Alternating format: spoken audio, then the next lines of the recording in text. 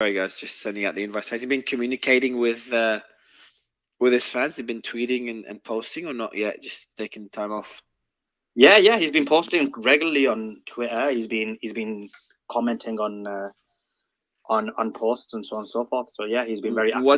What's his approach? Is he same or a bit of a different? Do you think he has a gag order? Is he communicating much about the case? I mean, he's not communicating about the case, so either it could be a gag order or it could be just sound legal advice. Like if I was his legal advisor, I would be telling him to not talk about the case. Not like SBF. Do you remember the SBF days? SBF was being investigated, and he's sitting there jumping from space to space, incriminating himself. Wasn't he on your space? Yeah, it started with MySpace. It was the first one he did, and then I thought after MySpace, because he was grilled hard, and he even incriminated himself with one thing he said. We all said to ourselves, like, hey, it's probably it. We just killed the chances of him going to any other space. For some weird reason, he actually enjoyed it and started hopping from space to space. But I'm not sure what's happening. I haven't checked out what's happening with him. I think the investigation is still ongoing. Let me check what's happening with SBF. Additional charges just recently. FTX's SBF denies China bribery charges. Can face 15 years in prison. Interesting. But 15 years based on those charges alone, or everything so far? I think it's everything. Yeah. So there's also been restricted access from the internet a few days ago, except like a basic laptop with limited functionality, because I think he was moving money around. Man, this is so much to the story. Like if I was still back in the old days, I'd be just covering it nonstop. But too much going on now. Got Daniel on stage. Daniel, how are you? It's a pleasure to have you.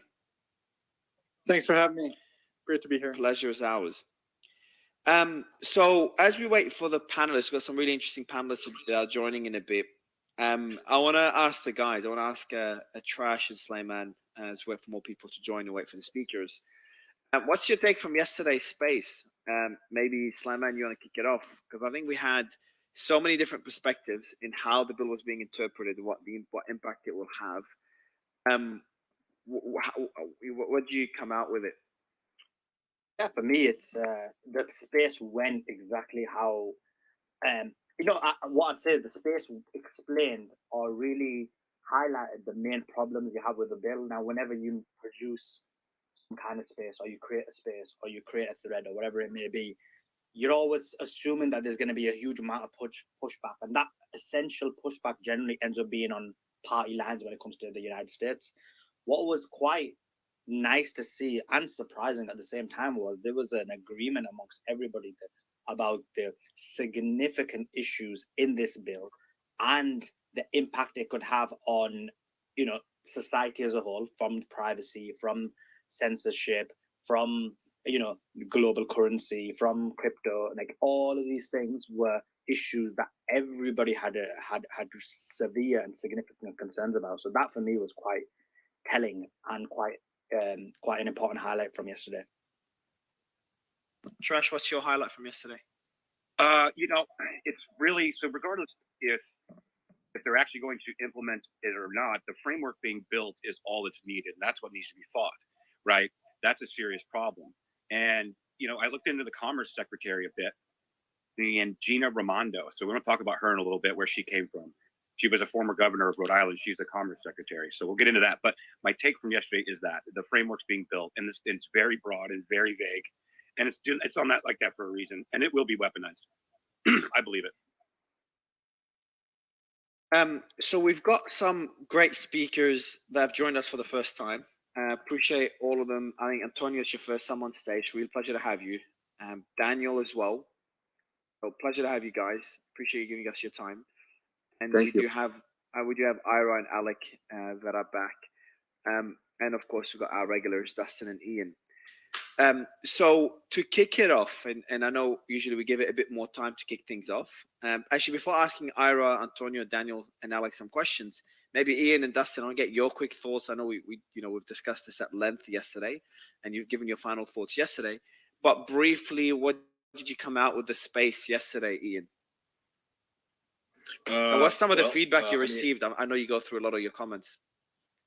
Yeah. No, I think a lot of people agree with what I was saying yesterday. I mean, it sounds pretty doom and gloomy. I don't want to, I'm not trying to black pill people, right? I'm just trying to be a realist here because unless people fight back against this, unless they care about what's going on with the Restrict Act and also the Data Act, you're not going to have a democracy anymore, right? This is not just a slow erosion of democracy as we've seen with the Patriot Act and a bunch of other laws before it or even after it. This is something major, right? This is a huge shift, a monumental shift, and it's got bipartisan support. And anyone who's followed politics for even for a few years will tell you that if any law they're trying to pass has bipartisan support and the support of the White House, you should be concerned because it's not going to be in your best interest. This is an overreaching bill that far outweighs what they are claiming it does, right? I mean, they claim that their intent, their motivation is to stop, the Chinese from stealing your data and to protect data security. That's not true. It doesn't do any of that at all. This bill is unnecessary. They're using TikTok as a smokescreen, as a Trojan horse to push something that is wildly beyond the scope or proportions of what anyone would expect from a bill that's supposed to protect Americans' data. I mean, this has nothing to do with that. This is all about implementing CBDCs and shutting down alternative methods of payment, like Bitcoin, under the guise of national security or in support of the national interest. When they talk about national interest, it's certainly not in your interest, right? And that's just one small aspect of it. There's beyond that. There's the censorship issues. There's like we went over it for many hours yesterday. How long was our space yesterday? About it was 6-7 hours. It's a long space on this. Yeah. And for anyone listening that wasn't there yesterday, we did it a bit at a different time today. To get a new audience as well as regulars from yesterday that want to keep dissecting the bill and understanding it. Because if we're going to send emails to our lawmakers, I think it's important to understand the different clauses. So I've pinned the thread that we broke down that Slyman wrote. I've pinned it above. I've also pinned it on my profile. So you can go through it there as we dissect it again with more great minds. And we do have Mr. Coleman who's given us his time as well. Ron, how are you? It's a pleasure to have you. Well, what I am is 12 minutes late, and I apologize. Not at all. Not at all. The space is going for many hours, so you can jump in and out at any time. We're very, very casual. Hey, Ron. Nice to see you here. How you guys doing, Ian? How are you? That's it. Ian said everything I was going to say.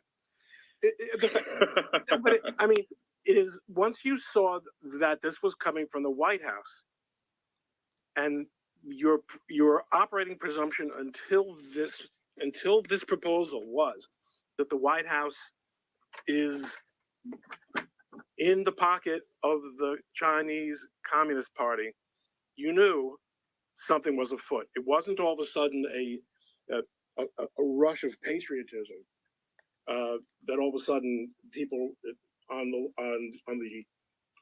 other side, on the Democratic side of the aisle, decided that China's been getting away with this for too long. This is the sloppiest, most over-the-top Trojan horse ever. And what they're trying to do, of course, is to play the right against itself, the right with its traditional obsession, and understandable, but I consider myself quite guilty, among many others, for buying into this for so many years, this idea that we should give up some degree of liberty in order to be secure and relatively safe. We see now that every opportunity that is available to, whether you want to call it the administrative state or the intelligence community, they've really all become one, for them to grab access to our lives, our inner lives, our digital lives, our online and offline lives. They're going to take it. This is and the funny thing is, the fact that they made this bill so much broader and so much more obnoxious and offensive than what was being mooted. Oh, we're going to ban TikTok. We're going to ban TikTok. So I had reporters calling me up saying, gosh, Mr. Coleman, you're an expert on the First Amendment. What about banning TikTok? And I would say, well, I don't see how under the First Amendment you could ban TikTok. How does the U.S. government have a right to tell anyone what app they can have on their phone. So by making this bill worse than that original premise, they actually made it more attractive. Something is wrong. Can you give go ahead, Slimon. Ron, can I just ask? Oh, sorry, so Ron, just a quick question on what you said, because you mentioned it was a lousy bill, and then you mentioned it was a Trojan horse. And one of the big discussions we had yesterday was essentially, was this intentional, and therefore did what it was intended to do? The broad nature of it allowed them to have powers, which was basically, unspecified, or was this just a very badly written bill? Oh no, this is a very brilliantly written bill. You know exactly what they're doing. Again, this is, my spidey sense went off when I heard that Democrats were in favor of the TikTok ban and the White House was in favor of the TikTok ban. Why would they do that? Why would they? Listen, it's the Costanza rule. Okay, whatever the Democrats are in favor of in the 21st century, you should be doing the opposite. And the cynicism here is so phenomenal. Yeah, let's get behind a ban of TikTok, and then no, I mean, to the extent that it's not brilliant, why would it not be brilliant? Because it is so over the top in terms of the power grab and in terms of the intelligence grab. And I mean, what we really should be doing is rolling back previous legislative permissions that have been granted to the to the organs of law enforcement and intelligence, and instead we're granting them more. Oh yeah, that's right. Yeah, China. In fact, at the moment, there are tensions with China, even among even in the White House now. There's no question that China is leaving the Biden administration a little bit flummoxed. So it's a good opportunity for them to make their move for more of a grab, but also to move this away from the First Amendment issue to a security issue.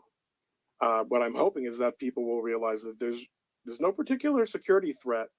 In fact, the TikTok issue itself, I think, was also never technologically or NatCom-wise justified. A lot of it was hype. Should the armed force, people in the armed forces, have TikTok on their phones? I would say I could see a very good reason why they shouldn't. But the social and moral and cultural problems that TikTok has brought to the world, I don't first of all believe TikTok has brought it. I think TikTok has revealed it. So I would have never been in favor of this ban. And just another question, moving to the Data Act. I mean, Rand Paul came out and he made the argument that there was two problems with making a specific bill against a company. The first being that the First Amendment protects speech, and the second one being that the Constitution prohibits a specific bill against a person or company. Yeah. Now, if you look at the Data Act, the vast majority of it, I mean, if the Data Act does look like a specific banning of TikTok, so what's your thoughts on that? I don't have well-developed thoughts on that. I think that in general, we need less, not more legislation. I've never felt more libertarian and more borderline anarchistic than I do in April of 2023. So anything that gives the government, the last thing the government now needs is more legal power. When you consider the fact that right now the government takes what it wants without legislative permission, or in many cases, in complete non-compliance with legislative limitations, it believes accurately that it is better for its purposes to ask for an apology than to seek permission, because that apology will always be accepted by the judiciary and by Congress. Why should any branch of government be allowed to monitor or prohibit or in any way restrict either what Americans can do or how private Americans can keep their activities? And Ron.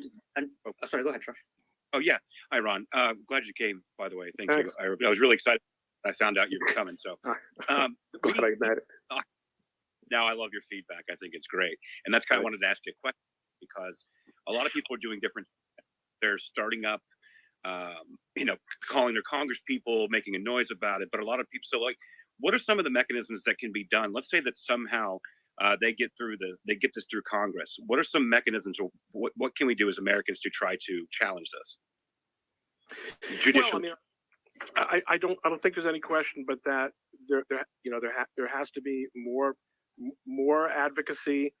I think because there's right now bipartisan support for the bill, it's necessary to undercut that.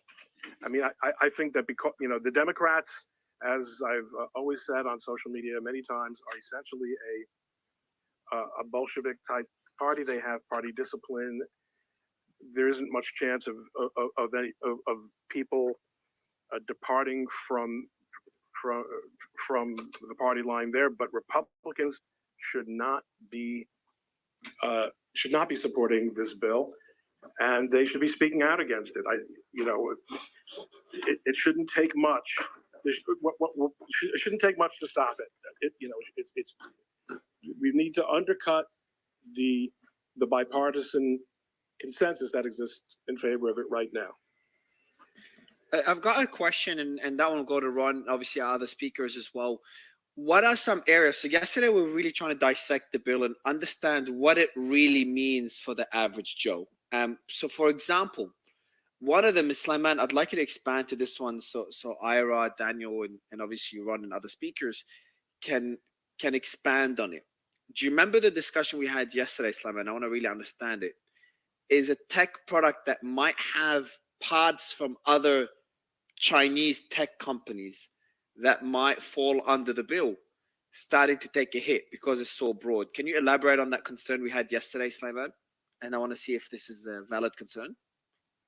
Yeah, sure. So basically, within the bill, it talks about foreign adversaries, and then it talks about technologies or any kind of agreement or association you have with these foreign adversaries. And so within that comes China and products that come from China. Now, overarching from that is what level of products, because it doesn't specify that the entirety of the product, or could it be certain parts, or could it be certain individual aspects of it. So for example, nodes when it comes to Bitcoin, or for example, one part of your technology in terms of manufacturing, some aspects of your software, some aspects of your hardware. So the bill, because it's so broad in its nature, allows for that level of, first of all, surveillance, but also allows for this Secretary of Commerce or the president, depending on the scenario, to basically come in and make moves, whether it's even to the extent where the president can even divest in certain scenarios. So the question from Mario is specifically that to what extent will, essentially, I guess his argument is, to what extent will that overreach occur? Will it even be for the minutiae, or will it, like, how far will this go? Yeah, like did we and Sam, if you can find the clause, that would be great, so we can mention it to the panel and the audience, clause and or page. But essentially, the example that got most panelists concerned, it was pretty unanimous, and both sides, so it was bipartisan as well on our side in terms of being concerned, was, for example, the nodes. And I know crypto is not the best example considering the perception of crypto now, but having, for a chain, for a decentralized blockchain to function, you'll need nodes in different countries. So does that mean a chain that has a node in another country makes it susceptible to the bill, for example? Or the example that Sliman gave, a tech company that might use parts or aspects from another tech company that might fall under the bill. Does that mean that company falls under the bill?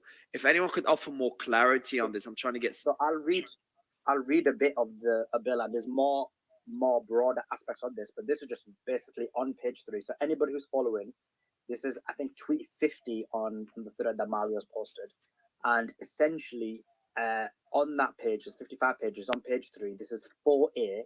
It says, quote, in general, the term covered, so it's just given definitions. The term covered transaction means a transaction in which an entity described in paragraph B has any interest, including through an interest in a contract for the provision of the technology or service, or any class of such transactions.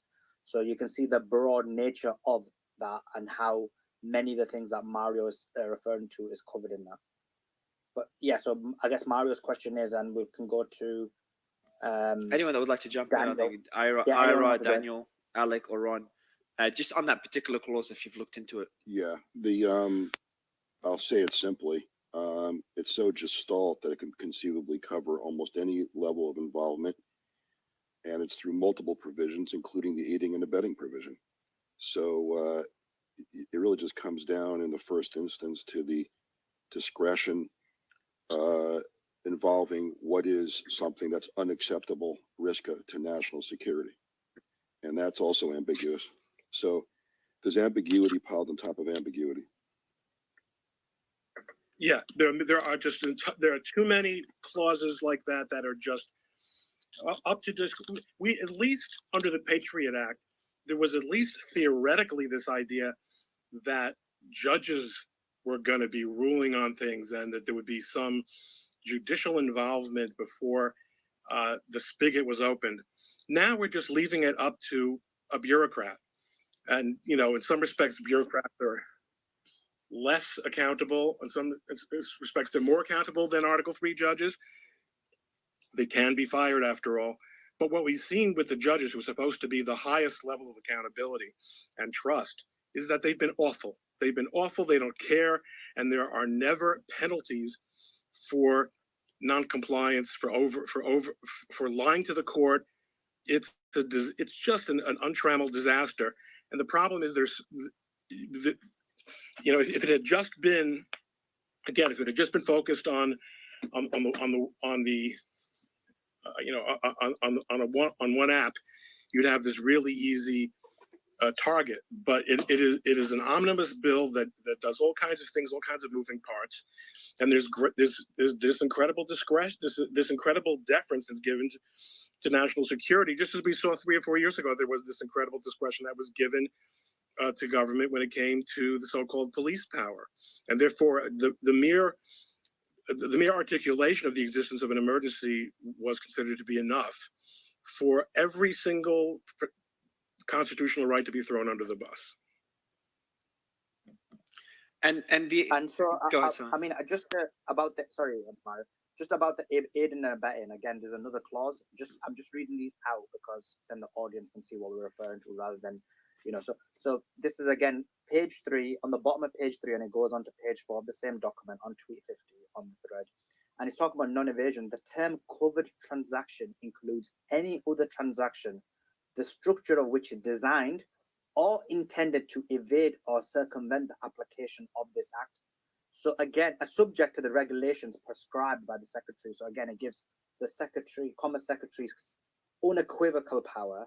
And the second point is talking about aid and abetting. And the third point is that you've got a scenario where, and we were talking about this quite a lot yesterday, and so because we've got new panelists, it'd be brilliant to hear their perspective. But one of the things we talked about was an example of a ramifications of this clause, and it was, for example, let's say someone was to access TikTok via a VPN, and how that would be illegal. So Daniel, you've got your hand up, so this is questions to you. So first of all, does this clause cover using TikTok via VPN? Does it cover somebody who has knowledge of that, and then they're also basically legally can be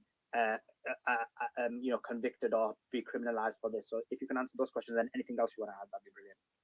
Yeah, I think they're still trying to figure out what is covered and is not covered, and that's one reason why there's a lot of hackles about this bill. And you're seeing even senators who had endorsed it say that other bills, like the data privacy bill, is more current and relevant and a higher priority now. But what I think is interesting, and what I wrote about in a big investigative piece with a couple colleagues that published on Thursday, is just how much TikTok is lobbying against this bill. They've hired several dozen lobbyists in Washington. They've spent millions of dollars in both Washington and Europe to try to prevent a ban. And the one nugget that I thought was the most interesting that we uncovered was how TikTok had hired SKDK, which is a top Democratic powerhouse consulting firm, earlier this year, and their founding partner, Anita Dunn, is a White House senior advisor, and on a call to surrogates of the of the White House and of Biden around early February, around the State of the Union, she said, "While we can't use, of course, we can't use TikTok at the White House. I want to urge you to use TikTok to spread the president's message." And so it's clearly, it's kind of an ironic fact that she had been talking about, hey, you should use TikTok, when her old firm is working for TikTok. And of course, the White House said, there's no problems here. They've plugged TikTok a long time in terms of during the campaign, and in the White House, they've had TikTok influencers. But I think there's such a tension between Democrats. They want to be anti-China, they want to ban TikTok, but at the same time, they need the voters on TikTok. That's where Gen Z is, and that's why I think they almost want the courts to say, hey, let's this is not allowed, and you can't violate the First Amendment this way. But they need to appear posturing. They need to show, hey, we're very strong on this issue.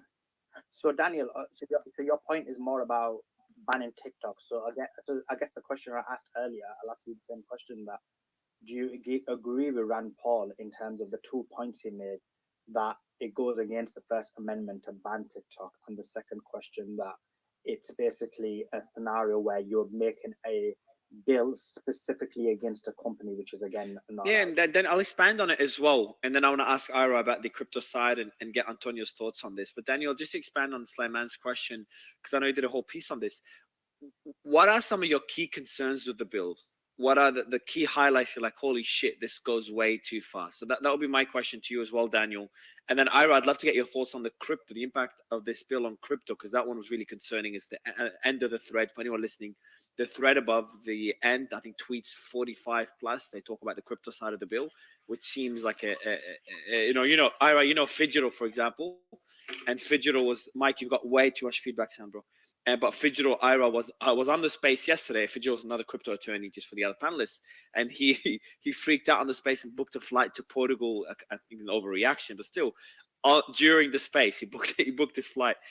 So that'll be my next question to you, Ira. And just for the audience, what we're going to do as well, since we've got so many great minds on stage, Antonio, Ron, Daniel, Ira, etc., Alec, is I want to also get everyone's opinion on the Trump indictment, what we could expect next, because we had two different spaces. We're going to merge them together. That'll be afterwards, right? Yeah, now we're going to merge them together into one space because we've got all the minds here, so it'll be good. So Daniel, okay, you might as well. Yeah, it's a good idea. Daniel, you got a lot of questions. Sure. There. I think it's of course, since I'm a nonpartisan reporter, it's not up to me to share my opinions on whether this bill should be passed or not. But I would say that it's been interesting to watch how Congress just works on this issue, because there's already a separate process, the CFIUS, Committee on Foreign Investment in the U.S. process, going on in the Biden administration, where they have told they've told ByteDance to divest TikTok and sell it to a non-Chinese owner. And so, Congress, there's kind of some debate about whether this bill has a lot of teeth, or if this is the bill that almost TikTok wants, because it's better if this bill can get through versus the CFIUS process.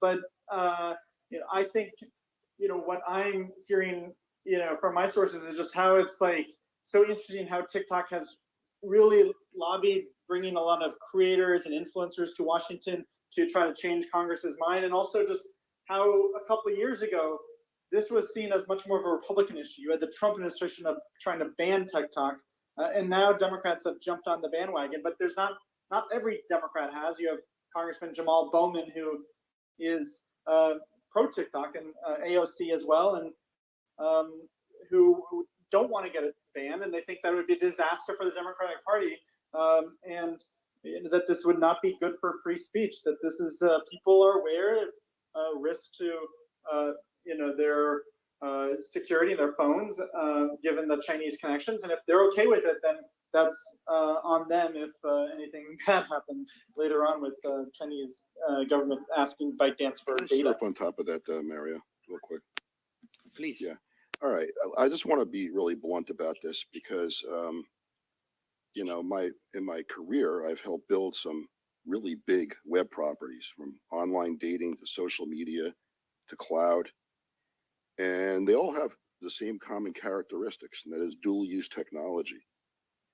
So dual use technology basically means that whenever you get a lot of data on user generated content at scale, it could be used for good things and bad things. It could be used, like in many of the cases I handled, for fair use. It could be used for copyright infringement.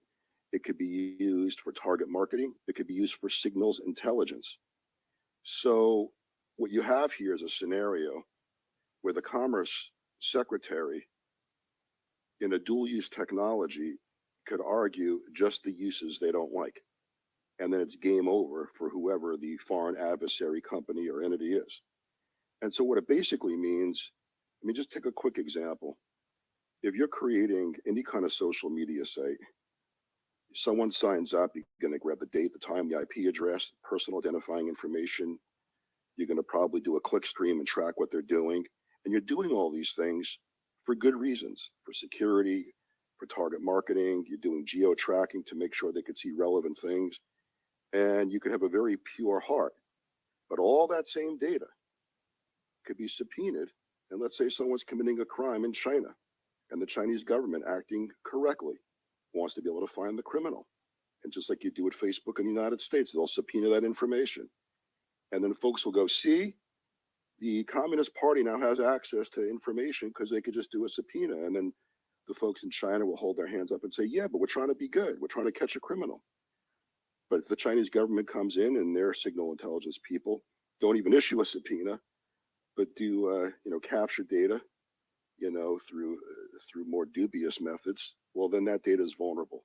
But what it basically means is that because you have such a robust amount of data that's needed for the good uses of a dual use technology, almost anything could also be used for bad reasons, which basically means it's game over for any cloud services coming from one of these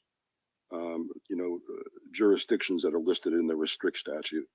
I can't imagine any kind of large Chinese social media cloud or any kind of TCP/IP services that goes at scale being able to survive whatever scrutiny the Commerce Secretary wants because of the dual use problem. So that's kind of my jaded initial salvo right here. And if you can, Ira, if you can add one more part to it. And by the way, we just considering we're going to be talking about Trump in a bit, and would you? Someone just sent me a breaking story. I think it just came out 9 minutes ago by the Washington Post regarding the Mar-a-Lago investigation. So I'm going to read that out in a bit, and we can get some more perspectives from Ron, Ira, and other, and Antonio as well for, regarding Trump's indictment. But the question for you, Ira, have you looked into the part of the bill that targets crypto? And I can't remember which clause. And again, the guys have understand the bill better than I, Trash and Slayman. So maybe if I can refer to the clause, but essentially makes crypto very susceptible because they talk about not only organizations and companies, they talk about groups. And then if there's a node that's operating from China or North Korea or Iran or Cuba or Russia, then that chain could also be could also fall under the purview of the bill. And that part was the most concerning in my opinion. Yeah, well, it's quite straightforward in some ways. It's for the same reasons that Web 2 and social media, dating, cloud storage is vulnerable to the bill because it's a data collection machine, presumably with consumer consent. Same thing with things on the blockchain. A large part of the blockchain is not even on the blockchain; it's off-chain. NFT storage, for example, that's usually off-chain, pointed to by a token on-chain. But there's there's absolutely no doubt that central bank digital currencies, certainly emanating out of China itself or any of their institutions, they're going to have a dual use technology, and they're going to track anti-money laundering and know your customer. and they're going to do it under the proper guise that they want to go ahead and reduce crime. And now all of a sudden, that's game over for actually touching, U.S. folks. So there won't be this kind of global ability to have a central bank digital currency emanating out of one of these allegedly rogue jurisdictions. In terms of exactly. Yeah. Go ahead, Ron. I mean, your point about the rogue jurisdictions is exactly what I wanted to jump in on, because the definition of who's the good guys and who are the bad guys changes a lot these days. And there was a certain amount of consensus on who the good guys were for a very long time. And now all of a sudden, Ukraine has become an ally as closer than any NATO ally in terms of, what we've done to support it. Israel has become an adversary where the president of the United States has decided that the prime minister is not welcome to visit this country because of this Obama policy of making Iran the hegemon in the Middle East. That's going, whatever national security is a highly political executive privilege. And national security interests are defined entirely by the executive appropriately. But what that means is that it's, we're in danger, ironically, of moving back toward a world in which every country is going to have to protect itself. It'll be sort of like the digital analog to the de-dollarization that we're seeing take place throughout economic systems. The U.S. has become unreliable, unpredictable. It's acting like a world hegemon in certain respects, but leaving extraordinary vacuums of leadership and power in other respects. Every country is going to end up siloing its own services, its own data, and it's going to lead to massive, to a worldwide impoverishment. And I'm not speaking from the point of view of a globalist by any stretch of the imagination, but this approach is an absolute, is simply a recipe for disaster. And Ron, sorry, Trash, and it's I just want to read a bit of the bill. Unless Trash, you got something specific, or you were going to ask, Ron?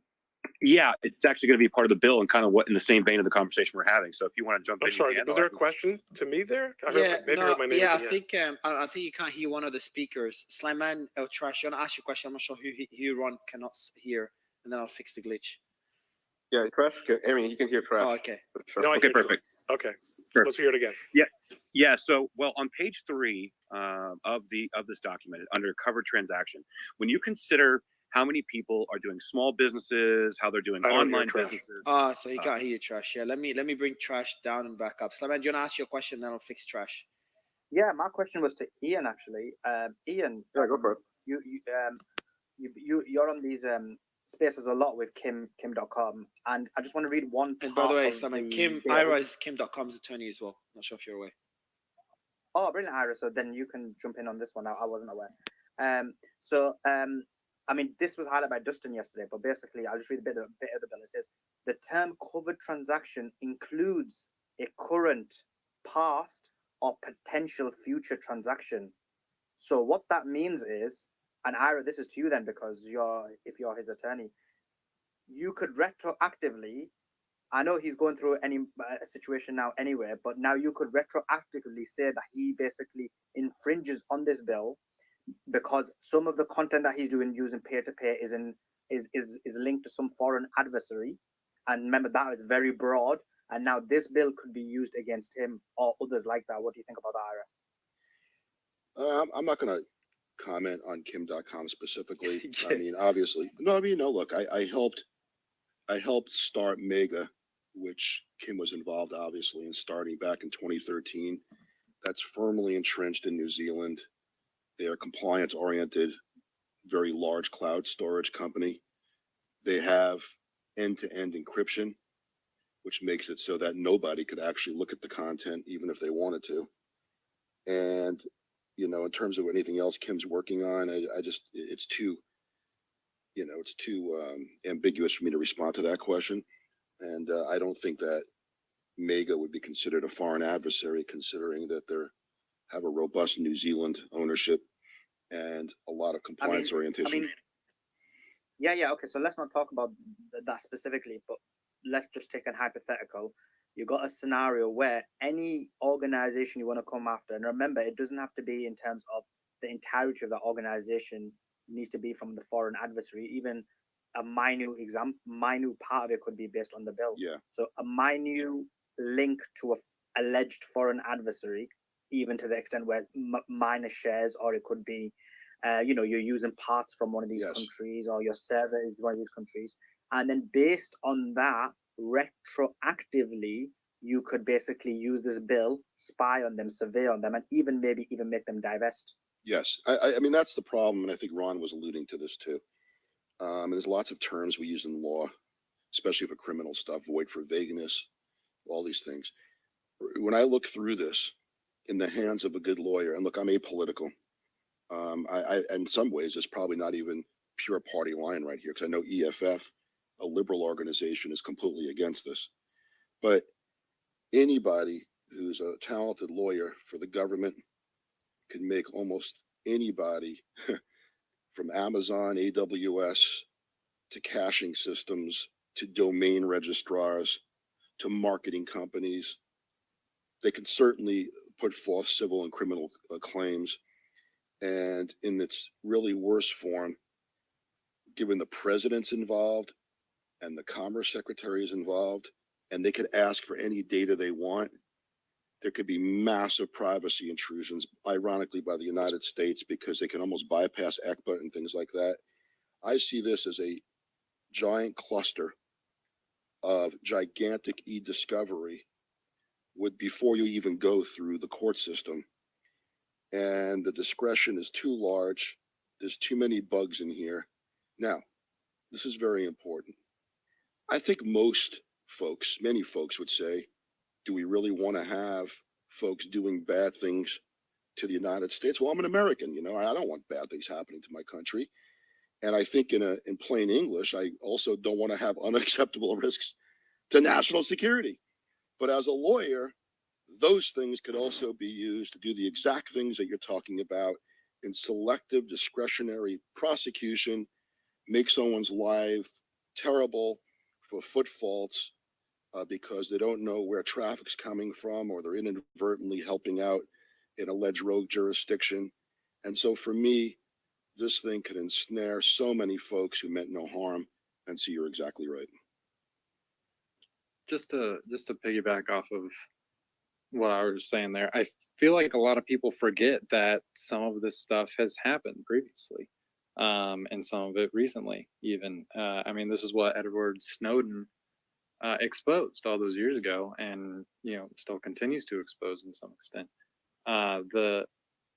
The American government already spies on its citizens. This is something that we know about. I think this bill just kind of takes it to that next step of potentially prosecuting. I mean, Alec, do you think that's what's important about essentially these spaces, or people being vocal about it? Because when it came to Edward Snowden and even Assange, it was after the fact. Whereas right now the bill hasn't been passed yet, and so there is a need to basically let the people know about the problematic nature of the bill.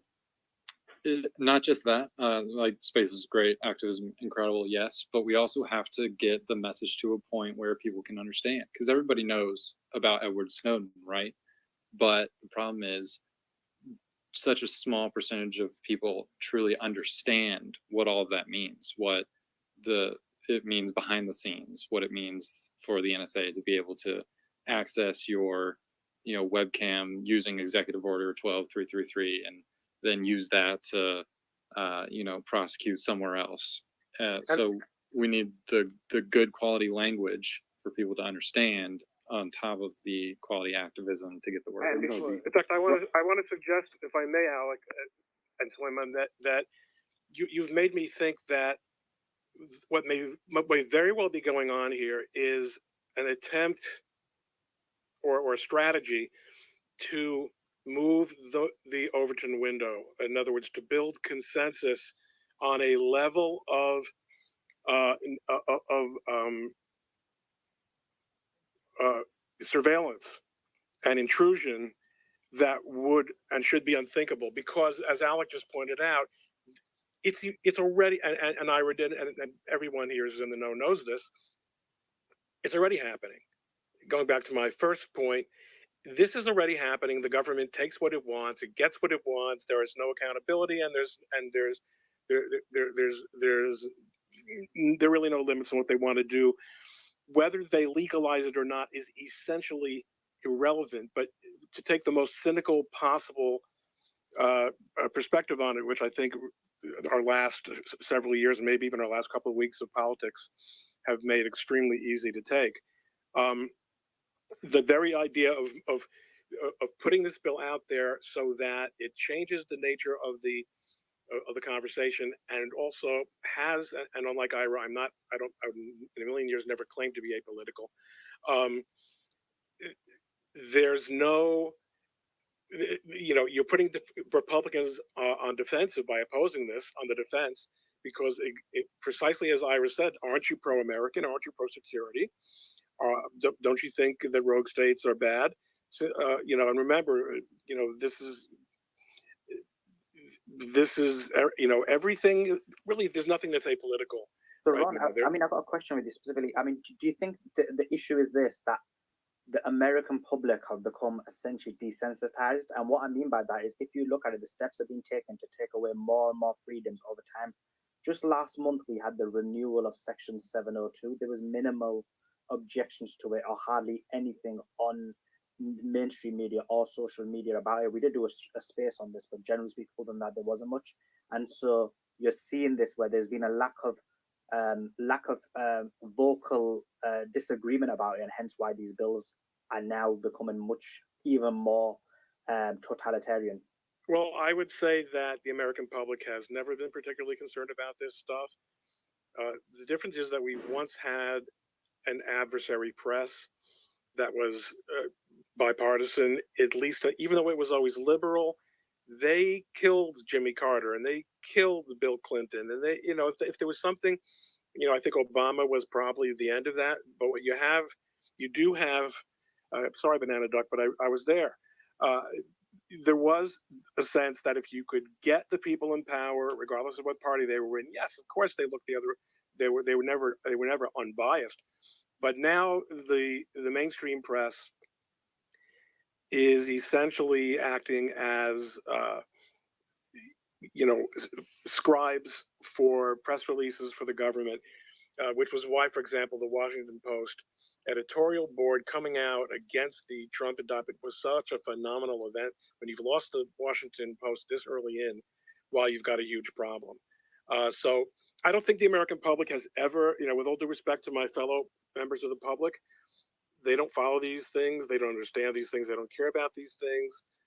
I don't claim to not be an elitist. Elites run things in most places, and the U.S. is no different. Sandra, thanks for joining us. Oh, sorry, Josh, I interrupted. Go ahead. Oh yeah, no, I was going to say I wanted to get to Sandra here in a moment, but Ron brought up an interesting point about what's going on with Trump, because it just seems like more and more there's some way of weaponizing in the government. And some people would argue that it's completely weaponized. Other people would say let the judicial process go through.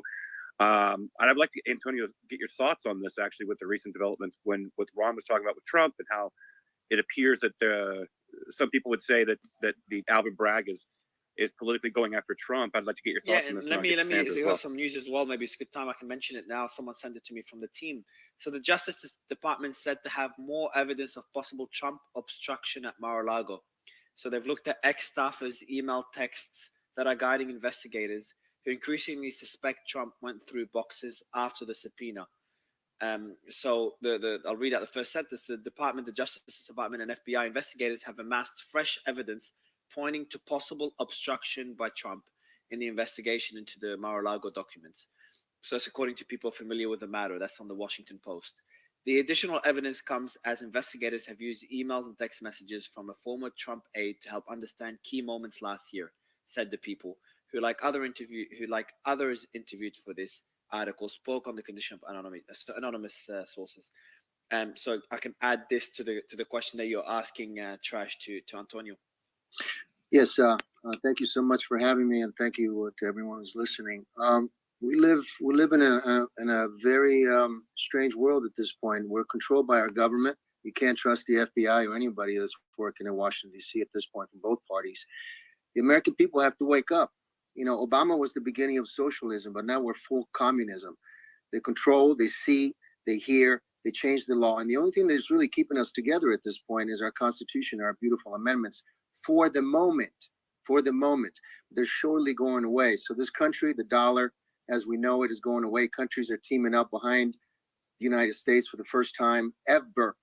And then they're going after Trump and people like that because they're standing up to the nonsense that's going on in Washington, D.C. that is controlled by people with a lot of money, a lot of power, and they want to control the planet. And they're doing a very good job at it. They have completely, got rid of God, Bible, family values, what this country stands for, our flag. People are burning our flags. I mean, we are living in a very surreal, but very in front of our face world, controlled by this matrix, controlled by this technology that is very much advanced. And earlier, you guys were talking about TikTok. They've been spying on our country. Not only the Chinese, but our government has been spying on our country for a long time. So we really shouldn't even be worried about the Chinese. We got to be worrying about our own people that know exactly what they're doing and how they can get to people. If they want people out, they get them out. And the ones who are causing the problems, who are causing this madness, never get in trouble. Starting with Pelosi, and the list goes on and on.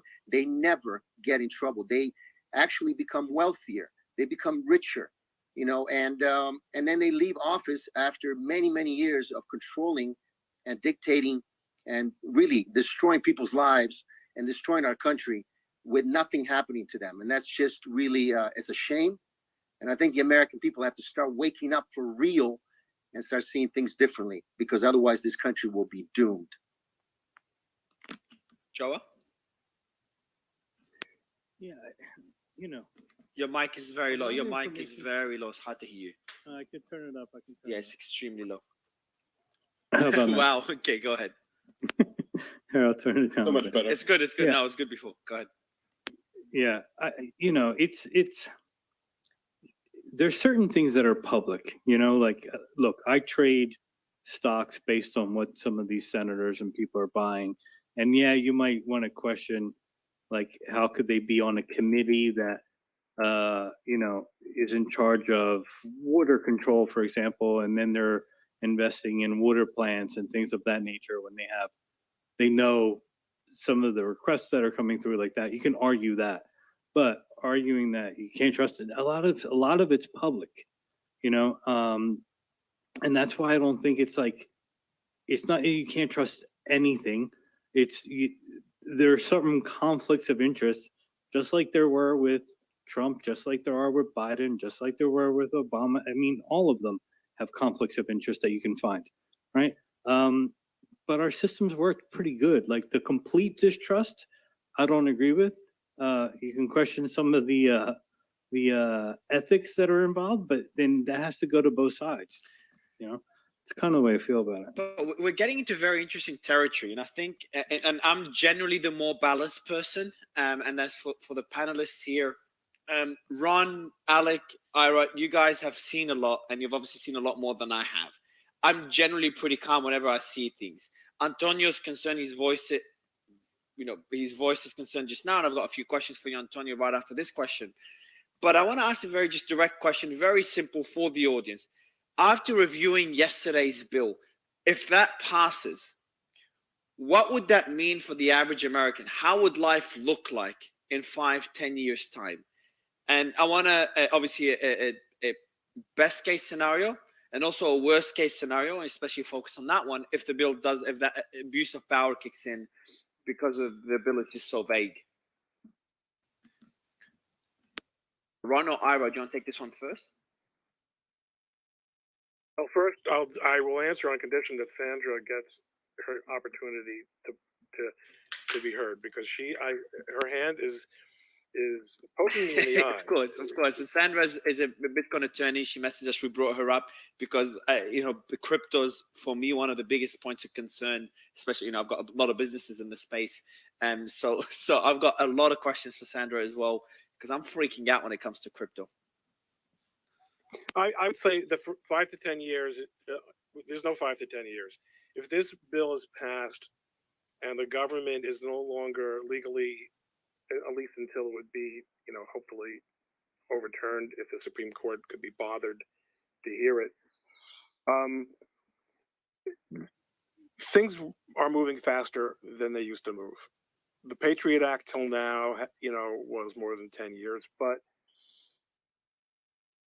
the passage of this bill and the changes again, and the cultural acceptance and the administrative and judicial cultural acceptance of this level of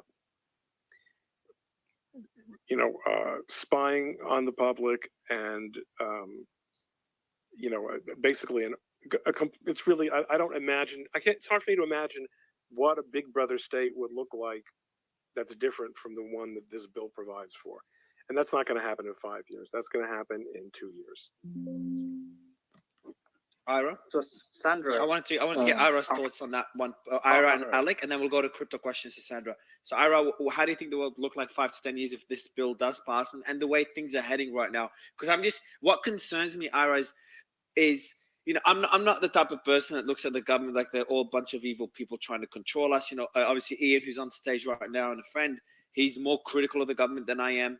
But I am very critical of centralization of power, even if it's within the hands of the good, because eventually they'll be replaced. And that applies everywhere, within social media companies, within government, and various organizations. So my question to you, and the reason I've been critical of Elon's one, because Elon's really pushing towards decentralization, and he's talked about it. So I'm like, cool, there's a path towards decentralization of power. So my question is, I'm seeing with this bill, and I'm seeing, with various bills, and a lot of what's been happening over the last few years, and we've covered a lot of these topics here, is that power is centralizing within the US, and that is a bipartisan issue.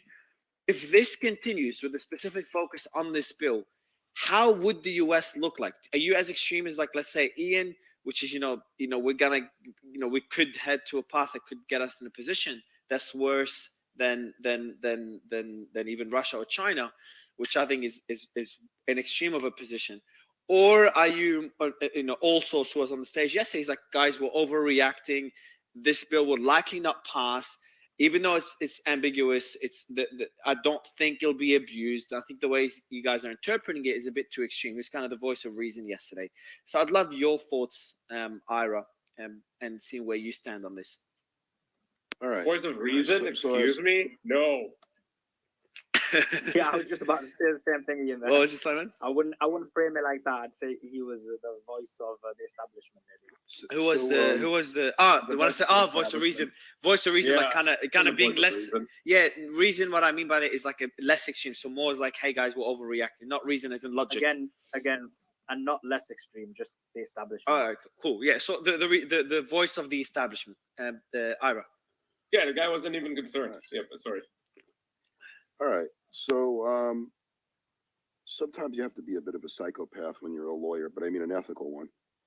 And so you're basically, the way I see it is you can argue this both ways. If you're working for the government, it gives you enormous tools, great discretion to be able to target, if you're acting in good faith, the worst offenders and to go after them out extrajudicially initially. And then if you use that correctly, you'll survive the attack that comes during the judicial phase where there's a limited review for constitutionality. And so it could be absolutely weaponized. And not only weaponized for national security, but could also be weaponized if you start including economics under that category. So basically, the United States is the only country in the world that can have large social media or intermediaries. And that means that there's an economic win there too. The problems it's going to create internationally are going to have to be dealt with by multiple court systems. I see collisions, between this bill and things like GDPR, especially when you have an overlap in jurisdictions where the U.S. may be able to ask for lots of data. And now all of a sudden customer data is part of that. And the GDPR says, well, hold it up 1 second. And so I see there needs to be a lot of debugging that has to happen before this bill is likely going to pass. And then I see broad constitutional challenges because this bill, I mean, we go back to law school, is not narrowly tailored to either an important or compelling state interest in terms of national security. It's overbroad. And they haven't actually even outlined what it is. They made an attempt to do it. But for me, if I'm sitting there saying, all right, I have a client, my client works with folks from Asia, which can include China. We're an intermediary. We don't really packet sniff, so we don't know everything that's going on. But there's a statistical chance that they have more than 1 million customers who touch the United States. What the hell am I supposed to do? Am I supposed to intrude? Am I supposed to, take their depositions on how they're using the data? And so the way that I see it is that there's going to be all sorts of entanglements on what everyone's role is in all this.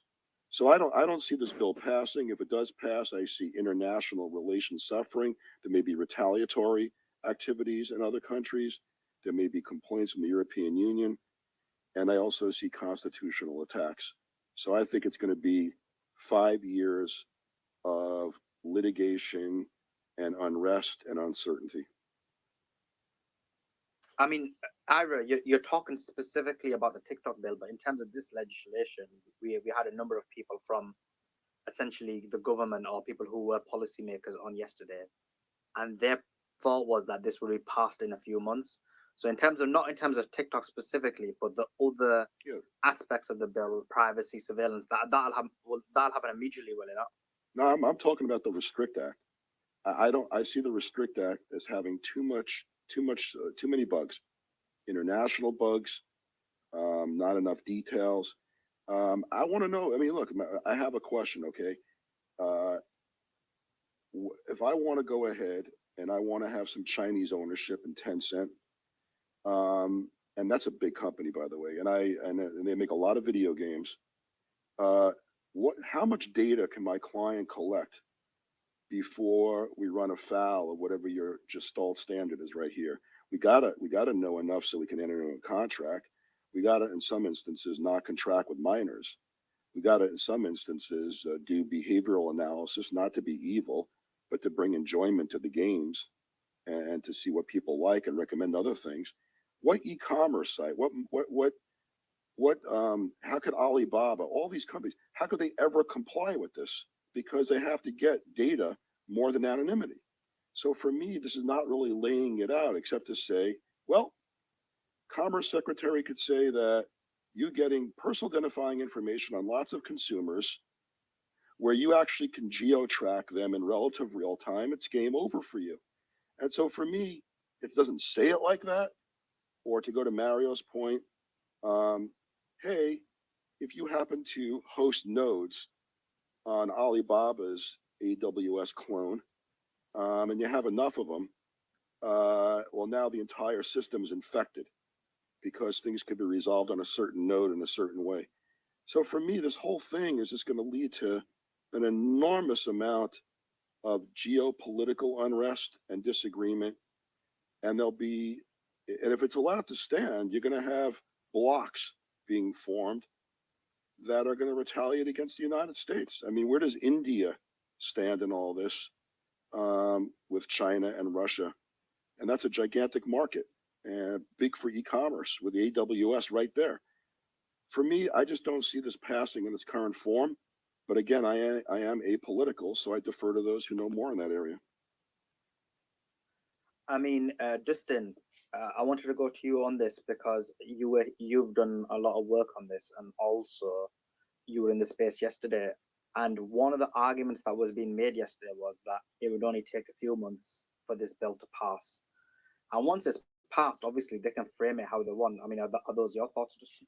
Yeah. So this is the big concern: is that as bad as everybody seems to agree this bill is, all of the biggest power players in the Senate are lined up behind it. When you have Chuck Grassley and Mark Warner, right, like two old timers in the Senate, and we did a breakdown of the average age of the sponsors. It's 68 years, right? Most of them, more than half of them, are eligible for full Social Security benefits. But you have the power players lining up. And after Lindsey Graham went on Jesse Waters' show and got embarrassed in a way I've never seen on TV. I mean, the guy, for all his faults, like, he's a very slick politician, and he got tripped up like bad by Jesse Waters, could not explain any of it. I thought we'd see like kind of a pullback from some of the sponsors. Instead, they added 4 sponsors. So now it's up to 26 sponsor and co-sponsors on the bill, which include like most of the biggest power players in the Senate. And all these smart people that we're listening to, like all these genius lawyers, everybody, there's like a consensus about how vague and broad this legislation is. And I agree with Ron, that's intentional. But I like that we put the Trump thing in here, because it shows how this can be weaponized in the same way that they're weaponizing the judicial system, right, to pick apart and dig in and find charges against President Trump because he's part of the political opposition. This bill would allow like a sweeping authority to pick and choose who is selected in this thing. And unfortunately, I think it's a power that everybody in the Uniparty is salivating to get a hold of. So I actually want to ask, guys, if you don't mind, before going to Ron and Ira about Trump, because I want to kind of get more perspectives on this. I know we're planning to discuss it a bit later. Sandra, I want to finalize the concerns that I have regarding crypto, whether they're valid or not. Have you gone through the bill? What's your stance on the impact of the bill on crypto? And I don't remember which clause. I don't know if the guys do, but there's a clause that talks about in 2 separate clauses that essentially, and I'm going to simplify them, if there's a group with nodes in different countries, and if this includes those countries, yes, someone's jumping in. Someone say my name. Yeah, I was gonna read the clause, but yeah, you go ahead. Yeah, exactly. Or just it could, because a blockchain has no geographical boundaries. Anyone can operate a node anywhere in the world, and if that node exists in one of those 6 countries, then all those chains are in trouble. Do you share that concern? Because I know other people in the crypto space had similar concerns.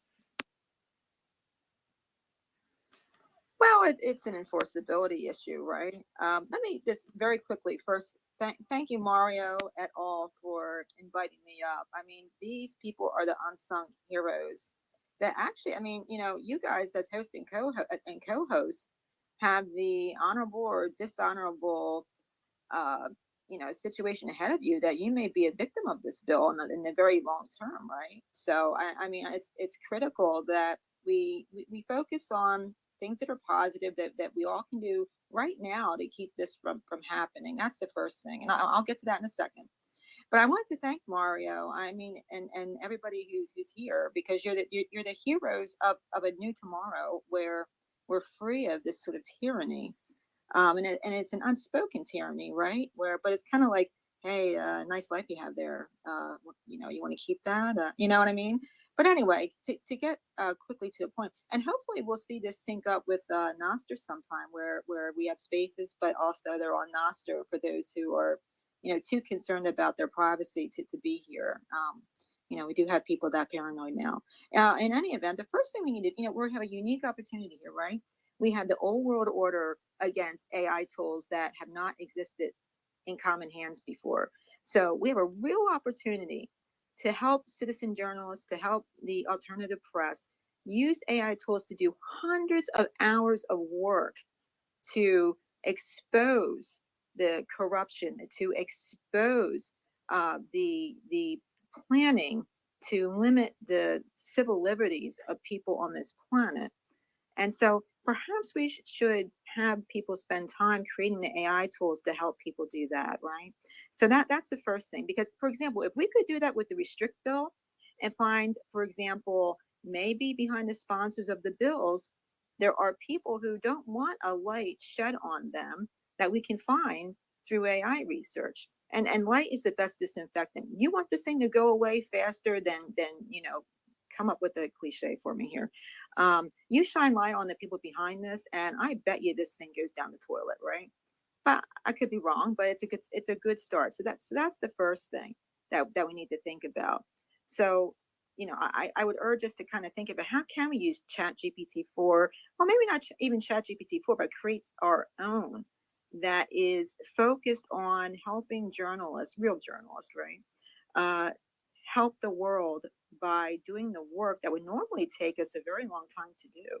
So I think that's not become overly dependent on it, but that would be a tremendous help. So I mean that's the first aspect. But Ron Coleman and Ira, all of you people are absolute legends. It's a real pleasure to be here today. Thank you so much. Thanks, Sandra. I appreciate it.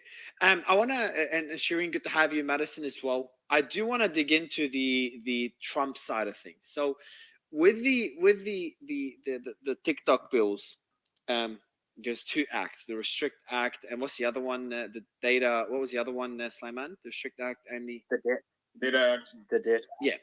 So it's pretty unanimous on them being vague and allowing for the government to kind of reach out well beyond TikTok and the consequences of those bills. Now, we've been covering the Trump indictment significantly. I just talked about the story came out regarding the Mar-a-Lago investigation. And obviously, he's being indicted for the New York investigation, likely linked to, it's a whole bunch of charges, likely linked to Stormy Daniels. Hush money to a porn star, yeah. Yeah, so I wanna kick it off with Ira. I know you're apolitical, so maybe I'll start with you. I'm not sure how much you could comment on this, but would love your thoughts on this whole Trump indictment, all these different investigations, and it goes beyond just New York, but obviously that's the main focus of next week, because that will be something that will be covering heavily next week, considering that he'll be surrendering himself on Tuesday. Where do you stand on this, Ira? Do you look at it as the establishment targeting a president that's pushing back against them? Or is it the legal system doing its thing and people politicizing it too much? Or is it a bit of both? For me, I look at it like a robot. I look at the fact pattern. Part of the problem that's fair is that we don't know the evidence. The grand jury does, and that's a secret proceeding. There's a lot that's been written about it. And so based upon what's been written about it, and my initial thoughts could change once I see the actual indictment, I have a lot of questions. And, I start with Michael Cohen, his lawyer, presumably Trump acting under the advice of counsel, whose basically his job is to be compliance oriented in whatever he does for Trump, working on some deal. And that deal presumably involved Stormy Daniels and getting a confidentiality agreement. So then I pull the confidentiality agreement, which was attached to some court documents, and I read it. And the confidentiality agreement pretty much says everything known to mankind is confidential. There was actually an interesting copyright assignment in there too. And it got to the point where it was fair to construe that even the agreement itself was confidential. It was certainly labeled that way, and it was very broad. So now you have a scenario, and I've done a lot of litigation over my more than 3 decades practicing law, and I've gotten a lot of documents in discovery, business records, and we reviewed them. And anecdotally, and I think I said this once before, if you have to be intellectually honest about it, a very large percentage of those records are inaccurate, not because they're evil, but because, folks write little things in their Quicken entries and in spreadsheets. And so, oftentimes we have to go ahead and fetch the actual document. So here, from what I understand, the business record entry is something related to not legal fees, but something, I forgot the exact term, but it was like legal reimbursement of some sort. And so now you have Cohen trying to look out for the best interest of Trump, trying to do things that's lawful, and mens rea matters, especially in felonies. Trump may be correctly thinking that his lawyer is not going to do something illegal. And this guy enters into this deal, and then he gets reimbursed for whatever his monies were that he put out there. And that's the manifestation. And now all of a sudden they say, well, the feds are not going to go ahead and indict you under campaign finance. So, neener, we're going to go ahead and do it under state law by using the thing you weren't indicted for under federal law, for which the statute of limitations has passed, as a predicate to raise whatever our business records falsity is to a felony under state law. So what do you have? Go ahead. Does somebody want to say something? Well, no. I actually had a question along these lines. Let me finish. Let me land my ship. So now what do you have? Well, in order to make this a felony, and I'm being really simplistic right here, you basically got to try the federal case, because it is not presumed that there is a violation of federal law, and certainly that normally would be tried in federal court, and the statute of limitations is over for that.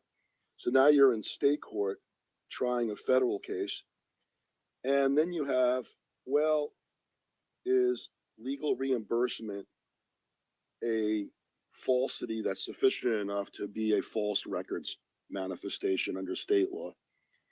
And to me, it seems like if there's any kind of rational entry, and this is like Quicken, folks, it's the same sort of thing. If there's a rational entry for what you put in, it would seem hard to show mens rea against Donald Trump for any of that. So now I start off like a second grader looking at this algorithm and say to myself, I gotta understand more. I gotta see the communications.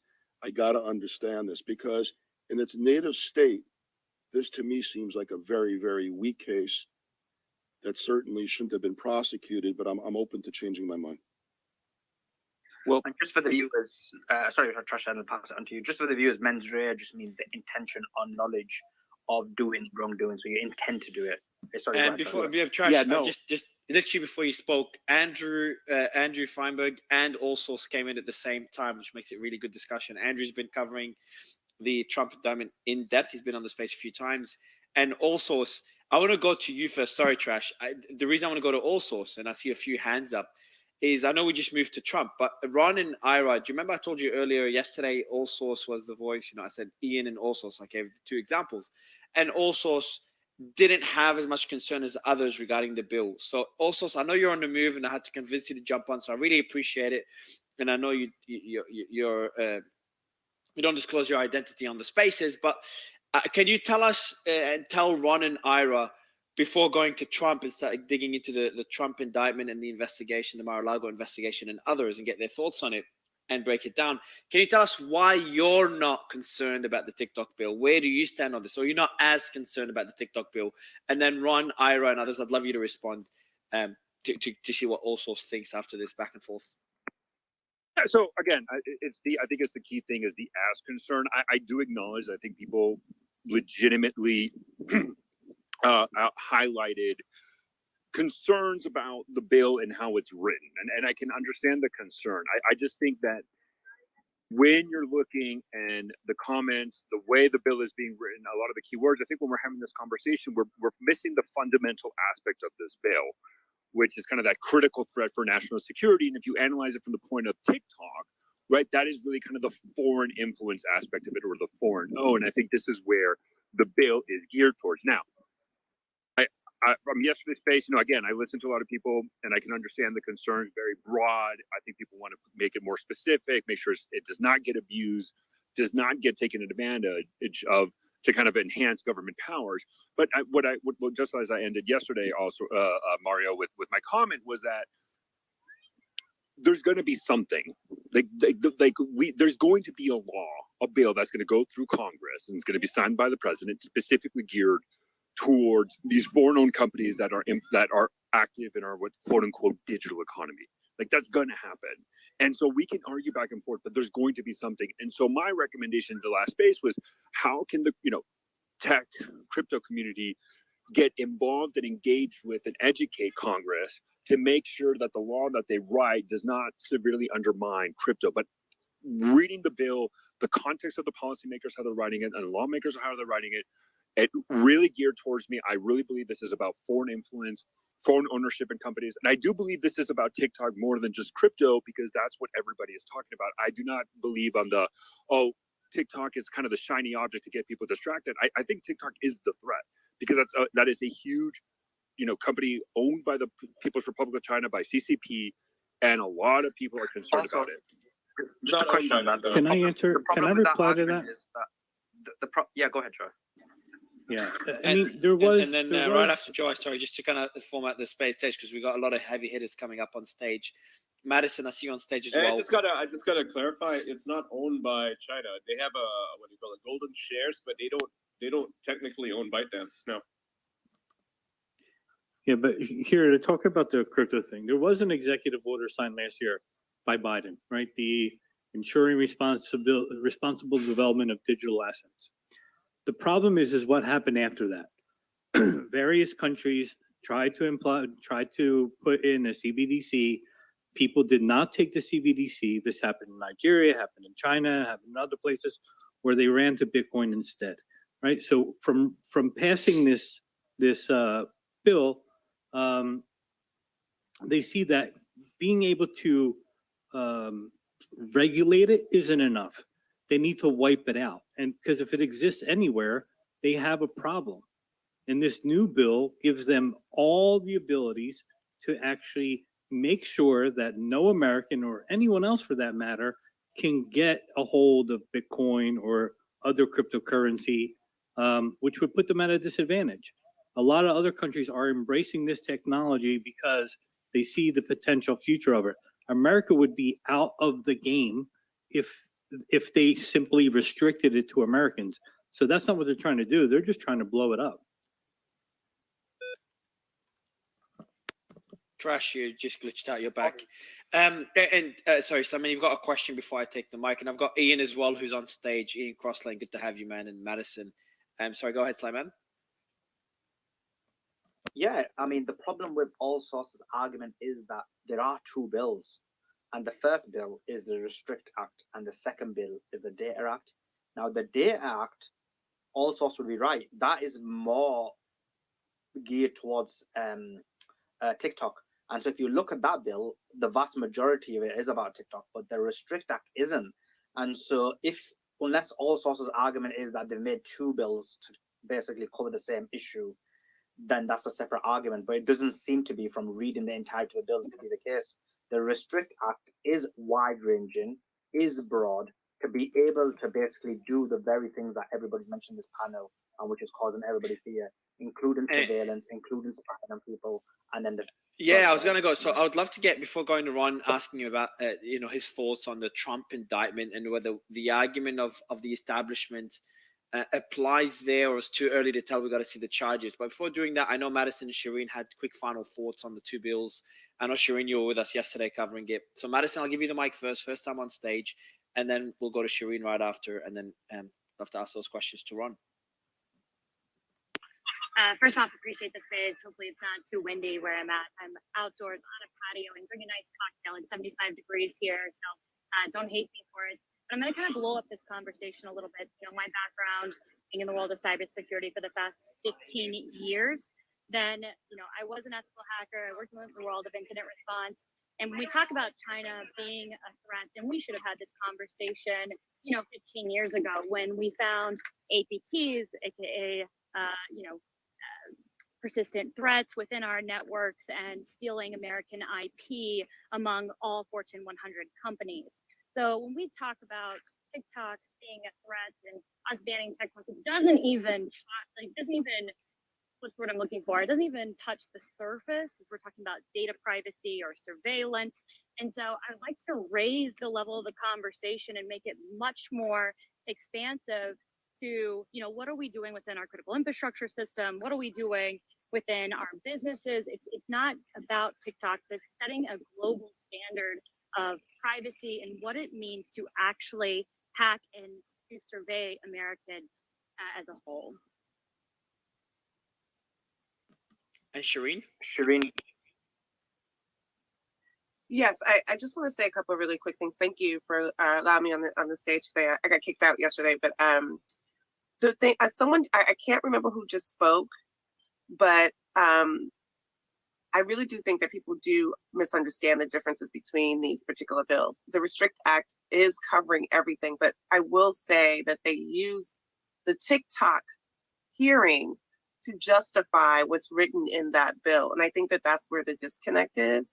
I think the other one is a little bit separate in that regard. But what I wanted to say, because I think a lot of people on here spoke decently about those bills and some of the restrictions in there, I feel very strongly that which is what I said yesterday, if we're going to do that, then we need to make sure that we're going to hold all the platforms accountable. But I do think that this Restrict Act bill is a little bit far reaching. And I do think there's some pushback that needs to be had on the way in which it's been written. Not just because it's too broad, because I think some people think that. There's some very specific narratives in there under like around Section 11 that I find problematic. And I know it's a lot there, and I don't want to go through everything because I think some people spoke very healthily about that.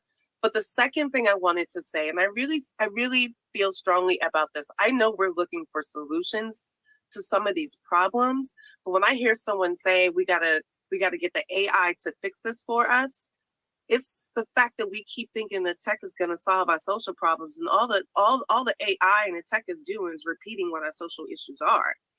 It is a human problem. So Shireen, and I say this all the time. Shireen, There's no tech fix for the human condition. 1 second, Shireen. Just a quick question, and then you can carry on. You mentioned there are specific issues that are of concern to you. I mean, that's the reason we've got this panel going. So, I mean, you don't need to give us everyone, but just can you give us an example of a specific issue that and then maybe add on to it, Shireen. I'd love to get your thoughts, because this is a question I'll be asking Ron in a bit, to get your thoughts on the we are going to start discussing Trump as well, and get your position on the narrative of the establishment targeting Trump with these indictments. We've had concerns even from the left, some from the left, not all, that at least these charges, even though we haven't seen them, go a bit too far, and this does seem like a witch hunt. We've had opponents, we've had Vivek come on stage a couple of times, he's running against Trump, express similar concerns. So we'd love to get your thoughts he's not really running against Trump, though, let's be fair. All right, so we'd love to get your thoughts on this. He's a Trump surrogate. He wants to be like the press secretary of Treasury if Trump wins. Come on, like the guy's never criticizes Trump. Like, let's be real here. Oh, that's a fair point. Shireen? Yeah. Yes. Okay, so the reason why I picked Section 11 specifically, I think people should read it a little bit closer. It talks about the penalties. It talks about the places in which people are, quote unquote, going to be held accountable. And as we have this conversation that we're about to get into, the Trump, I don't call him Trump, y'all, I call him Agent Orange 45. That when we get to the place where we're disproportionately holding people accountable for actual laws and criminal activity differently in this country, that's where I have the alarm bells go off for me, especially around the way in which much of this technology has been used by the state in surveillance purposes in this country, particularly against groups of people that I support and we speak to. That's where I have my nervousness in many of these pieces of legislation, because the laws are not applied equally in this justice system. Let me say that. So Section 11, for anyone who wants to go back and read through it, that's where my alarm bells go off. Now, what I also felt in here was that there was way too much opening about using the technology or accessing the technology for the purpose of surveillance. And I know that other people spoke about it. I don't think I have to elaborate more on it, but I will tell you that as we're about to go in this conversation about Agent Orange 45, even when people are arrested and they are convicted and indicted, there are people who just get pardoned, right? We're not allowed to have the conversation about how many of these bills and laws are disproportionately affecting different Americans in this country. And it has always been. It's not new. It's not something that's just happening in 2023. And I have issues with that. So as I was talking about the AI stuff, when we talk about those solutions, if the answer is we're going to allow the AI be our state, a state sanctioned surveillance, as well as disproportionately have these laws created differently, I think that we're fundamentally walking down this really uncomfortable road. And in reference to Agent Orange 45, my last thing I'm going to say. Yeah, no, Serena, I might let you answer that. 1 second, sorry. Okay. I'm just to let the audience know, then I'm going straight back to you. So what Sharina is referring to in terms of the penalties in section 11, they are in the thread, and it's tweet 40, and then it's the next 4 tweets. If somebody wants to read that. But Sharina, please go ahead about your view on Donald Trump. Yes, and here's my view. The way you started the conversation, he is not a president. He's now a civilian. That means that the laws apply to him like everybody else. The problem that we were having before was that. Shireen, you're muted. You got to unmute bottom left corner. I think it glitched out for you. Bottom left corner, Shireen. You got to unmute. I think we're good. Yeah, I think it's just not. I'll jump in until she fixes it. Yeah, people say one thing and do another all the time, right? Like, I know we're talking about surveillance being a worry. How many people do you know have a satellite phone, right? A satellite phone, they're just as much as a smartphone is, and you don't see people walking around with them. They're not really too worried about surveillance. We're surveilled all the time. People don't really care because they feel like Joe, I've made that argument. I want to add on to it and I'll let it continue. It's like, I love the point you're making, Joe. I think people, and this is a point I've made before and I get some hate for it, but everyone talks about privacy and like, we care about privacy, we care privacy. I'm like, all right, cool. These are basic things you could do. Are you doing them? Everyone knows what they are. Are you doing them? And then they end up not doing it. So I love to keep making that point, Joe. I just got a bit triggered by it. Privacy is a very broad term, right? There's certain things we don't care to be private about. Like, I couldn't care less that, I'm getting a lot of feedback here. What the hell?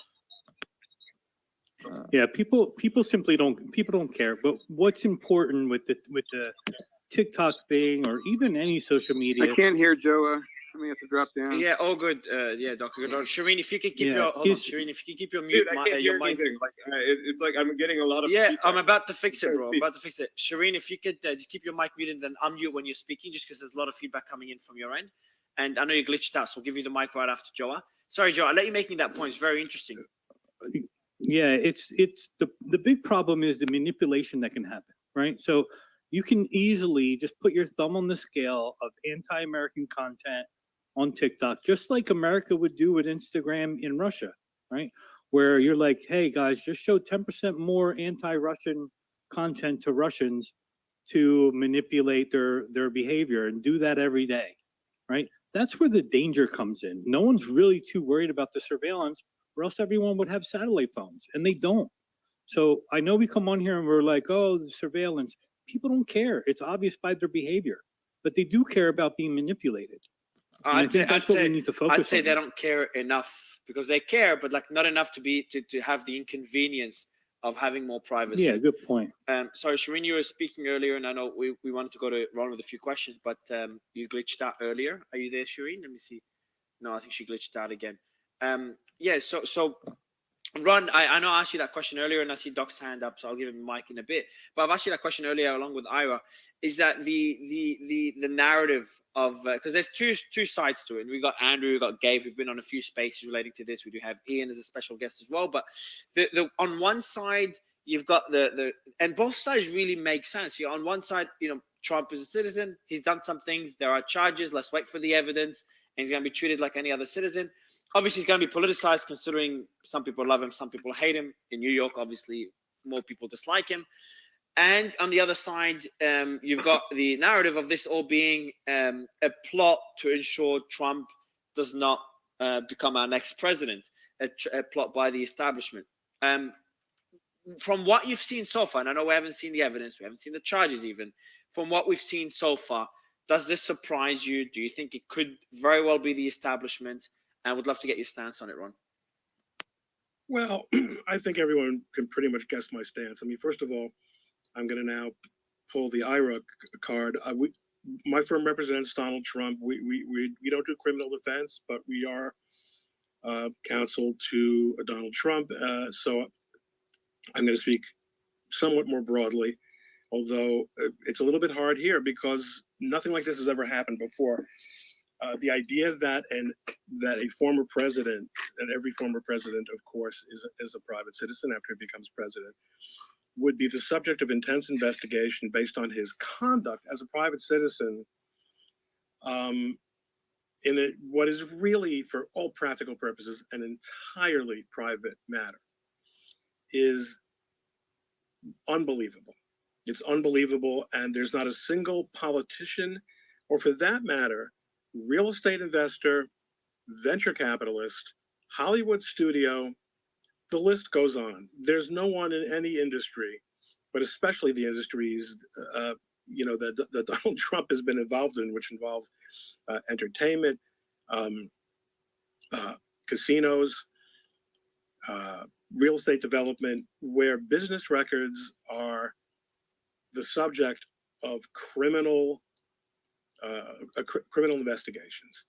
So it is impossible in my view to maintain in good faith the proposition that this is merely a matter of routine law enforcement and prosecutorial discretion. And let me also point out here that we are living in an era in which it has become, and I could talk again about moving the Overton window, it has become acceptable for prosecutors to arrogate to themselves an historically unprecedented power to nullify laws that are on the books and announce, here are the laws that we will no longer be prosecuting in my jurisdiction, which is absolutely undemocratic, absolutely offensive to everything about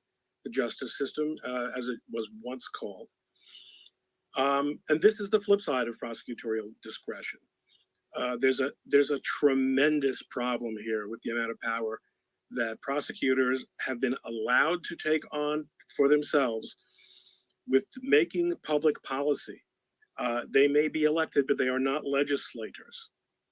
We have a big problem here, and though I can't speak specifically to the Trump charges because of our firm's position, as I've said a couple of times, when you've lost the Washington Post editorial board, you've got a big problem, and that already happened 2 days after the announcement. That is something that should give liberals pause here. What do you mean by Ron, loss? What do you mean by loss? Can I ask you something real quick, Ron? Did you just? I just want to make sure I heard you right. Did you just say that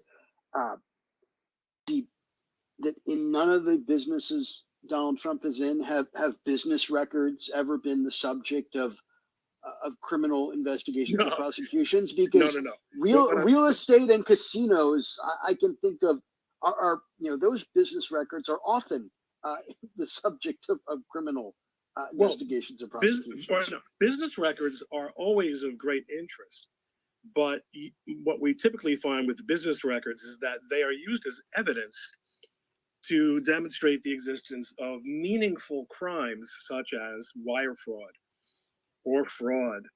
or money laundering.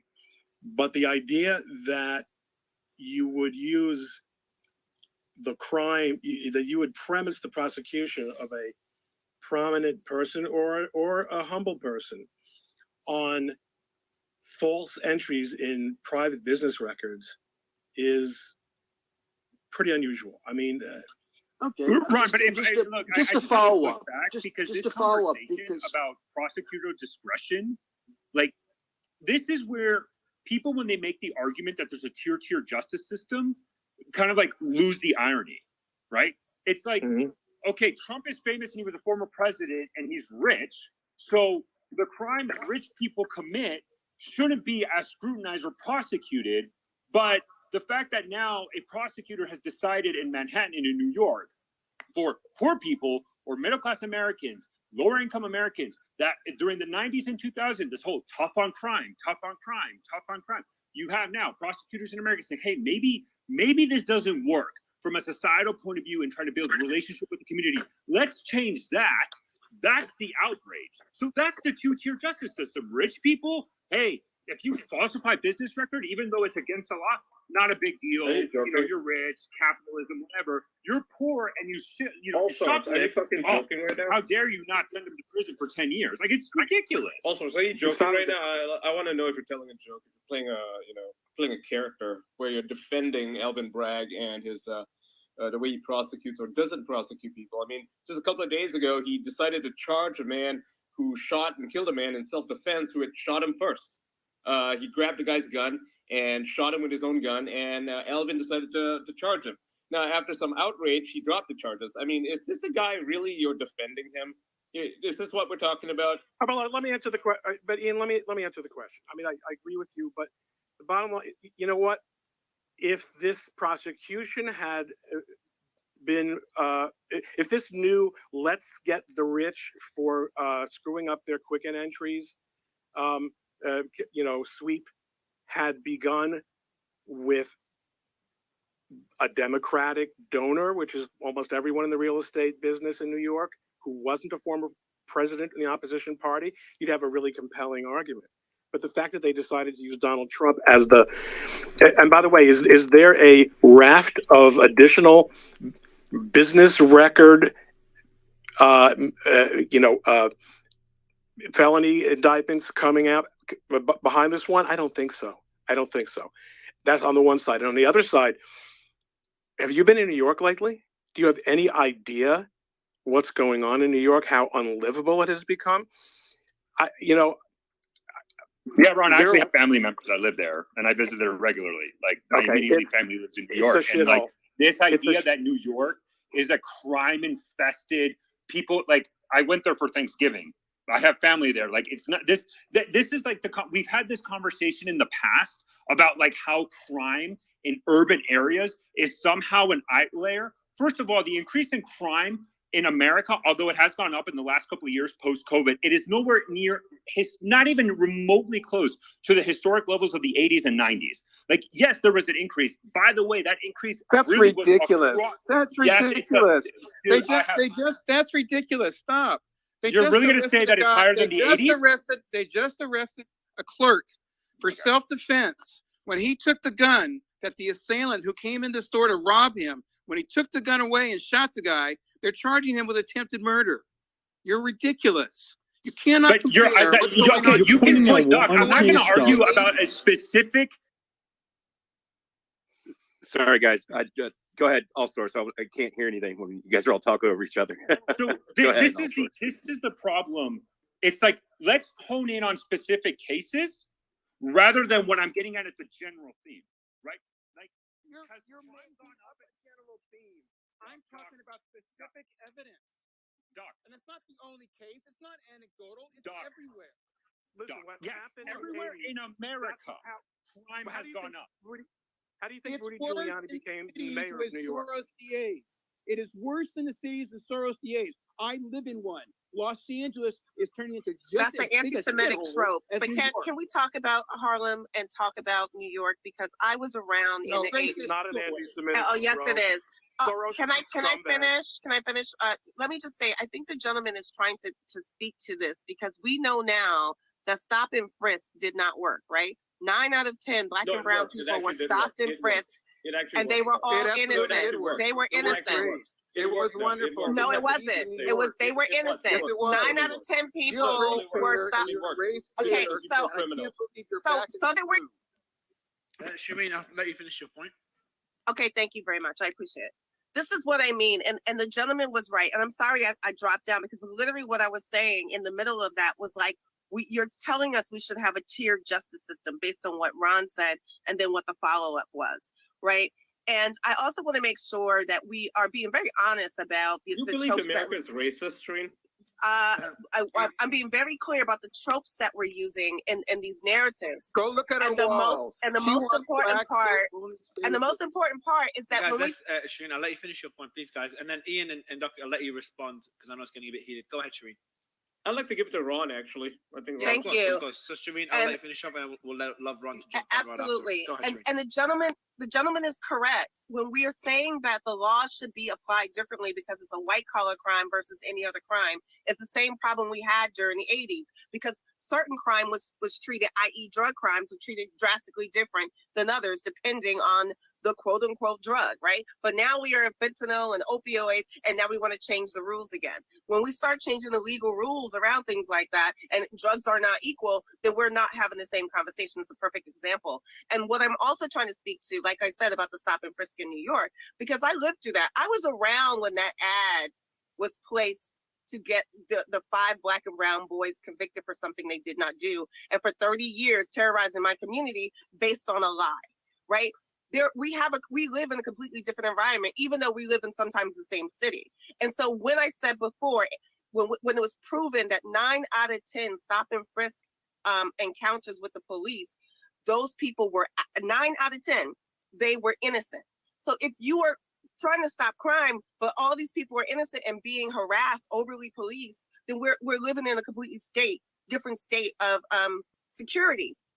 The last thing I want to say is that as everyone keeps talking about crime going up, please be clear. What you're speaking to is that the arrests are going up, convictions are not. 70% of people in jail right now have not been convicted, have not gone to trial, only 30%. And of that 30%, 50% of those people who finally get exonerated are Black people. And so if we don't want to be honest about the way in which our laws are applied differently, that is part of this conversation about this particular individual. Because what I still heard was about other people's status, the people who did this, and this. How can they possibly go to jail or not be seen as criminals?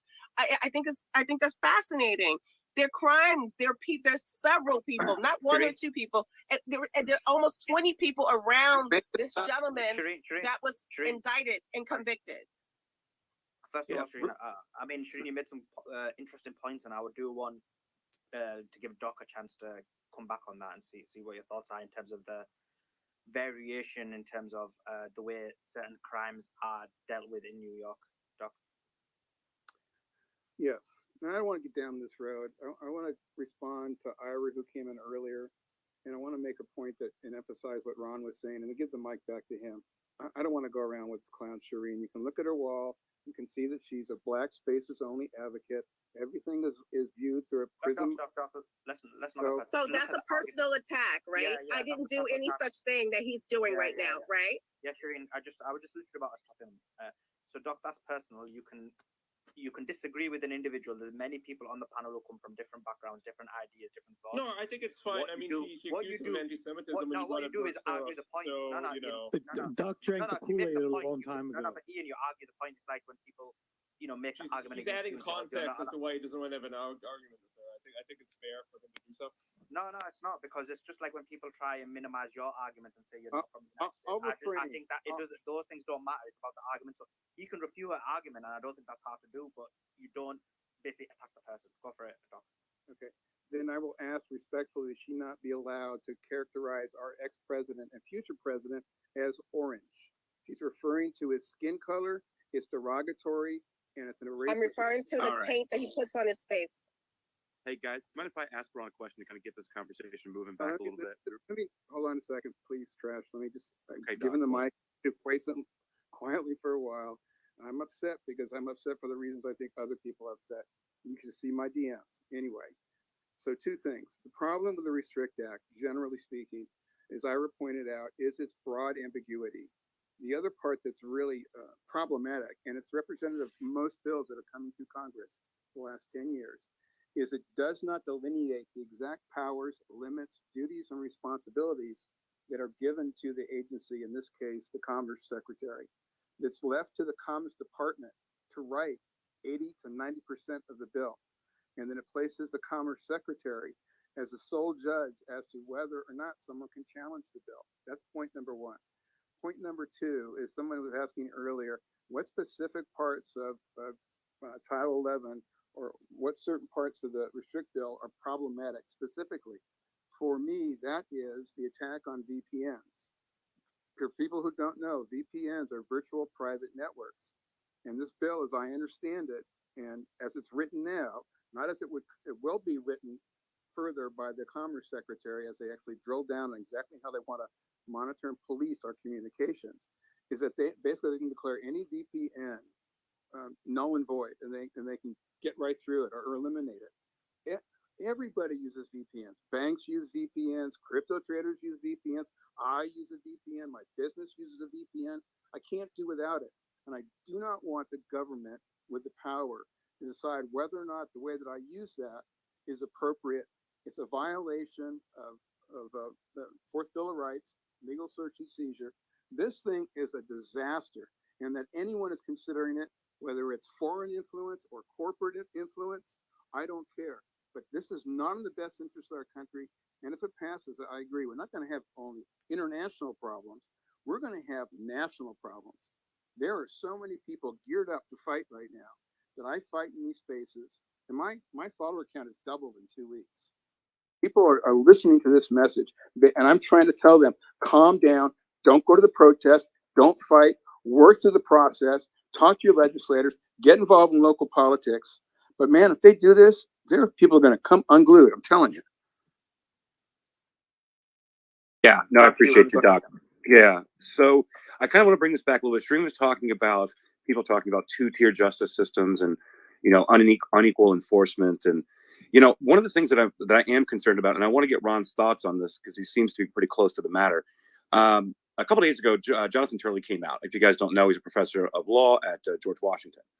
And he suggested that DA Bragg is actually bootstrapping the misdemeanor charge, which would have expired after 2 years. So by connecting it to a federal crime, like an FEC violation, right, that they did not choose to pursue, by the way, and then connecting it back to a state case to obfuscate the statute of limitations. Is that kind of what's happening here? I mean, I know the indictment's still sealed, but Trash, if I can ask a follow-up to that, to Ron, also, because my understanding, Trash, sorry, I just, for context, is that in New York, and Ron, if you can correct that, is because Trump was not living in New York, like his time in the White House, it extended, quote unquote, the statute of limitation, right? Because he was in the White House, not a resident in New York. So the statute of limitations only applies 2 years living in New York. Is that correct? Or is more what Trash was getting at? Well, I think there are these considerations. I think, you know, just like you, I haven't seen the indictment, but I think that because they have a serious statute of limitations problem, it would not surprise me that you would go for belt and suspenders on the procedural issue, because when you don't really have a substantive basis for what you're doing, then you know, you've got to focus on this kind of thing, and this clearly is what they focused on. But I couldn't really tell you, and I should be very clear to anyone listening to this that I do not practice criminal law, and you know, I pretty much know what you guys know. I know what I read. I mean, obviously got lots of experience with statutes of limitations, but as a civil litigator. Okay, yeah, no, I appreciate you. It was just that theory had been floated out there that that's what was going on here, and there's also something else that came out, guys. By the way, and I want to kind of go around the horn here a little bit, but just one more question, Ron, before I kind of open it up back up to the panel. If so, or any other attorney. So, Doc, if you could help me too. So, if that felony that Bragg latches onto is a federal charge and it's voted on by a state grand jury, could that case be dismissed for lack of jurisdiction? Go ahead, Ron. It's a great law school exam question. Your question and the one that they're serving up here. The idea, I think Doc actually alluded to this. It would be necessary, I think, for the state of New York to first prove the violation of the federal statute, and I think this is what you're getting at. Do they have, you know, it is. There are plenty of examples of where statutes in the federal and state systems crisscross, and there's a lot to be said for that, and it often makes a lot of sense. But in this context, I would say that it is probably not the first time this has come up. Like, one of the good things about practicing law in New York is that there are very, very few new legal questions, because they have been churning out memorandum decisions in the state and federal courts in New York for a hell of a long time. So chances are this is going to be clarified pretty soon, but I couldn't tell you the answer right now. So let me comment on that, and I'd love to hear Ron's take on my opinion. One, I think this is problematic. You know, Ron, they can bring this prosecution, technically speaking, and we don't know exactly what their claims are until we see the indictment. But they all seem to be related to prior prosecutions of one form or another, you know, related to the Stormy Daniels issue. It's not that Trump's business records haven't been examined with a fine-tooth comb because his taxes were captured by Nancy Pelosi and the January 6th committee and released to the public. And I know that they put a lot of time and lawyers looking through that.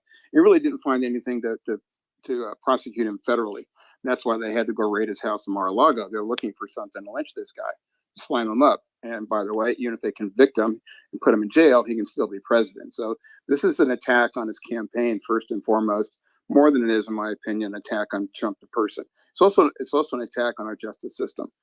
But so the former prosecution, Ron, try and follow me along with this and see if I can put it into a short, cogent statement. They had the federal prosecution. We have the separate sovereign doctrine where state prosecutor can file charges that are similar to or identical to federal charges, so long as res judicata, collateral estoppel, and or double jeopardy don't apply. Now, those are technical doctrines that I know that Ron and other lawyers will understand, but basically they all accrue to the same sort of notion of justice, which is you can't try a person a second time for the same crimes. And also with the res judicata and collateral estoppel doctrines, when a case or controversy has been brought to a court, whether it's federal or state, and there's a final judgment, those issues, those claims, or those issues cannot be tried again, even in where a separate sovereign, meaning the federal is one sovereign, the state is another sovereign, even where a separate sovereign doctrine would allow for a second prosecution. So I expect that Trump's attorneys know this, will file an immediate motion dismissal. And I thought I saw today that Joe Tacopina, who's Trump's criminal attorney for this matter, has said that he will file a motion to dismiss. They got a motion to dismiss denied, which I expect because I agree with Trump.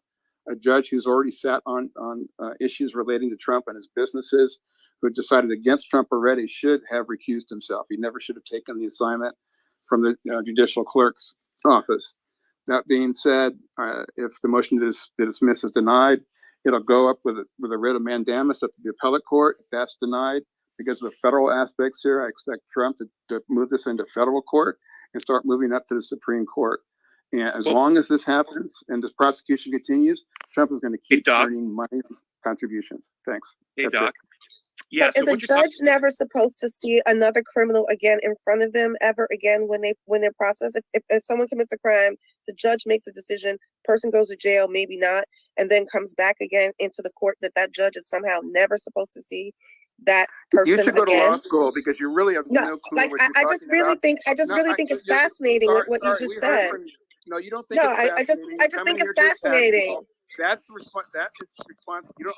I'm curious. You haven't got the first clue. You're not curious. Like, it's really fascinating to me. Shireen, I'd like you, yes, and Andrew, I know you had a couple of points to respond to Doc as well, so maybe if you can get the mic right after, it'd be great. But I was asking Ron for his comment. Oh, of course, yeah, Ron, I'll let you jump in, and then Andrew right after Ron. Ron finds the question to be very intriguing. It is, but again, the interplay of the dual sovereign, question has always troubled me very much. But that's true of a lot of things that I don't understand, and this is one of them. So as much as people think of me as some kind of wizard, I know I have a vague understanding of what my limitations are, and I'm simply not qualified to answer that question. I don't know. Doc, can I ask you something? You were here when Lev Pernis was here. You stated, you were like, I have a really good bullshit filter and you, sir, aren't bullshitting, right? Or something to that effect, right? But now, No. which was Let me hold on, let me just finish. No, let me finish. Let me finish. Because you're putting words in my mouth. That's not. But you can reply right after I'm done. I said I thought. I didn't say you said it. I go, is that the gist? That didn't happen. That didn't happen. Okay, let me. I'll tell you what happened, and you can continue. But no, that didn't happen like that. Okay, go ahead. Tell me what you said then. From my, I said that my recollection I said is that. you did. Okay. What I said was, I believe that you're being truthful to your understanding, right? But at the end of the day, there were too many unanswered questions, primarily because he said that there was a second Hunter laptop that was found in, I don't know, it was Belarus or someplace. It wasn't, it didn't come through Rudy, didn't come through that pathway. It was a second laptop. Kazakhstan, thank you. It was a second laptop that the FAS, Russian agents, captured, loaded up with, Russian disinformation, and that was the one that Rudy got. That was totally unsubstantiated. He was questioned repeatedly. He didn't say that. He said he doesn't know there could be a second one. Let me finish. Okay, he never substantiated the second one. I asked him, I said, do you have any reason to doubt that any of the images, files, emails, or communications that have been derived or sourced by that laptop, again, went to the FBI in 2019. A number of people have had copies of it. Dr. Sobik's had it. Rudy's had it. A lot of people have had it. The guy tried to give it to the FBI. They wouldn't take it. They finally came and collected it when they knew it went to other people. So Lev was a disinformation specialist at the end of the day. Just to add to what Doc's saying, I think I do remember this. Me and Doc were on the same page. We felt like when he was answering questions, there wasn't any contradictions, but there was a certain amount of flaws in his statement. I remember Doc saying that, unless I remember incorrectly. Yeah, but Suleiman, what he talked about is about the computer. He said he had no idea. Who knows? There could be two laptops. That's what he said. The whole point of the conversation is not about. I know everyone. No, but Joe, like that's why I thought he was me and Doc. I remember this quite well. Me and Doc had the same position because remember I asked him like 3 hours worth of questions. He did answer them well, and that's why Doc said it doesn't seem like he seems to be lying, like he's not intentionally lying. But I'm with Doc. There are certain things in his argument, not that he lied, but there are certain things in his argument that don't just follow completely through. And the way the laptop ends up from Kazakhstan to the store was one of those arguments. Now, it didn't mean that he's lying. That's neither of us said that, but just that his story didn't add up in that regard. That was the argument. And I think but Simon, the computer is not even the biggest issue. It's that he was in Spain to negotiate a deal with Ukraine for Trump. I agree. And the first president didn't take it because he had ties to Hillary, and then the second one did. You know what I mean? Like that was the big story. It wasn't about the laptop. But you just mentioned it about the So Joe, the laptop issue is only because Doc was saying, and I was saying as well, that that's the part of the story that doesn't fully add up. That's why it's important. But in terms of from Lev's perspective on the space, the rest of the questions that we had, he answered them quite well. So the bit you're talking about, he answered them well. There might be flaws. There might be other information that contradicts that, and I am looking into that. We are looking into that as a team. But in terms of that specifically, we're talking about that in that context. That's what Doc said. So he wasn't like Doc. I thought Doc's assessment was quite fair, and that to be fair. He believes what he believes. Yeah, I got a quick question. Maybe I is misheard what Doc said earlier. And this is also a question for just the other lawyers who are on stage right now. Did you say, in regards to this Manhattan DA's investigation, did you say double jeopardy? Because if I remember correctly, I don't ever remember there being Trump being prosecuted once before for this same thing. Well, then you missed the Stormy Daniels trial, Gabe. And let me tell you how double jeopardy wasn't that under defamation though? No, let me tell you. Look, I don't want to go to law school with somebody. I mean, I really don't.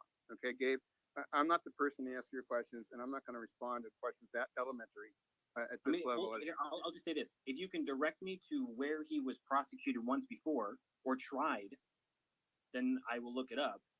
But it's a genuine question.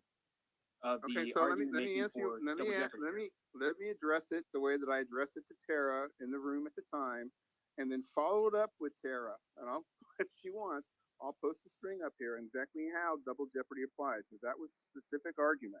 It applies here because there was a federal prosecution out of the Southern District of New York on these matters relating to Stormy, relating to Cohen, relating to the payments, and relating to Trump. And everything that we know about Bragg's indictment starts there. Where it goes from there are where the questions are. But it all starts there. and it's a state prosecution which can proceed in the face of a former federal prosecution as a separate sovereign doctrine. So now, what you had after that prosecution, you had lead prosecutors, leave the Southern District of New York, go to Bragg's office, and have been working there for Bragg and for the state while still maintaining their federal status. They're just taking a leave of absence. That's why this double jeopardy applies. It's not a straight line case, I grant you, but the practice of law is an art. It really is. That's why there are really, really good lawyers and really, really bad lawyers. Because we all know the same law, but some understand how to get from A to Z in a straight line, where others are just lost at B. Thanks. Doug, I'm sorry, because I had to ask this question. You're arguing that the double jeopardy here applies because federal prosecutors initiated the investigation. Did I get the gist of your comment right? No, you're reframing it to make an argument. As I said, I'm not really interested in educating people in first-year law. Thanks. Go look up the doctrines and come back and we can argue and you have an informed basis for your questions. But I'm just not interested. You can go on to some other. All right, I'm reading this. The prohibition on double jeopardy means that generally speaking, a person cannot be prosecuted twice for the same crime. However, two different sovereign governments may prosecute the same offense without violating the double jeopardy clause. This is known as the dual sovereignty doctrine. We can argue about a whole bunch of stuff, but there is a reason why it's put in place the way it is. Thanks. Yeah, thanks for the first-year law school recitation of that. I know the definition. I've stated it many times. The reason why is this not a state prosecution at its heart. It's another bite at the federal prosecution using the same federal prosecutors. They're just wrapped themselves in the cloak of the state office and brags as the DA. It's ridiculous. This thing is going to get blown up and Trump is going to be the president again. And you guys, the liberals who are supporting this, I want to thank you right now for making this man a martyr. Yeah, Tony, you're welcome. You're welcome. But let me just one more quick thing about campaign finance. All 50 states also have the right to prosecute on campaign finance from the state level. Please look that up as well. I appreciate it. Why are you so upset then, Doc? Why are you upset if it's going to get the outcome that you want? I'm trying to understand what I'm Doc's saying, because I'm upset because it's an abusive process. I'm upset because you're filing these minuscule charges against a candidate for president, and the prosecution is being brought by advocates for the other side. This is a banana republic in a way that I can't. He's a civilian. So why am I upset? Because I took an oath to the Constitution. Because I believe in the law. I believe in justice. So then let it play out. Why are you So he committed a crime. He should go to jail. He committed a crime. He should go to jail if you believe in the law. There's 30 some indictments, Doc. You don't know what they are.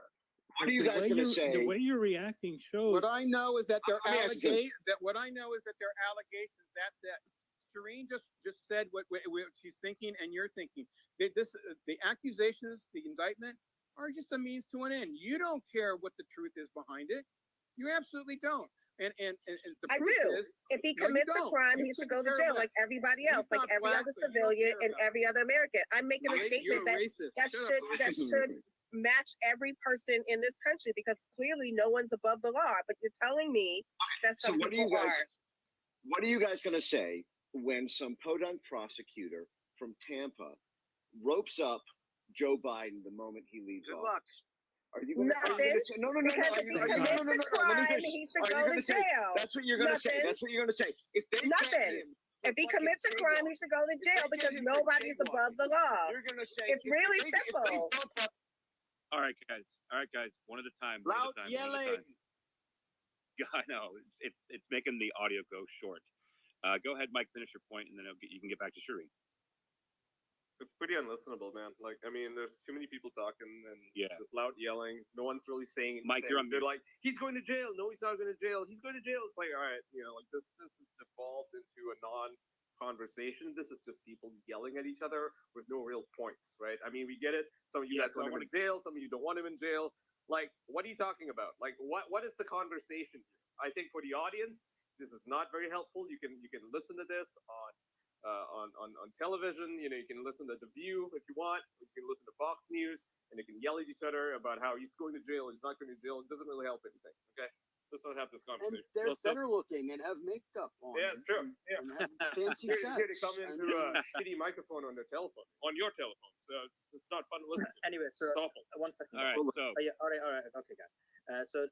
I mean, I disagree. I think people are making some good arguments. It's just that, as what happens ordinarily, people get emotional, so they want to put their points across, which is fair enough. We understand people have emotions.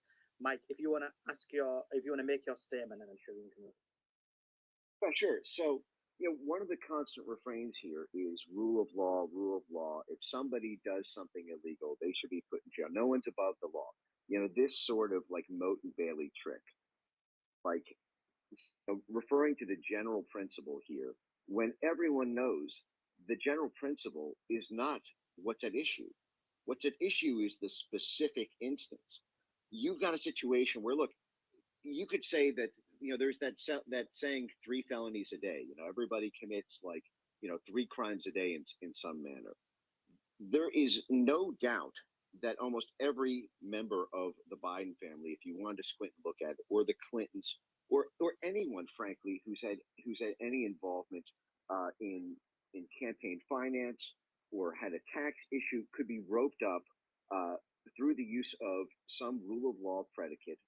But there has always been a terms of engagement that if you're going to bring something like that, it had better be very serious and compelling, because you are setting up an arms race now when you do this. If you have something as low level as something from 6 years ago, you know, with a payment to a porn star, there's got to be an eye for an eye for something like this. Mike, you don't know if it's low level yet.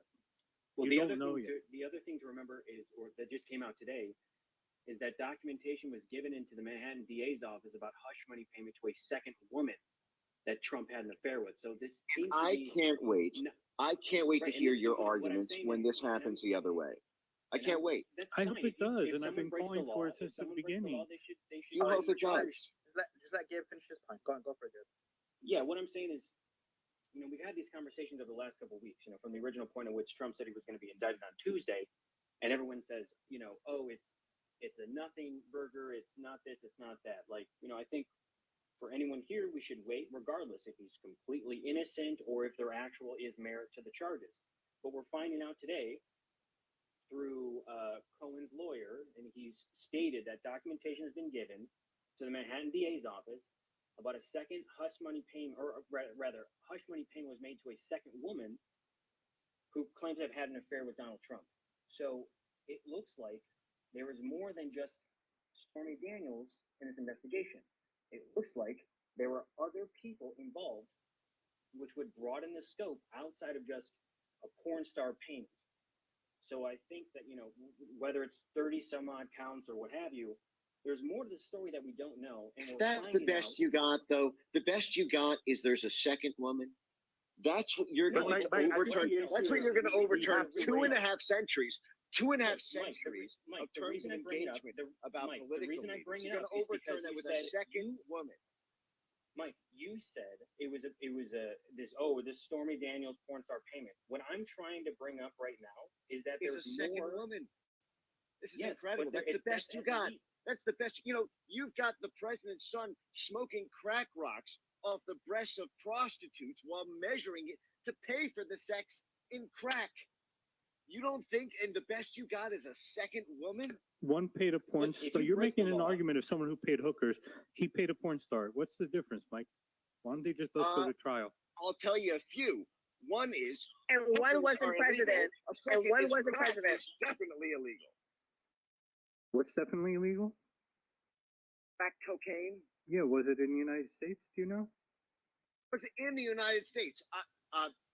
So okay, You don't so know, do you? Well, I know I don't know, but let me tell you something. Exactly, you don't there's know. so many. There's 400 felonies that are detailed. One's a in president. write-ups One ran of for the presidency. The other one didn't. One is a Which one's president, worse? one By isn't. the way, let me just say something. Okay, so if there is, you're saying that there is no charge that you think that a prosecutor could presently bring that would survive that would return an indictment in a red state to any member of the Biden family or the Clintons or any If they member of have political something, rule then of the go for upper. it. There's this. Okay, I love that you're saying that because these statements are being recorded, and there's going to be a fantastic supercut of all these sound clips of you guys saying you can't wait for your guys to be indicted. Because when that happens, What we're saying is, if you Mike, you commit a crime, Hunter then you do the Biden's time. being It just- investigated, Mike. Hunter Biden being investigated by a that's the Republican difference, DA though, right? in Delaware.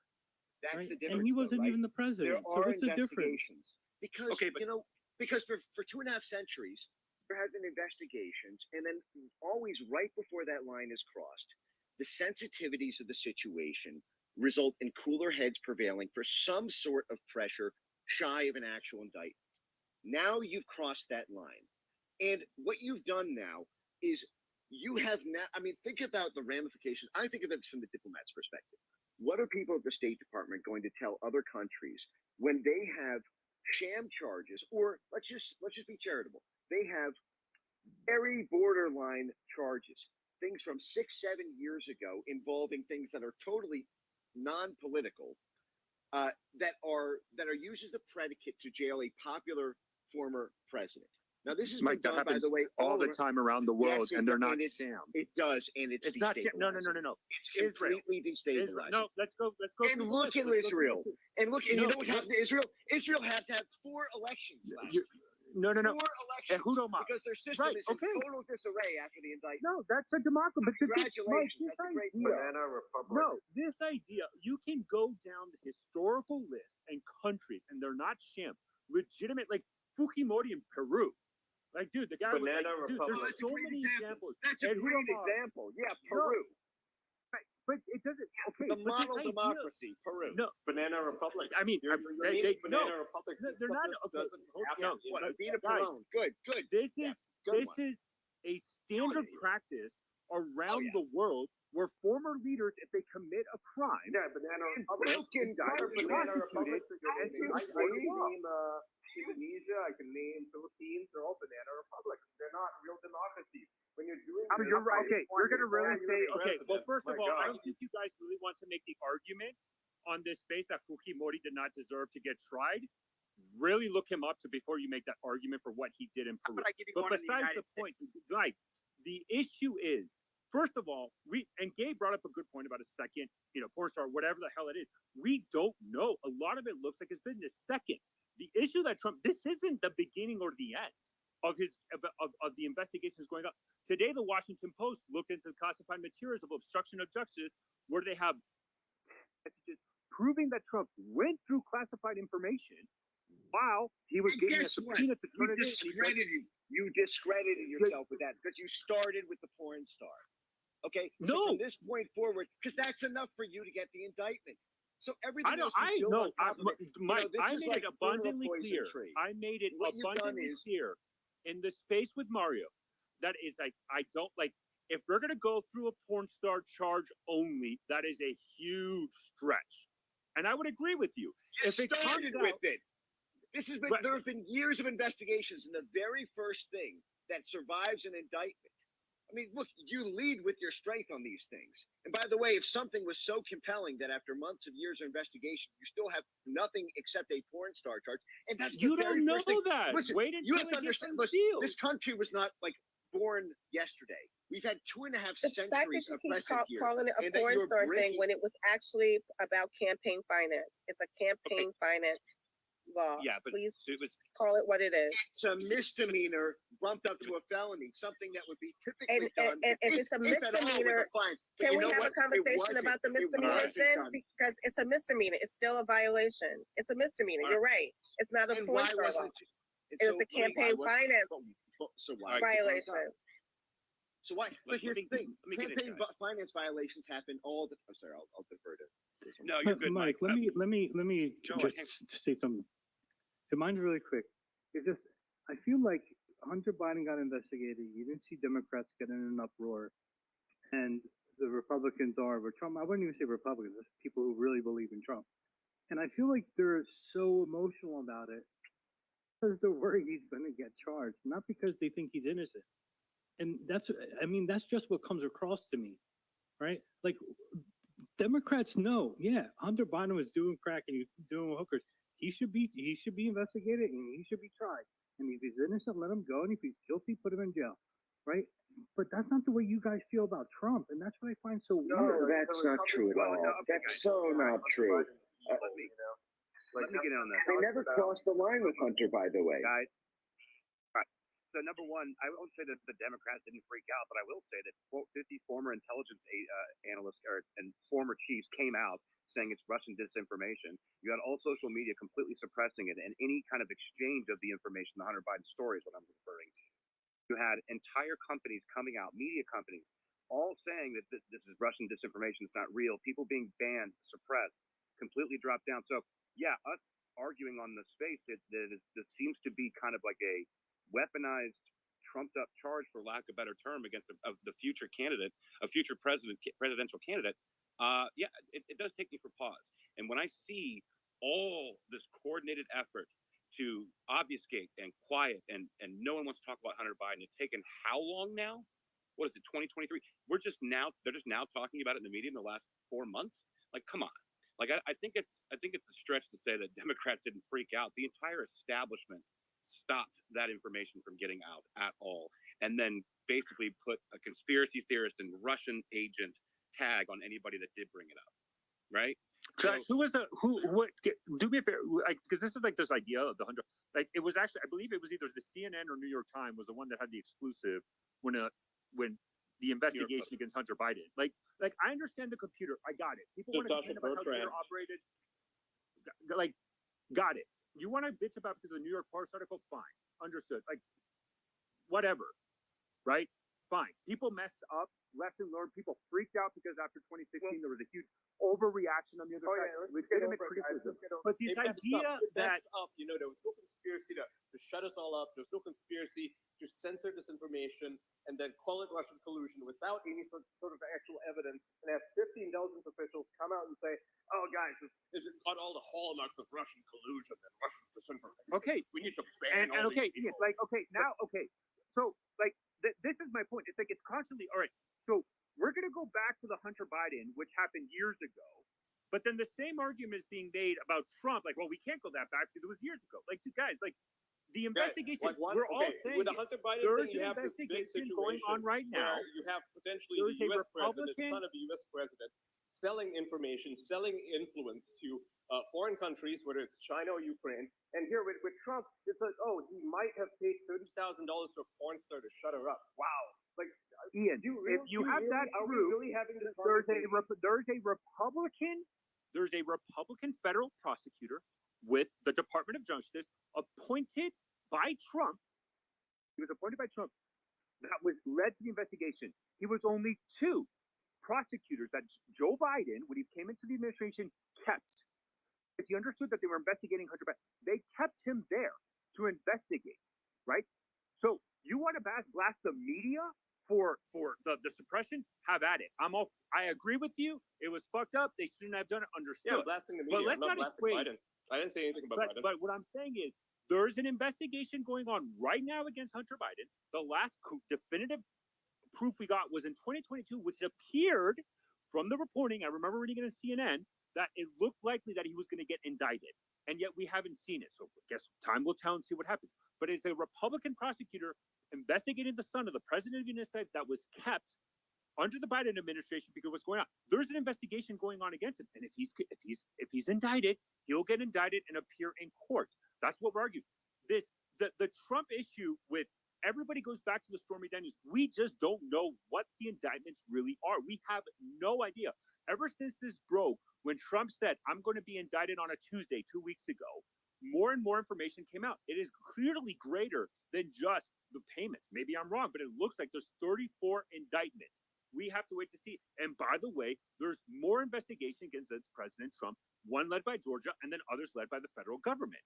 And so this idea that because he's a former president and then a candidate, that he should not be investigated, as somehow that is a hallmark of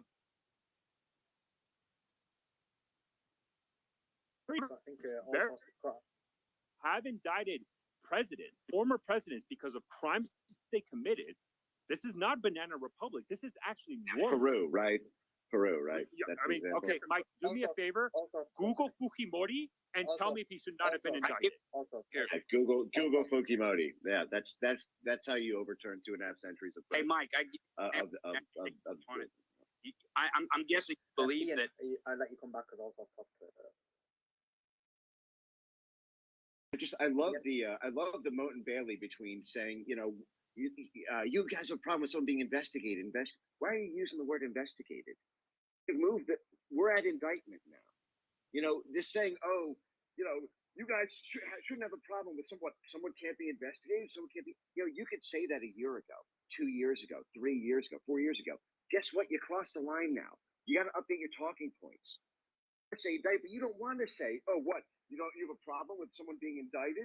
Because that's where you are. Indicted, you crossed the line now.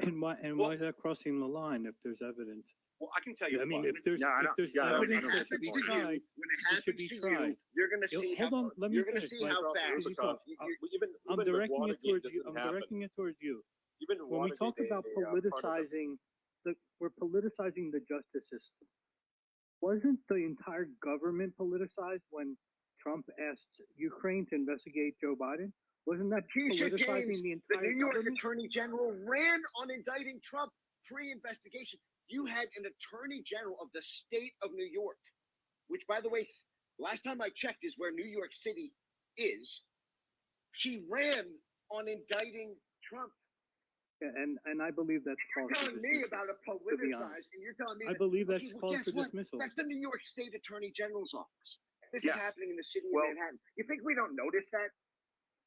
And Alvin Bragg as well ran for that as well. And so what we have here, we do not have a crime and then investigating to find the perpetrator, right? We have a person and they're investigating to try to find a crime. It's a perversion of our justice system. And so People weren't indicted. I don't know how you're finding a crime when people were indicted. I don't understand why that's a difficult thing. People were indicted. They ran. It's very clear. It's very easy. They ran. They said, "I'm going to get Trump. Vote for me." It doesn't matter how they ran. Yes, People it were does. actually indicted and went to jail. People were actually indicted and went to jail, convicted. They're not part of this I case. don't understand why that's such a hard conversation to have. There's no looking somewhere where their crime wasn't already committed, and we know the crime was committed. Shireen, it's a problem. Imagine a DA says, I'm going to clean up Harlem and get these 5 people who have never been to trial. There's a problem with that. Like he's Joe, that happens all automatically the time, making though. them guilty Like with that- that. I don't gonna understand argue that what with you me mean. because that I'm happens all the sorry, time. y'all. I'm sorry, y'all. I don't know what you mean by that because those people were convicted of a crime they did not do. So I don't understand where you're going with that one because 30 years before the DNA came out, and that's not the only time. I said this already. 30% of people get convicted, with 50% of them being Black who actually did not commit the crime. They were exonerated. We're having a problem of not only language, but in the ways in which you're okay with finding crime with stop and frisk when 9 out of 10 was innocent. But here, when crimes were actually committed, you're trying to wave it away. And that's the thing that I'm speaking to. There's this waving away of actual crimes committed. And then you want to project about somebody else.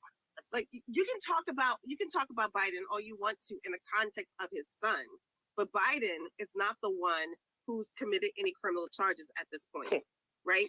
So the president, the past president of the United States, Agent Orange 45, by the way, it's paint on his face, it's not his skin. He has committed several crimes because the people around him have already been indicted and some pardoned, which means they admitted to the crime.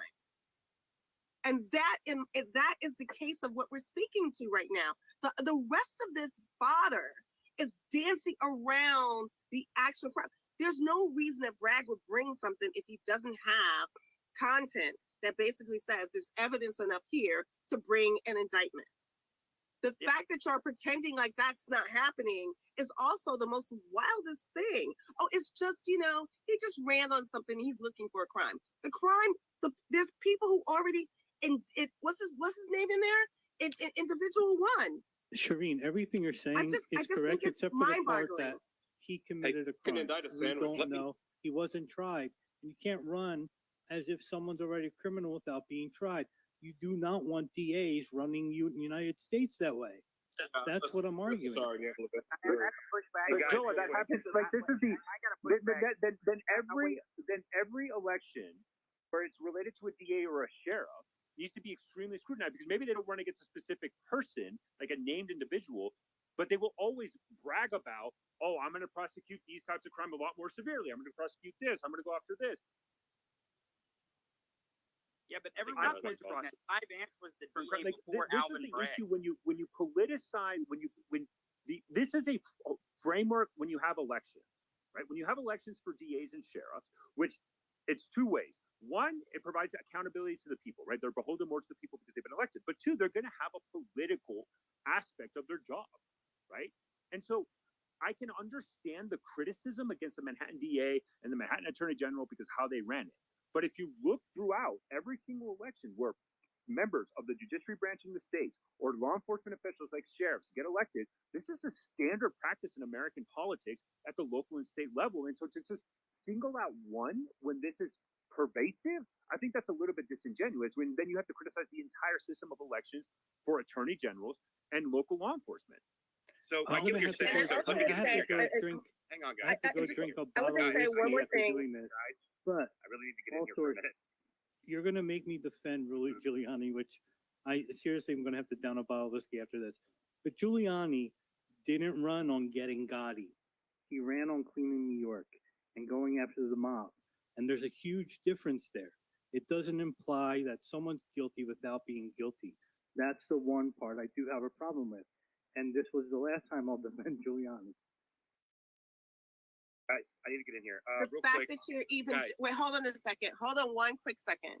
The fact that you're even defending Giuliani in this conversation is the most egregious. Hold on a second. Hold on one second. Can I just finish my thought? This is the man that I'm got the defending past police. Giuliani, not now. This is no. I'm talking about that Giuliani. This is the one that got the police to riot against the present black mayor at the time. The fact that you even using that as an example, he wasn't just talking about Gotti. He helped organize the police 1992. Please go look it up. And my family was here and running the polls at the time, and I can tell you about a whole bunch of stuff that happened at the polls during that time period. Again, I was here. Be clear, if you're even going to do that, you have to now go back to being honest about what happened to Dinkins in 92 and the police riot. The police were rioting a mayor. Let's tell the whole historical story, y'all, because y'all are picking and choosing which versions of the story you want to tell. Okay, guys. Yeah, let me get in here for just a second, please. And listen, I like this conversation. I like that it's balanced. I like that people are trying to represent both sides, so I'm completely okay with it. I got to step in because we invited Ian Crossan to come in. He's got about 5 minutes left, so I just wanted to give him a shot to speak on the panel, and then after that, I'm gonna go to Benjamin. Thanks. It's important that you never take indictments as a fact of guilt. You're always allowed to charge someone. Doesn't mean that they're guilty. Also, the Restrict Act people, the Congress is fucking it up. They're not supposed to whack them all this shit. What we should be doing is forcing foreign companies to free their software code if they want to exist in the United States. Then they can make the decision to stay here or not. They'll look like the bad guy. Then we can use that as precedent to free the software code of Google, Facebook, Twitter. It should be treated as public square material. Love each other. That's about all I got. Got any questions? No, I appreciate you, Ian. You're rolling a 20. Appreciate you. Thanks, guys. Have a beautiful day. You too, man. You too. Ben, get in here. I know you have unique perspectives specifically with what you used to do. So go ahead and get in here, Ben. Yeah. So hello, Mario. Hello, Suleiman, Trosh. It's nice to see you again. I'll sort of be in and out for the next little bit. I'm in the middle of something. So before we get to the actual crux of what we believe to be, contained within the indictment of Donald Trump, I do think it's really important to call out a little bit of disinformation and factual errors. So you had a speaker on here, Doc, I believe his name was, and I'm not disparaging him or his legal knowledge, but basically the vast majority of what he said regarding double jeopardy and the dual sovereignty doctrine and res judica he's incorrect, absolutely. So first of all, in terms of double jeopardy, that in no way has any bearing whatsoever on this set of charges. That is law school 101. That's just, it's absurd.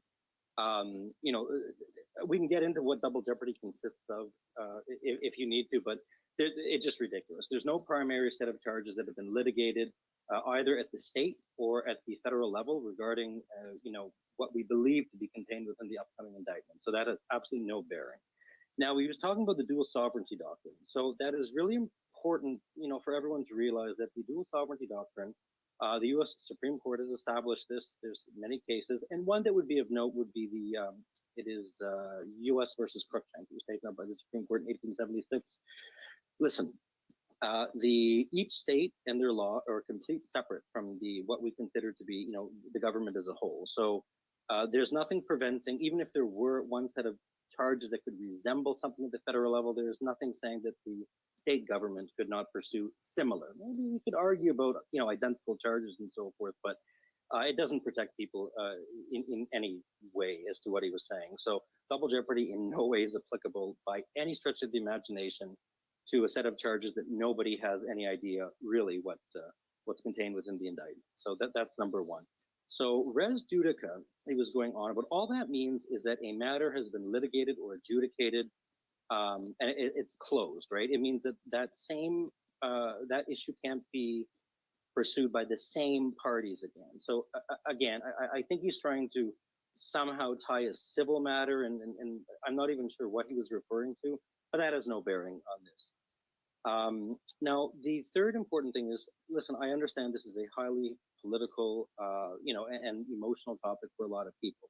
At the end of the day, we don't know. We don't know. We have to go through the indictment charge by charge. He also said that, you know, right away they're going to file a motion to dismiss. That's ridiculous. That is not going to happen right away. You know, that will take time because that's absolutely, I don't want to, I gotta watch what I say. I'm sorry, that's ridiculous, right? And even Donald Trump, one of his lawyers, Joe Tacopina, he conceded this point, right? Of course you're not going to file a motion to dismiss on the day that the indictment is unsealed. To file a motion, you need, first of all, there's a lot of lawyering that goes into it. You have to prepare the paperwork. You have to dissect that indictment word by word, letter by letter, fact by fact, date by date, number by number. So the issue that on Tuesday there's going to be some motion put forward to dismiss is ridiculous. There's no merit in that. I'm sure there will be numerous motions filed in the coming weeks, months, potentially over the next year or so. But it's just that's lawyering, you know, that's lawyering 101. There's going to be zero motions filed. This whole thing's a distraction, you know. Well, let me pose a room. Let me pose a room. Let me pose a question to the room, Ian. So right now, the judge that is expected to be picking up the same judge that was in the Weisselberg case. And it is being speculated that he's going to issue a gag order.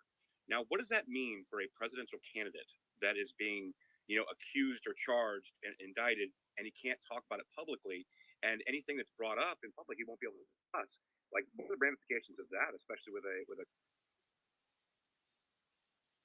Of course, there's going to be a lot of ramifications, right? You're really in uncharted territory, but you know, we also have to be careful. So yes, the judge for the arraignment is picked. That doesn't necessarily mean that this is going to be the judge that is going to preside over the trial, right? It may very well be, but it might not be. They can put forward a motion to have a different judge and so forth. They can make the request. It might be granted. It might not. But again, Mr. Tacopina stated today on State of the Union on CNN that thus far he has no reason to have any lack of confidence in this judge. So, you know, we're at such an early stage. You know, the only reason why I wanted to chime in, and you know, I am sorry if I jumped the gun though, it's just, you know, the notion that somehow double jeopardy would be applicable to this is just, it has no merit, you know, thus far, it has no merit whatsoever.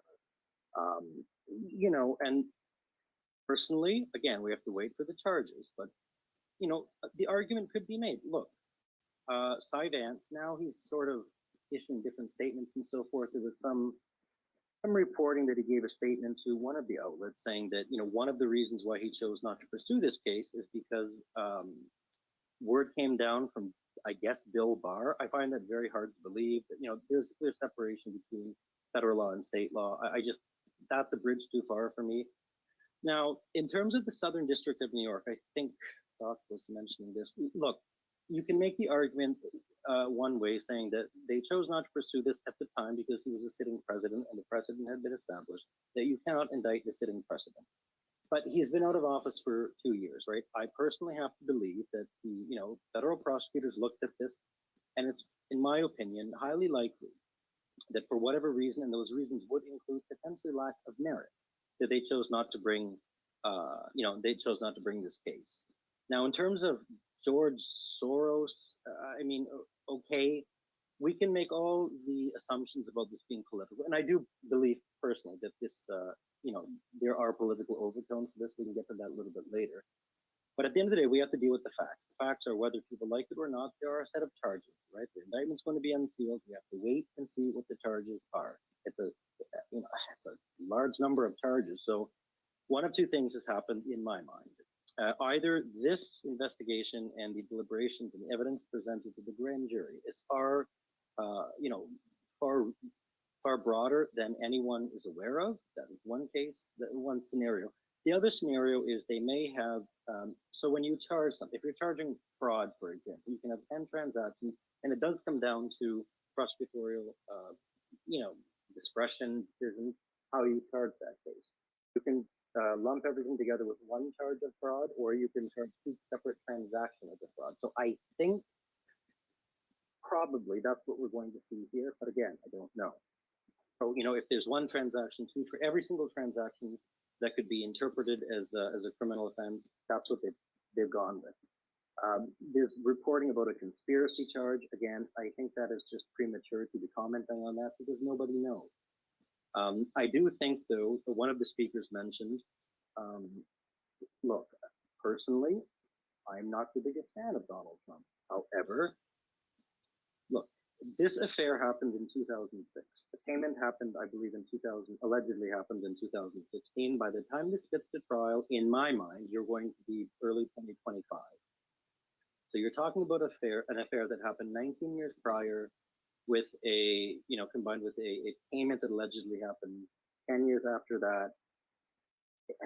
It's very tough. It is very tough. Again, we have to see what's in the indictment, but I don't know how wise it was to bring these charges, all things considered. Well, Ben, to that point, right? So we know that this year alone, 65 ADAs, which is about 12% of the entire staff there, have stepped down under Bragg due to policies or lack of policy enforcement, so on and so forth. And so I think it is quite contentious even within there. Now, I do know that there were some rumors going around that a lot of people were really upset about this happening, but then there was other rumors that a lot of people were actually mad that he wasn't pushing the charges forward. We don't know all that stuff, and I think it's conjecture, and I think it's designed to create a conversation around this and not talk about what's really going on. I think you brought up a lot of fascinating points, but so let me actually get to Tony and then Tara, and then we'll keep this thing going. That's Tony. Yeah, so back to the gag order thing. Obviously he's going to be released upon his own recognizance. So, and any defendant who is criminally charged, whether it's in state or federal, has conditions that they have to follow. And part of those conditions are gag orders. That is a normal, typical thing in a criminal court. So the fact that Donald Trump will have a gag order where he can't divulge witnesses, he can't witness tamper, he can't be speaking about these issues, that is not an abnormal thing. It's a normal thing that the judge places on almost every single criminal defendant in the case.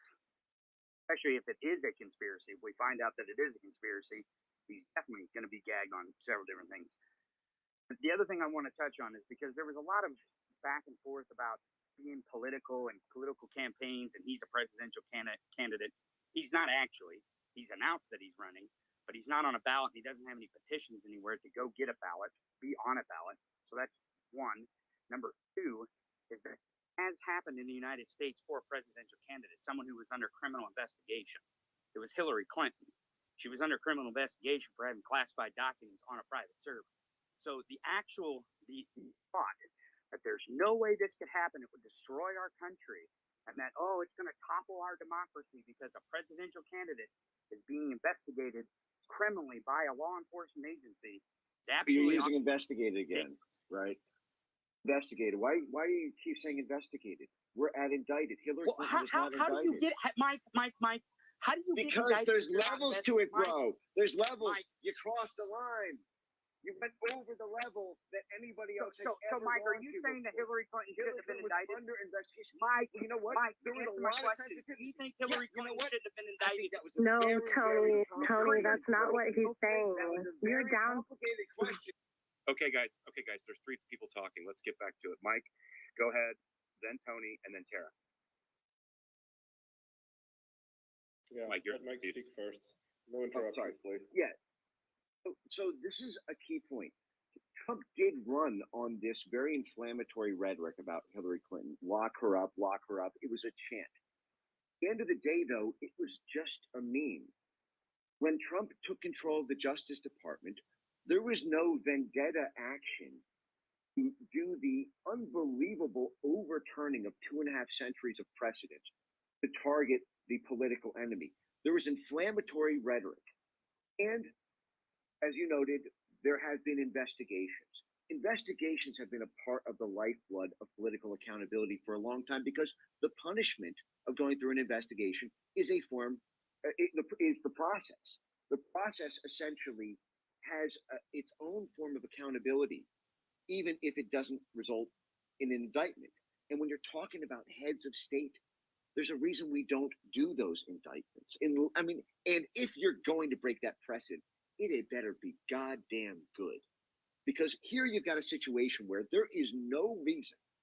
Frankly, at this point, you've now wounded half of the entire country in an existential way. And if there is not an eye for an eye for it, people are going to feel defenseless and like the entire system has no legitimacy. So there's no reason that some kangaroo court in Kansas can't do the same thing.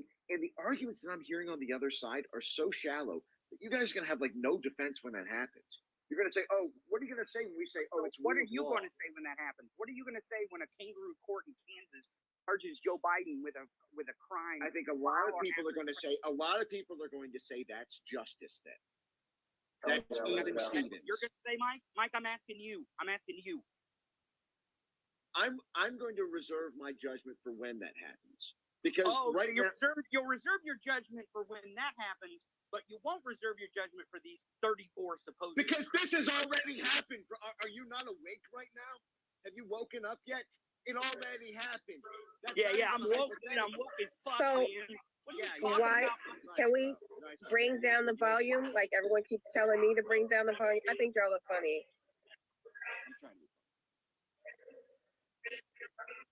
Hey, Ian. Someone in a pool right now? Ian. Hey, Ian. Okay. Okay. Mike, Ian, you had an open mic there. Trash, can you hear me? I can hear you. Can you hear me? Piss, dude. Yeah. Yeah. Music off. Right. Hey, Suleiman, we can hear you. Yeah, there's just a few people I can't hear, you see, so I wasn't completely aware what was happening in the conversation. So I can't hear Tony. But anyway, let's just carry on, and I might need to drop down and come back up.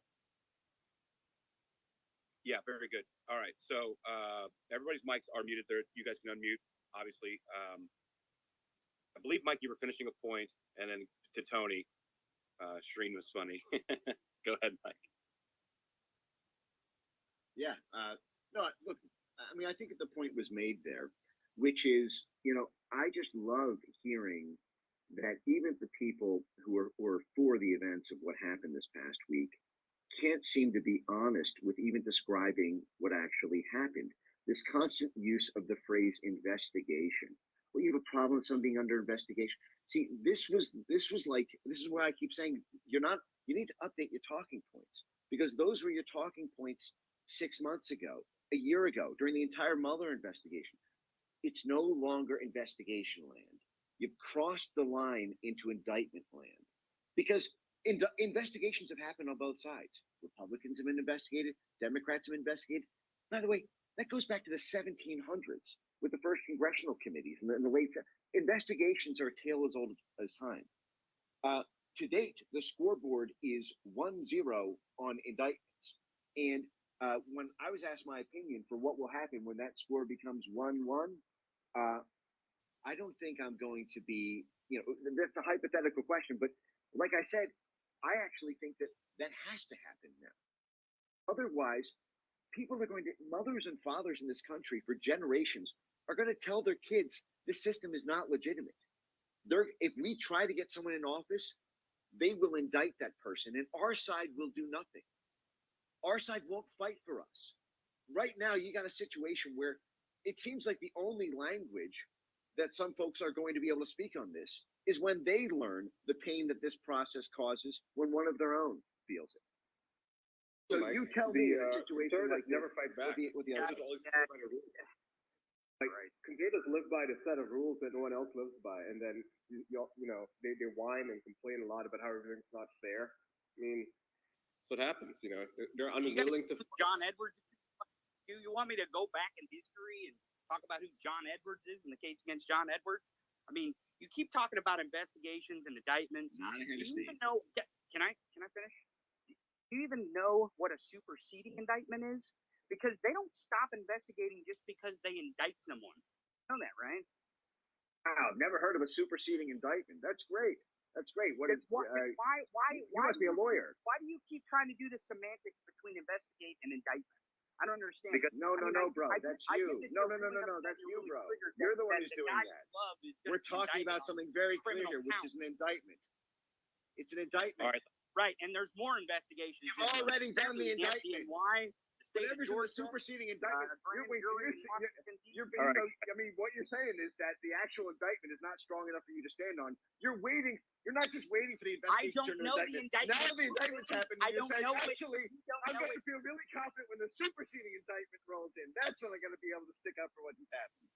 That's good. It's a great defense. I'm saying you're ignoring the fact that, like, as if the investigation doesn't continue just because there's an indictment, or it can't be investigated for other crimes. I'm trying. Okay, wait. I'm trying to be a lawyer here. Okay, so I'm representing my client. I make my openings. I submit my all the written briefs. I'm making my argument, and I say, oh, you know what? Actually, in 3 months, I'm going to submit another motion that's going to actually exonerate my client. Right now, I know what I've said in my opening statements and my opening motions. They're actually, it's kind of a weak case that I have. But don't worry, judge and jury. One day, I'm going to be able to present a defense for my client that's going to really make you think that my case is strong. Yeah, that's called a shitty case, bro. A junk case.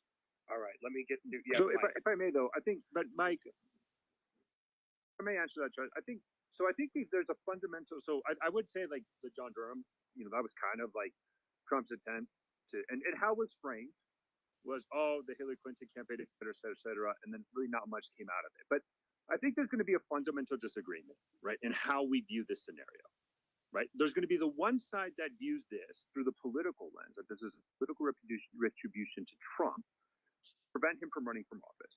That's what people on, I think, the conservative side would agree with. The position on the liberal side is that the facts of the matter that are investigated, that then should lead to an indictment, regardless of who is in office. And now, look, Mike, I'm not trying to be facetious about the Cookie Modi. Like, there's my argument was that the cases of indicting former presidents has happened in democracies I feel across like the I world. got completely skipped and I didn't get an opportunity to speak, and I have to go soon. I'm sorry to interrupt you, All Source News. I just had a question for Shireen. It's something that was brought up a while ago. If I could just ask her really quickly. Shireen, I was just curious, you made a comment earlier about indictment meaning admission of guilt. I'm just curious what you meant by that. Oh, I'm sorry. This indictment that he's going through, we haven't gotten to the conviction part. I'm saying, though, that there was someone who was indicted over this and that person was convicted. So that's where the guilt sits, the conviction. I think, Shireen, you're saying so you believe a conviction is an admission of guilt? Yes. No, Shireen, if I may, I think I'm not trying to put. I understand what you're trying to ask the question. You're saying that they may believe that they're not guilty, yet the jury found them guilty. That's guilt. And the fact that we do have people who are exonerated later, that's where we have the second part of that conversation. But when the jury says you're guilty, then yes, it's guilt at that point. I'm making sure I'm being clear about where I'm going with that particular part. And if you come, wait, hold on a second. And the other thing I said, I think you're asking me about is that if you ask for a pardon, you are admitting guilt. And I think that's where you got the rest of what I was saying. If you're asking and demanding a pardon, you have to admit the guilt. Who were you? Sorry, I wasn't paying attention. Who are you talking about that was convicted in this case already? Cohen. Well, Cohen pled guilty, right? He pled guilty. So it wasn't, yes, it's a conviction clearly, but there was no jury. She just asked the question about admission of guilt. If he pled guilty, then he admitted. Y'all try to twist words around that, right? I find that really fascinating. If he admitted guilt, then he pleaded guilty to an action that he was eventually convicted of. And that action that we're speaking about is where this case is going. There is an indictment. We don't know if there's going to be a conviction at the end of it. I don't believe that the person who is now indicted will ever in his life ever say that he was guilty of doing anything. He will, to the day he dies, say he didn't do it. And that's a very different thing. I wasn't trying to twist words. I was trying to give you an opportunity to clarify what you meant. So sorry if that's offensive. Also, really quick, Tony, in regard to what you were saying and the big scuffle that just happened between you and Mike, you are, referring to an investigation and that it's already happened before with Hillary, so on and so forth. Mike's point is this is not just an investigation. It's now leveled up to an indictment. You keep reverting back to the word investigation, and Mike has pointed it out several times. This is a precedent set now. This has never happened before. So maybe it's you who needs to admit that this has never happened before. No, I believe that this is the first time that a former president has ever been indicted, but it is not the first time that a private citizen has been indicted in the Manhattan DA's office under the law and the law and order that everyone claims to like. And I want to go back to earlier, since we're talking about the Manhattan DA, everyone kept saying that somehow Bragg ran for indicting Trump. He was asked a question and he gave an answer, but people keep failing to remember Alvin Bragg is not the very first Manhattan DA that New York has had. Cy Vance was before him, and he had plenty of investigators investigating this case in particular, which several of them resigned and wrote letters saying Cy Vance should bring this case. But this morning we found out Cy Vance said that Bill Barr told the SDNY to get Cy Vance to stand down on these charges, or what might be these charges. Then, when an election happened, Alvin Bragg took the position as the Manhattan DA, as it happens in elections in Manhattan, and he chose to bring the case against Weisselberg and the Trump organization. He chose to stand down at the time on this case, but has chosen, as the Manhattan DA, the duly elected district attorney in that jurisdiction, to bring this case. So the idea that somehow Alvin Bragg, and if we want to talk about politics, we can talk about that, somehow Alvin Bragg went to a grand jury after he was elected, stood down on this prosecution. We don't know what evidence he's gained since. We might find out there was no evidence. We might find out there was new evidence. When you go to a grand jury, you're getting the grand jury. Now, I get that you can indict a ham sandwich, and this is one of the dumbest ham sandwiches, in my opinion, that's ever been indicted in our country. But the fact remains that just because he's indicted, and this sets a huge precedent in this country, it doesn't mean it's a bad one. Because back to Mike's point about, can I finish? Back to Mike's point, and then I'll give it to Mike. I'm not interrupting. Back to Mike's point about a prosecutor in Kansas. If a prosecutor in Kansas finds that any president, I don't give a shit if it's a Republican or Democrat from here on out, decides that he can charge him in his jurisdiction for a crime that he committed in Kansas, which I don't even know how much Joe Biden's been in Kansas, so that might be a good one to see. But if they do, and there's crimes, then we should fucking convict him. And the reason why people are freaking out about Clip this, guys. Clip this. Listen. If we're worried about it, can I finish my point? I'm almost done, I promise. You guys get triggered when I get in here and talk. If there's a two-tier justice system, the thing that Donald Trump and all the white rich crippled ass Republicans are scared of. Yeah, we're is that triggered. We're the triggered ones. Their second tier won't protect them anymore. That's the precedent that they're scared of. That their two-tier system might not protect them anymore. Now you can do your thing. Can I just make one correction? Can I make one correction? It was Trish. Hold on a second. Trish James was the one that brought it against it. Shireen, 1 second. We need one person. Ian, we need one person at a time, please. Mike, you can now respond. Tony, when I jumped in and you got a bit upset, I was basically telling him to let you finish. But anyway, go ahead, Mike. Yeah, no, that was a very funny presentation there. So, like, first of all, no one actually said it was Alvin Bragg who said that. That was me who brought up the point, and I said it was Letitia James who said that. Letitia James is not the Manhattan DA; she's the New York State Attorney General. Now, she was the one who ran on a campaign to convict a person. Who ran on convicting someone. If you make me your state attorney general, we will indict a president. And then lo and behold, in her own state, the marquee city of that state is the one who brings the charges against that president. And again, like, do you think we don't notice that? Do you think that we're like, oh, you know what? That's just a strange little coincidence. This would be the equivalent of like the Florida state attorney general running on indicting Obama or Biden or a Democrat, and then the city of Tampa is the one who brings a case against one of those members of the political royalty class on the Democrat side, and then us turning around and saying, oh, what? You know, there's a total firewall between the city of Tampa and the state of Florida. We have to completely disregard the statements that the entire state justice system has pre-committed to indicting someone before they even have found a crime to do so. So that's the first point. I mean, the second is, well, I mean, honestly, I think my bros were a sufficient rebuttal for the rest of it. So if others want to talk, I mean, I can keep going, but I want to share the mic here. So if there's a more specific question, I'll respond to it. No, I appreciate you. No, I get it. I'm going to kind of shake this up a little bit again. Tulsi Gabbard actually came out, guys. I'd like to get your guys' feedback on this, where she's actually coming out and saying that Democrats are, weaponizing, and this is political persecution, and is setting a dangerous precedent for the country. So, Gabe, Tony, Shireen, I mean, what are your thoughts on Tulsi Gabbard's statement there?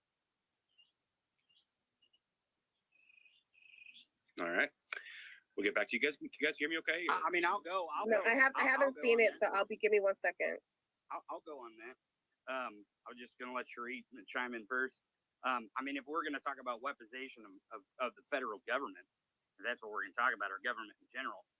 It appears that Jim Jordan, who is the chairman of the Oversight Committee, the Judiciary Committee, I misspoke there, and Jim Comer, I get the Jimbos mixed up, sorry about that. Jim Comer is the chairman of the Oversight Committee. It appears that they're trying to obstruct justice and weaponize the federal House of Representatives to intervene into what is a state case. So if we're going to talk about the weaponization of government, we should definitely. Come on, you're going there. So, you're doing that? No, this is gonna be good. I thought you were talking about her leaving the party, but like, if we're going to talk about the weaponization of government, I would go to that. If you didn't see the hearing where several people came to testify, and then all of a sudden they were dismissed, and there was no cross-examination, and there was a debate over whether or not to strike those testimonies. That's the first time I ever had to see a hearing designed like that. I'm actually surprised by what happened, and there's a whole debate about it and the spaces in between. But on average, when people come to testify before Congress, everyone gets to cross-examine.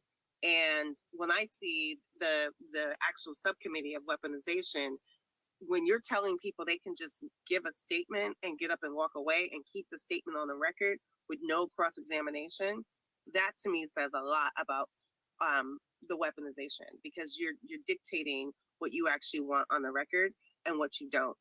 I'm curious as to where that goes next. I think that people don't know the difference about that. It's one thing when it's like this conversation about like, hey, this person can't stay long. We can only do 15 minutes. yada yada yada, and then like a witness is given priority, and then there's question and answers that happens for that person, and then that person then leaves after the question and answering is over. But the way in which Tulsi has always spoken has always like I thought you were talking about her leaving the Democratic Party. I don't think she ever was really a part of the Democratic Party. I think she's among the many who are either a part of the Green Party or really Dixiecrats, and that they have a completely different sentiment about what's going on. But I really do think the subcommittee, that subcommittee called the Weaponization Subcommittee, I think everyone should be paying close attention to those hearings and the biases that are happening. They actually tried to strike a ranking member's opening statement. Never been done before, never heard of. It was mind-boggling to even attempt it. I found it so flabbergasting to see how magical rules were being made in the moment. And I know for those who don't know how our hearings operate, I'm letting you know that what's happening in that particular subcommittee is not the way we've ever operated before. Shereen, were you okay with the January 6th committee striking? Oh, sure. I was just going to ask if she was okay in terms of push it precedent. on to you quickly just to do that point about the January 6th. But I did want to just provide something from one of our regulars here, Nick Sorrento, because I think it is important, and I do want to get back, obviously, to the conversation, but we can't forget what's happening in America, the rest. More news happen than just politics. I shared up on the Nest from Nick Sorrento, regular contributor, speaker, co-host, his trip to Tennessee after the tornadoes. Obviously, dozens of Americans have died because of these tornadoes. I just wanted to share it up with everybody in the Nest that kind of get the latest. He's been doing great work down there. Actually, there was a moment of kind of craziness where we were concerned about his well-being. And so I would just like all our listeners to please go to the Nest. Please look at it. Please make sure you're providing awareness, retweet it, quote tweet it, talk about it, because there are Americans who are suffering right now. And I just don't want that to be forgotten in this space. But go ahead, Mike, continue with your point. Yep, sure. And I think I have to leave after this, actually. And I did want to make one quick TikTok point because I missed that. But my question to Shireen was, in terms of precedent, I mean, I think that's, that's a point well taken. But were you okay with the decision for the first time in American history for when Nancy Pelosi blocked Jim Banks and Jim Jordan from being members of the January 6th committee? She blocked, these were Republican Party nominations, minority party nominations to a House of Representatives committee, and their appointments to those committees were blocked by Democrat House leadership, breaking again 2.5 centuries of precedent on that. Were you okay with that?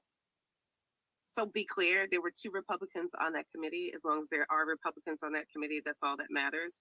The reason that those people got blocked is because what was said before by McCarthy was that no Republican should ever say yes to the committee. The ones that said yes joined. And then after those Republicans joined, McCarthy tried to force a couple of others onto the committee because the committee was moving. Hold on a second, let me finish. Because now the committee was moving forward. So let's just talk about precedent.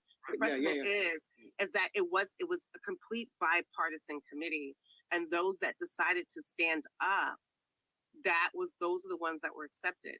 Right. McCarthy trying to force. Hold on a second. Well, keep going, but he was trying to hold on a second. He was trying to make sure that she's dancing. She's dancing. She's not answering the question. No, listen. I'm trying to finish. Just answer the question. No, like what is the problem here? He was trying to dismantle the committee altogether. He was trying to dismantle the committee altogether. Once the committee is formed, you do not have to accept anybody else as long as you have a bipartisan committee, period. Right. Okay, so what you're saying, so this was the first time in history that the party in power in Congress had struck the opposing party's nominees to that committee. But your defense of breaking 2.5 centuries of as long as there were Republicans on the committee, that's all that matters. Seriously, as long as there were Republicans. Hold on a second. No. He told Republicans not to join. No, it's not a precedent. This is not a precedent. Guys. More yelling.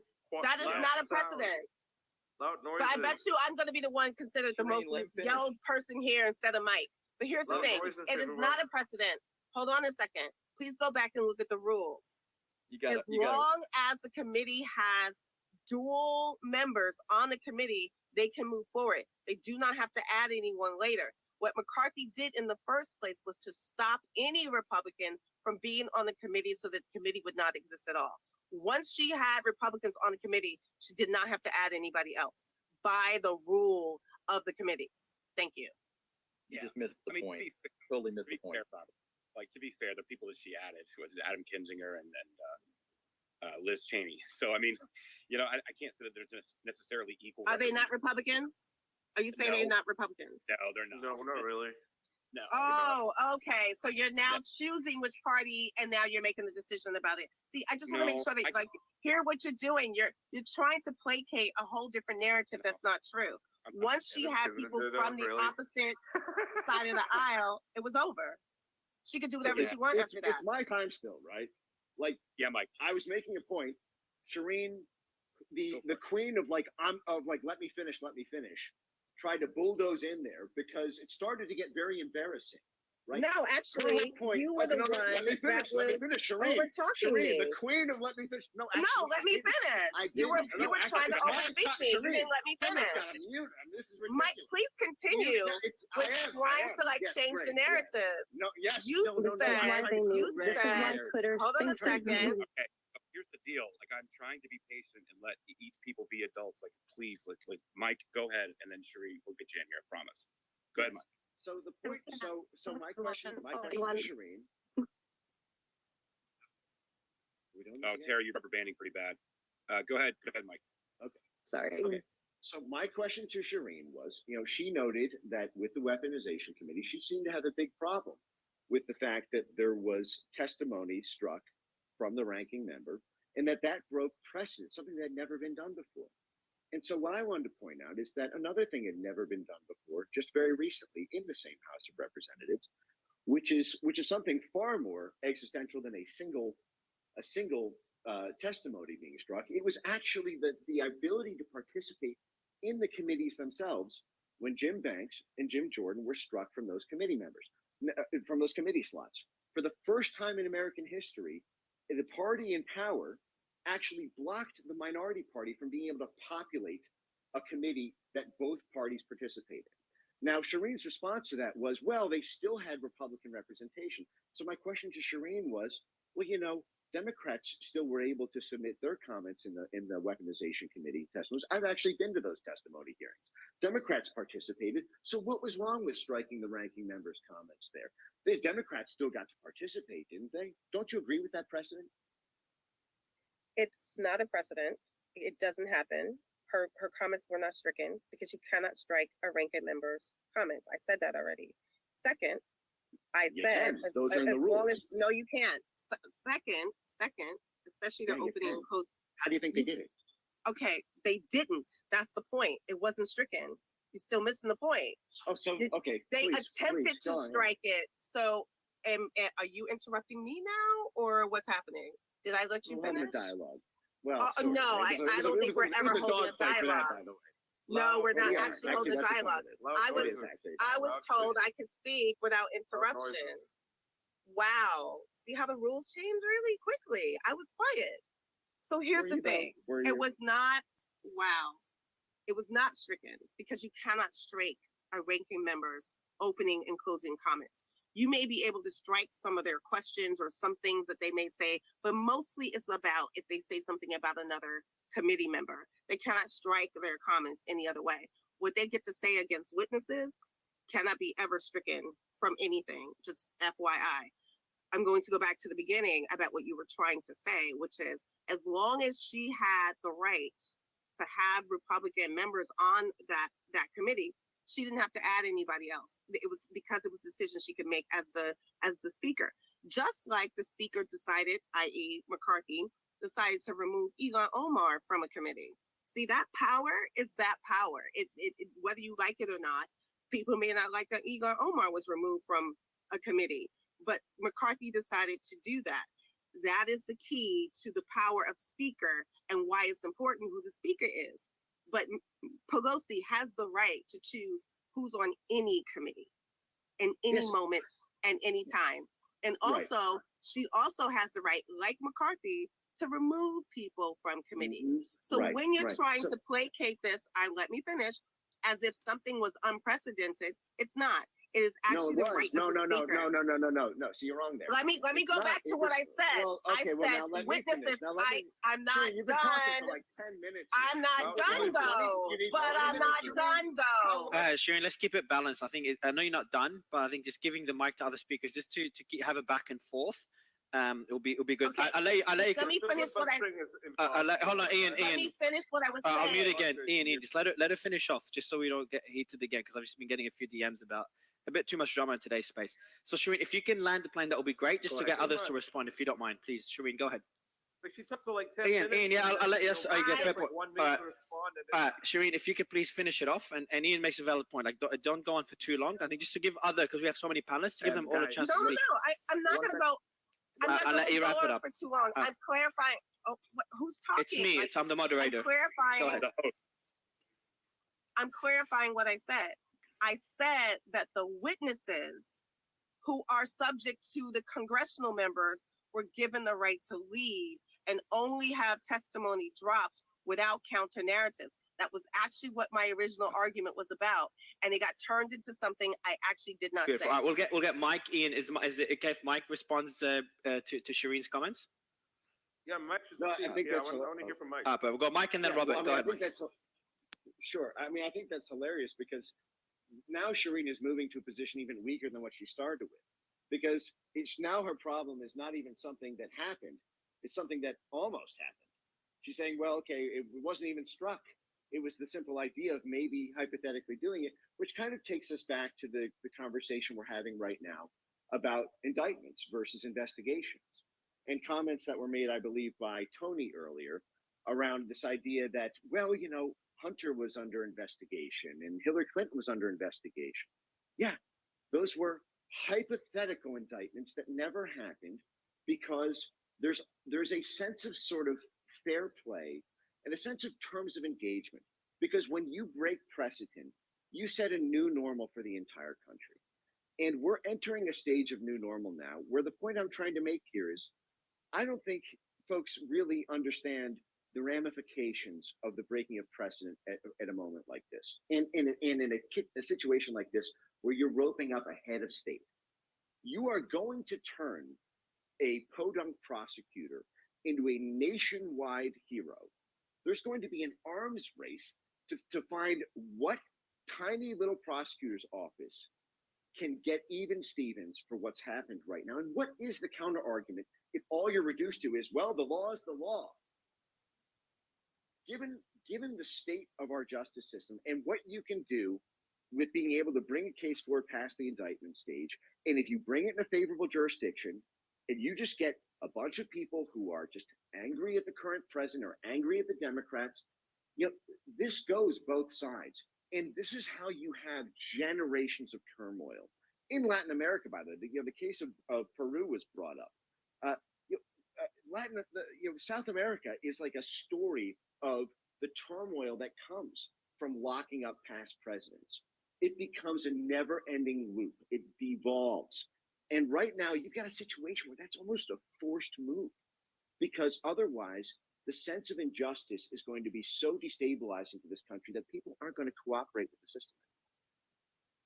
So if I may answer to Mike on that point, because I think that's kind of interesting, and I know you use Peru, but again, I go back to France, Israel, South Korea, Italy. Like again, it goes back to like we don't see tit for tats in democratic societies that indict former presidents. Like it doesn't happen.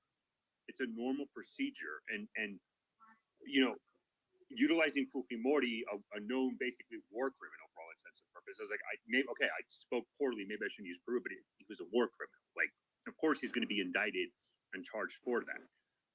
But I think, Mike, one of the things that I think is important that you say precedents, right? And I think what it is forgotten when we have this conversation about 2016, right? Like there was precedent that was broken in 2016, but nobody really complained about it. But it was Director Comey, the FBI director at the time, launching an investigation into Hillary Clinton and then doing a public pressing, like a report stating, hey, I'm not charging Hillary Clinton, but here's all the bad things she did. Rather than just saying, oh, here's a letter, we're not charging her, not commenting at all. He had a press briefing basically blasting Hillary Clinton for all the world to see. And then a week prior to the election, when they found that computer by Anthony Weiner, he released a letter to then, I believe it was the head of the Judiciary Committee that got leaked promptly, that's saying, oh, I'm reopening the investigation because there might be new evidence. And then that evidence came up that there was nothing new, and then he shut it, which did break with Department of Justice policy of not announcing any investigation against a political candidate before the election. Because if you look at 2016, while the Trump campaign was being investigated about Russia, no comment, nothing came out of that. But the Hillary Clinton investigation was public knowledge and talked about a week prior, which broke all precedent, and yet it didn't destroy our country.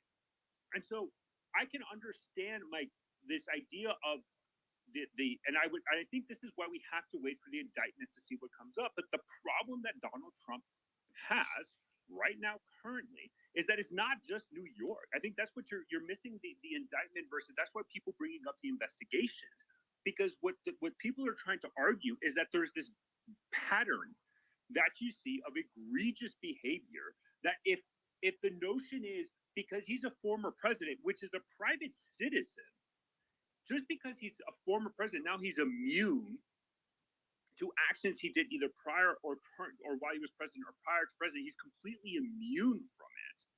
That to me is a more dangerous precedent, because then the issue will always be that then a president can do whatever he wants in office and no accountability is going to be done. And let's not forget, a lot of these precedent was broken during the Bill Clinton administration. Now, a lot of it was civil, but even still, that was earth-shattering. What we saw then from a notion of a presidency, but the country didn't end.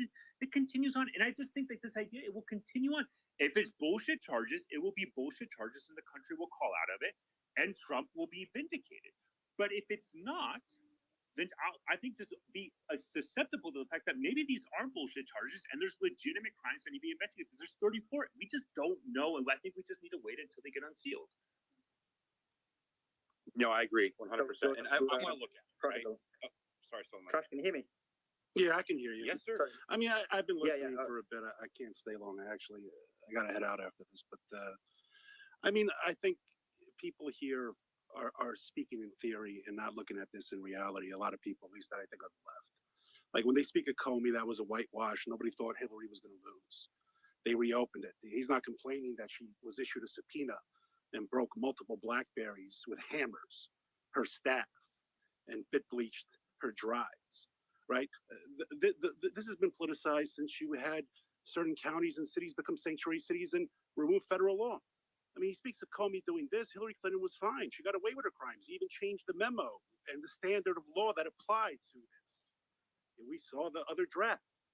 But here we have a prosecutor, literally, they make it sound like this is the rule of law. It's a bullshit case. Prosecutors look at cases and they go based on whether they will have success. There's already two valid reasons. We don't need to go into it. Michael Cohen is a fraud and a tax cheat. That's why he's in trouble. That's why he fled. You look at all these people who speak about this, they've been full of shit forever. That's why the federal government didn't do anything when they've been chasing Trump for years with multiple investigations. You look, you have Lev Parnas in here. I'm from Eastern Europe. You know why he's confused about what happened? In Eastern Europe, when you donate a couple $100,000 or a couple million to a politician, you own them. And when you get in trouble and break the law, you expect them to break you out. That's not how Trump and the party work. So when you look at this and what Alvin Bragg is doing at this time with geopolitical tensions at global highs, military recruiting at shit, the city's a nightmare, right? It's a nightmare. Florida actually has more jobs and is growing. New York City is dying. This is what they're focusing on. And guess what? Budget cuts are coming, people. I mean, they're having it issued on streaming services in New York City. This is the quality of New York with taxes sky high. What do you think it's going to be when they have to start cutting budgets? It's going to be even worse. And this is what he's focused on? Yeah. Soros-linked groups donate to him. Soros-linked prosecutors are connected to a lot of shit that's not good. Look at Krasner in Philly. Look at what happens in Maricopa County. Look at Fulton County. Wherever he touches the county and local state system, he clearly institutes bias. And when you look at this case and what the end result's going to be, it is nothing good. But I'm happy because I think it is bullshit. And I think since they have crossed the Rubicon, let Arkansas and the other states file the legal charges that are there, since everybody cares about the rule of law. And in this one, they won't have to bullshit a case or plead up a misdemeanor or completely change how they apply law for their jurisdiction. The criminal laws that were broken in Arkansas in particular, connected to the Biden family, is clear. So it'll be interesting to see Biden's entire family get indicted. if the state AG and local and state council there decides to approve it. And those charges will stick to you. You've opened a can of worms. You have no idea what you're talking about. And you're telling people everything's fine. It's dandy. You're literally seeing Brazil, the rest of the world move away from us. Your cities fall to shit. And you're telling people, don't believe your eyes. These are the same people who wanted you to take a jab every 6 months that now more and more information is coming out that, hey, maybe if you're young and healthy, you shouldn't take it. These are the same people who locked down the economy, destroyed a generation of kids, and watched cities burn. You're talking about politicization of law. Look at what prosecutors charged and didn't charge in regards to the 2020 Summer of Love riots throughout America. You literally had an independent autonomous zone in the states of Washington and I believe there was another one in Minnesota called the George Floyd bill or something of that nature. Yeah, Chop Chaz in Seattle. So these are people who have continually broken the law, don't give a shit about the law. They threaten and protest Supreme Court justices even though it's illegal. So to listen to these people blab, who have literally, you've seen them destroy your quality of life, literally in 2 years. When are you going to wake up? When are you going to realize that once they're done with him, they're going to come for you? They're already coming for people. They're coming after people who don't want their kids indoctrinated with gender ideology that's against their cultural and religious beliefs. They're writing memos to go after Catholics, right? They talk and they pretend that they haven't pushed the line every time. And at this point, people need to give them a taste of their own medicine. It's clear the rule of law does not exist for the left. It does not. It has not for a long time. When you withhold exculpatory evidence from simple trespassers, when you watch the entire nation burn down, and then you try to claim these people are terrorists and it's 9/11, yes, there were some bad actors there, but let's be honest. You have a lot of people in solitary confinement for prolonged periods of time for trespassing. These are the people who want to talk. Look at their cities that they run. Not only the ones that are run by Democrat mayors and boards, but the states where they have a supermajority. These people are not serious people. You need to stop listening to them. They will lead you down the path to destruction. Have a good day. Right, I just want to bring it in. Tira, go for it. Sure. So, Prodigal just raised everything in the kitchen sink. I don't think it's worth responding to most of it. I will point out that in New York, Prodigal, wait, please. I let you speak. You spoke. And I will point out that New York City actually had an increase in population, one of the few larger cities that did that. And also, it's how did the state do that. How many empty Wait, apartments are in New York? What's the average rent? Can What's you the eviction just rate be going on in New York quiet? City right now? Can you be How many quiet? I live here, you don't. 1 second, guys. Prodigal, let Tira finish and then you can come back. I know Tira went for a slight dig right at the beginning, hoping that you'd have to wait to get a comeback, but it is what it is. Let Tira finish and then we can get back to you.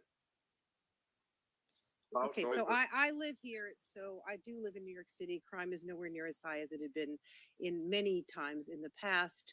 Things are actually a little bit on the upswing. There are obvious problems in every large city, but let's move on. I think Mike was the one who basically was talking about precedents. We've had a lot of bad precedents set in the past few years, right? We had Merrick Garland. That was a precedent that the Republicans tried to pretend was not, but it was a terrible precedent. They literally refused to consider a Supreme Court nomination. That was a sucky thing to do. They then pushed through, breaking their own supposed precedent. They pushed through Amy Coney Barrett, right? Within like a question of weeks, right? So we've seen a lot of things going on both sides that are pretty awful. The country has managed to survive. I do not really find the indictment of Donald Trump is going to be one of those precedents or breaking precedents that is going to make our country not survive. We are already in some sort of peril because we are so divided. But at the end of the day, this, I do not believe, will divide us more than other things It's definitely uniting. Wait. I do not think this will divide us more. I do not know what this case will come down to. I am not a fan of this case based upon what I've heard. Yeah. Sure. So you said that you don't think he'll divide you, and this is my thought on this case. And remember, I'm not from the United States, so just looking at it from a logical point of view. Like, Biden ran on 2020 on the whole notion that he was going to bring the country together. And then you had a scenario where now it looks like, no matter how, I get it, liberals are going to say it's not the case and Republicans are going to say it is. But optically, it looks like those in power have used their power to go after the political opposition, even if you don't believe it or not, but that's how it's coming across from optics point of view. And you don't think that would divide the country even more and say, look, those guys are going after our political leader? I wish, no, I actually don't. Okay. I think there are people who are going to be looking at this, as we all should, based upon the actual charges that are brought. As I said, I'm not a big fan of this prosecution. It doesn't look The strong ones the to me. FEC and federal prosecutors refuse It to bring. does Those not look charges you're strong talking to me. It does not look strong to me based upon what I've read, but what I've read is just what we all have read. We don't really I'm just curious how Wait, Joe so I classified guess, Hunter's cocaine so and I prostitute also payments. I'm don't wondering if he think kept that paperwork. Hunter Biden is currently being Yeah, but his investigated. father I paid actually for it. They had hope, joint bank I- accounts. I'm just stop. curious. Stop. I actually hope that Hunter Biden is indicted for some of the things. If they have evidence, I hope they bring it. Well, they have evidence he left a gun in a school zone and the Secret Service went and took Prodigal, it. do you He ever falsified stop? a gun Is there- application. That's a felony. Excuse me, you're talking over me and I don't understand why. I wasn't addressing you. Sir, I was not addressing you. Okay. So maybe you can control yourself. That would be really nice. I guess I don't see this narrative of, oh, now we're gonna go after all these people. We've been going after all these people. We've had investigations of other parties now going back for quite some time. We are very divided. No, Suleiman, I don't actually think this is going to be worse. I also think they're painting with a very broad brush. I don't know that Alvin Bragg is in some sort of conspiracy with Merrick Garland and the DOJ, or even why he brought this case. A year ago, 2 of his prosecutors resigned. Someone actually misspoke about who they were working for. They resigned because they didn't think he was pursuing things quickly enough, or he wasn't willing to pursue this case. So I don't actually know why he continued to do this. I don't think it's because Tish James said anything to him, because he wasn't doing it a year ago. So let's see what the evidence brings, because I think people are talking. Let me just finish. People are talking as if there's one huge, the Democrats get together and we're going to. I don't actually think the world works like this. I think people are using they have their own reasons. They have their own positions. Some of them are being politically motivated. Others are not. And I think one of the things maybe we could all do is step back from this. All Republicans do this. All liberal Democrats do this. That, I believe, is not true and actually misstates many motivations. Thank you. Okay. So Ben, I want to bring you in because you, please correct me if I'm wrong. I remember you're quite moderate in your political leanings. And so, I mean, are you seeing it the way I'm seeing it, that optically and even from the way it's coming across, this has more chance of dividing the country than anything that has ever happened before, just based on it looking like it's a political motivated attack? Well, I mean, I don't really want to inject politics into this. Tira is my friend. Hello, Tira. It's nice to see you. Hi, nice to see you. Likewise. I can't believe I'm going to agree with Prodigal for once. So there's a couple points to this, right? So again, we don't know what is contained within the indictment, but let us just assume that it indeed, does involve around the hush money payments and to another lady, this McDougal lady. So I think it'd be safe to assume, and I do believe that Tira would agree with me. So if I had the investigative powers of a grand jury, if I had the subpoena power at will, if I were to walk down Wall Street or the financial district or, in front of Congress and I had x-ray vision, I'm sure I could find, 1 out of every 3 people who would probably be culpable and guilty of far more serious offenses than this. I mean, that's just the reality, right? And it's a tough thing for me to say, but does it seem political to me? It does. It really does. Now, in terms of the federal prosecutors looking at this, so look, I know that the 2 of them resigned and one wrote a book and so forth. It's a little bit hard for me to specifically process that allegedly Bill Barr told Cy Vance to not pursue this. At the end of the day, for whatever, and Cy Vance is not federal, he wasn't with the Southern District of New York, mind you, but the Southern District of New York did in fact look at this, right? They looked at this and they decided not to prosecute. For whatever reason, that is their, that was their discretion to do it. So my overall question and concern is this. So if this is indeed, what amounts to a speeding ticket, right? So let's just assume that there are, because there's all types of investigations going on regarding Donald Trump. Perhaps he faces legal jeopardy, other ones, I don't know. I don't have a crystal ball. But, it would be, in my mind, and I explained this to Nick down there once. So, it would be like getting drunk, stealing a car, driving it, plowing through a family, getting into a foot pursuit with the cop, disarming the cop, shooting the cop in the shoulder. And when it comes time for your arraignment, you're charged with driving without a license, right? That's how one side of the country will see it if this is the extent of all the legal jeopardy that Donald Trump will feel or experience. So that's one side of it. Now, the other side of it is, look, and we do have to wait until Tuesday. I mean, how is this? This is a question to the international people on the stage. I am genuinely curious. How is this going to be viewed in countries in which political leaders, specifically recently Biden, who comments, well, Putin jailed Navalny, or China imprisons their political opponents, or Iran, or here and there. I mean, would the front page of their newspapers, their filtered newspapers, just be full of pictures of Joe Biden, imprisoning his political opponent? So listen, I absolutely do believe that people need to be held accountable. But this is going to be the gamble of a lifetime, in my opinion, for the Manhattan DA, right? I mean, I assume that on Tuesday there's going to be some huge revelations. Oh my God, that's what we're investigating. I have to hold that hope out.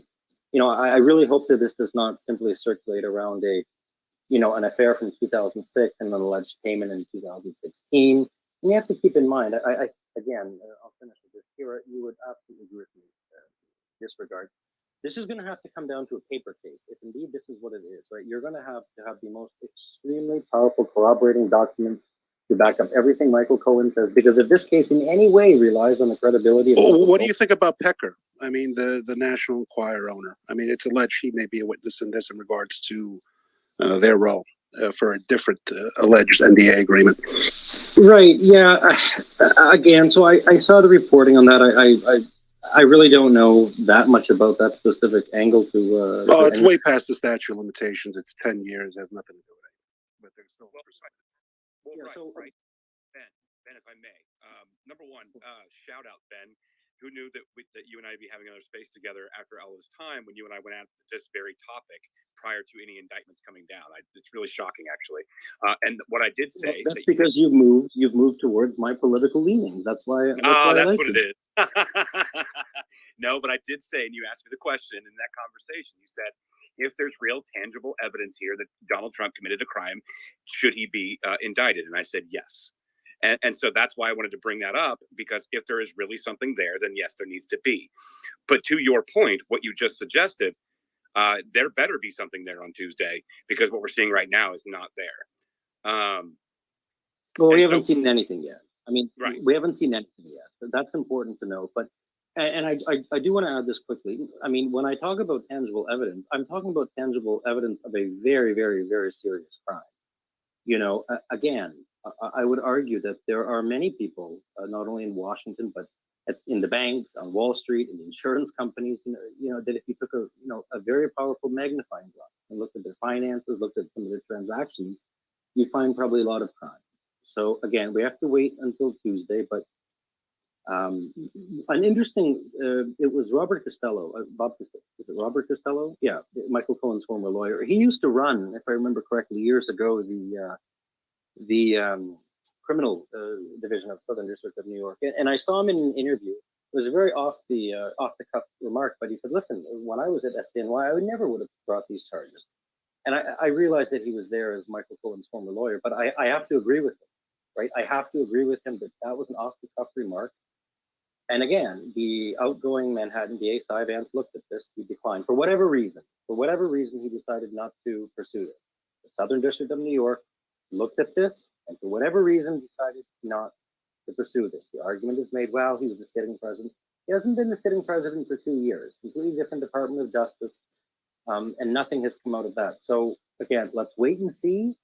But Michael Cohen's credibility. I have to say this one more time. That is going to be a very, very hard issue to overcome, right? Because I can just imagine Trump's lawyers, this is what it would sound like. Ladies and gentlemen of the jury, Michael Cohen is here trying to convince you that he's reset his moral compass, moral magnetic north.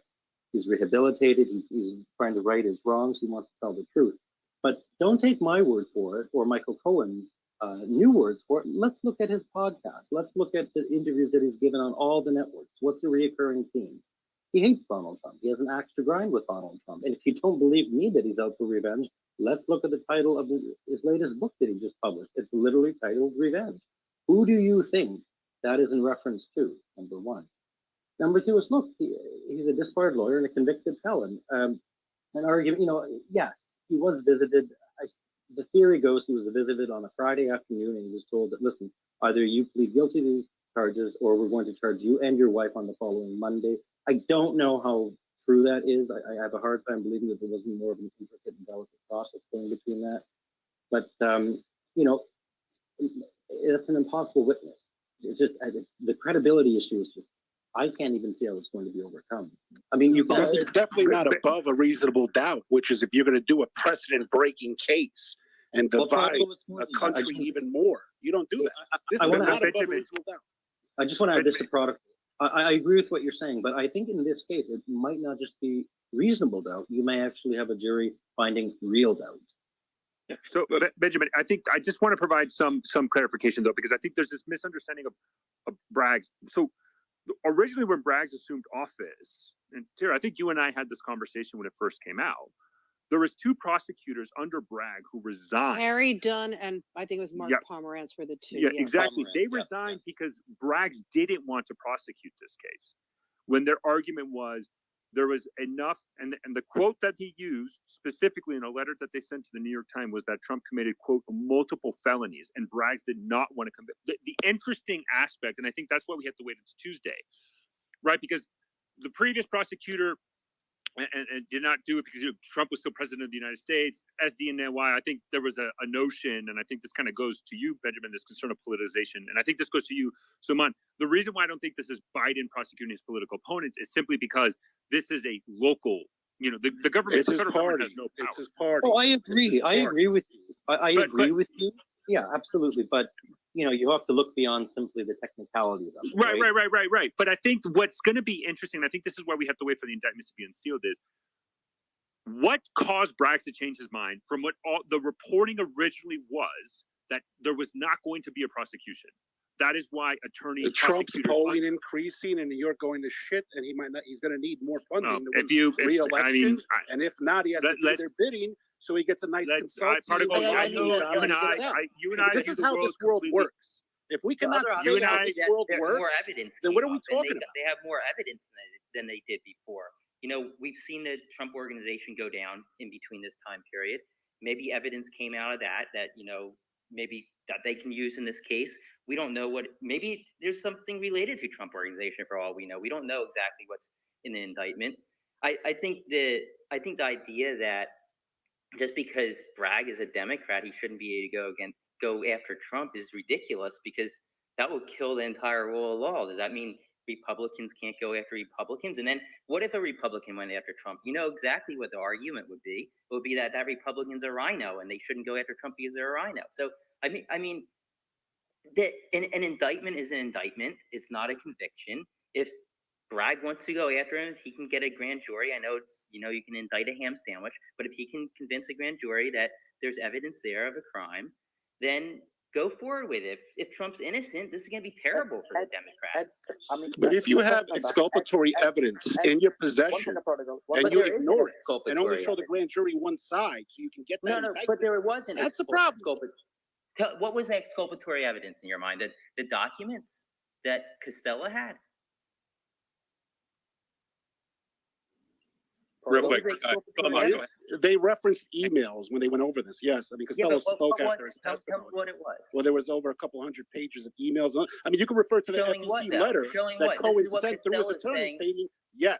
I mean, this is all documented. You don't know there's exculpatory evidence. Do we know what it is? We don't know that. Yeah, that's what they said for the Duke lacrosse case. We don't know. Who knows? Who cares? Let's do it. Let's roll. So, all right. I want to spin a question if I can real quick there, because you were talking earlier about this being a Mickey Mouse crime, or essentially a speeding ticket type situation. Normally, I'm just going based off of what we know right now, but if we were to look at other politicians over history, other presidents, why you see all of these people, they're quite vulnerable, right? They're pretty out there in public. Why was Trump now charged with a crime that it's looking like it, based on the witnesses and what we know so far, it has to do with a potential hush money payment? And are there not a bunch of allegations that are rolling across desks of prosecutors in both federal districts and state districts and such that they could potentially act on. Why now? What? Yes. So, and why wouldn't Yes, they? absolutely. Why wouldn't they go after those things? Against whom? Against charges against whom? Of all these other Against other politicians, is there any politicians, reason well- that they wouldn't decide to pursue them if there was actually a crime? Say they were falsifying business records, okay? But I think they would, but I think going after politicians, truly think going after the president, truly going think, after the president. Ed, do you truly think they could go? They're going after every sort of politician out here that where an allegation rolls across their desks. Because if No, I think I agree with you. I think going after a politician is dangerous for a prosecutor because if you get it wrong, that's going to spell doom for you, and it's going to be 20 times the case with Trump. If Bragg goes after Trump and he doesn't get a conviction here, that's going to be spell doom for him. He's going to, he's going to look like a loser, and it's going to be bad for the Democrats even.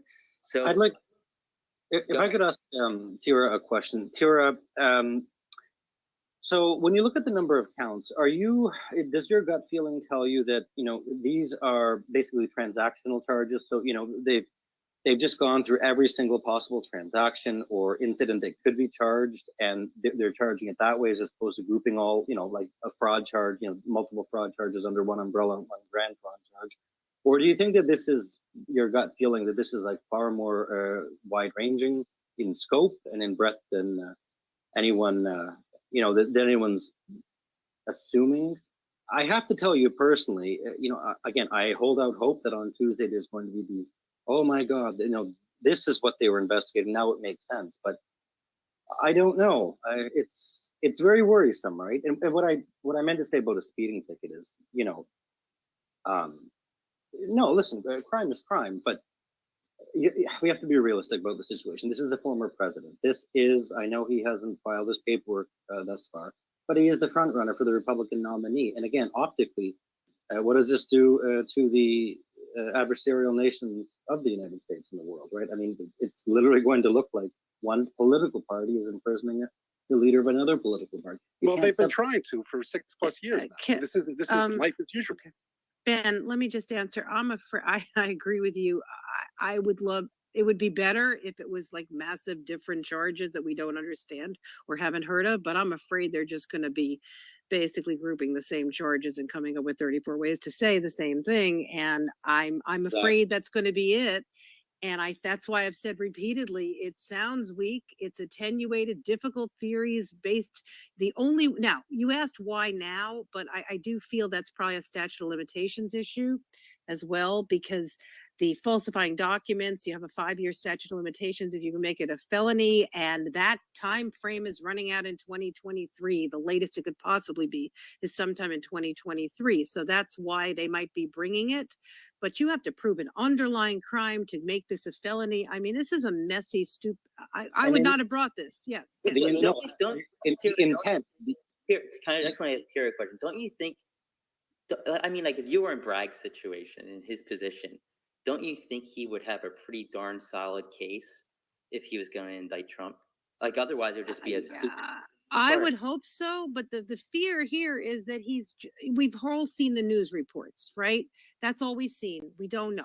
But if it is simply, he falsified his records relating to this, the payment to Stormy Daniels, and then he was doing that in order to sort of help abet an election law crime, that's going to be terrible. Then I will agree almost with Prodigal. That's going to be very bad because that's just a weak case. Ben was right. There are some cases they're truthful, they're right, but you might not. It's sort of like tax fraud. A lot of times people do tax fraud and they get away with it, right? People they negotiate with the government. We don't always indict them. In fact, we rarely do. You literally negotiate with them frequently. This would be one of those things. If it's the underlying crime is election law reporting fraud of some kind, we would normally not.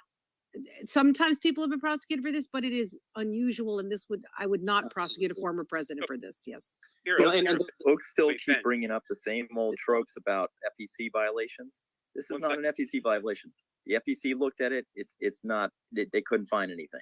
Cy Vance looked at this, couldn't find anything. He dropped the investigation. He could not prove any connection to Trump. Back to the statute of limitations, Tira.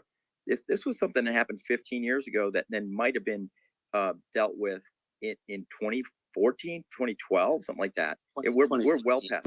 It was well 20. past it. All right, so it was 2016 when the payment was made. It was 2017 and 18 apparently when Michael Cohen was paid, which is why I'm saying 5 years from 2018 is 2023. That's the only way you can. What does Michael Cohen being paid have to do with it? Donald Trump was out of that in 2015. No. Yes, he was not part of the Trump organization in 2015 on. So we're talking about what 8 years ago? What he's saying is. Is this Michael Cohen on trial and being indicted, or is this Donald Trump? Robert, I don't have a dog. Well, in they'll this one. decide We're it's just in trying to- trial motions.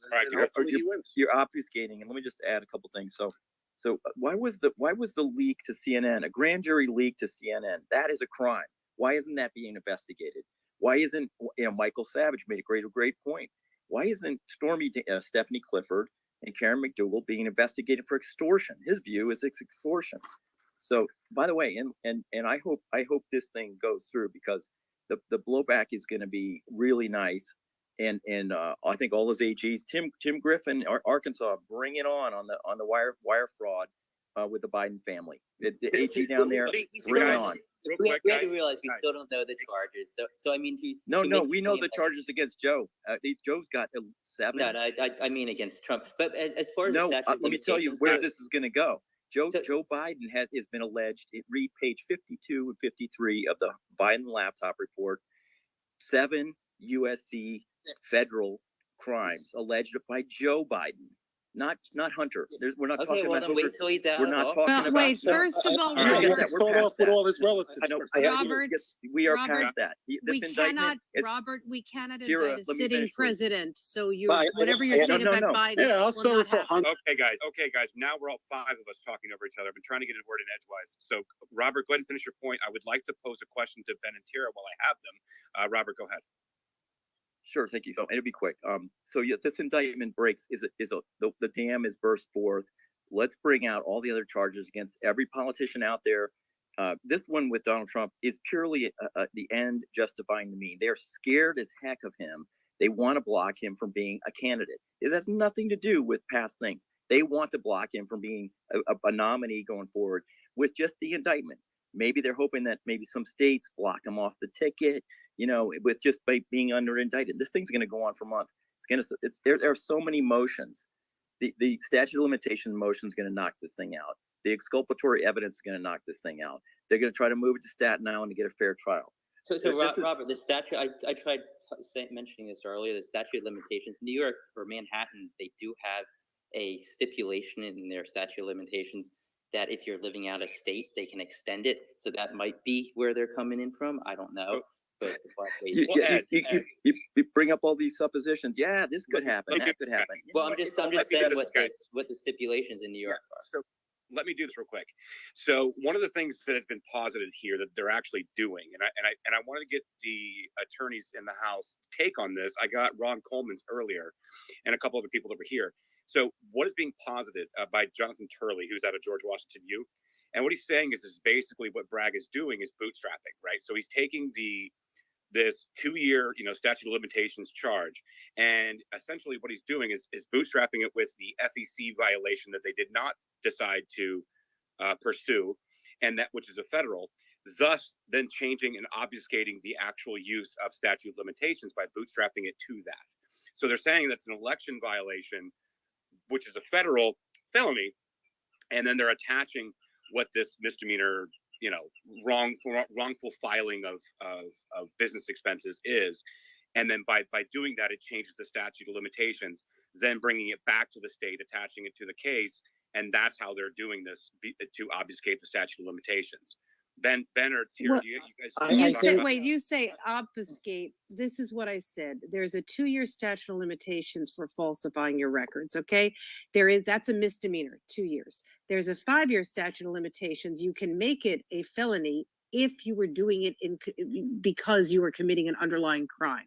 Now, I'm not sure bootstrapping is exactly the word I'd say, but what they're basically saying, what we've read, I should be very clear, is that the way they're coming up with the statute of limitations is saying the business reporting was a felony because it was done in support of this underlying crime, which is, we think, once again, I'm really being careful here, I don't know, we think is either state or federal election law crimes, okay? And that's all we know, but I don't think that's obfuscating. That's just the way this potential misdemeanor becomes a felony. Yeah, that's the maneuvering they're doing. I agree with you.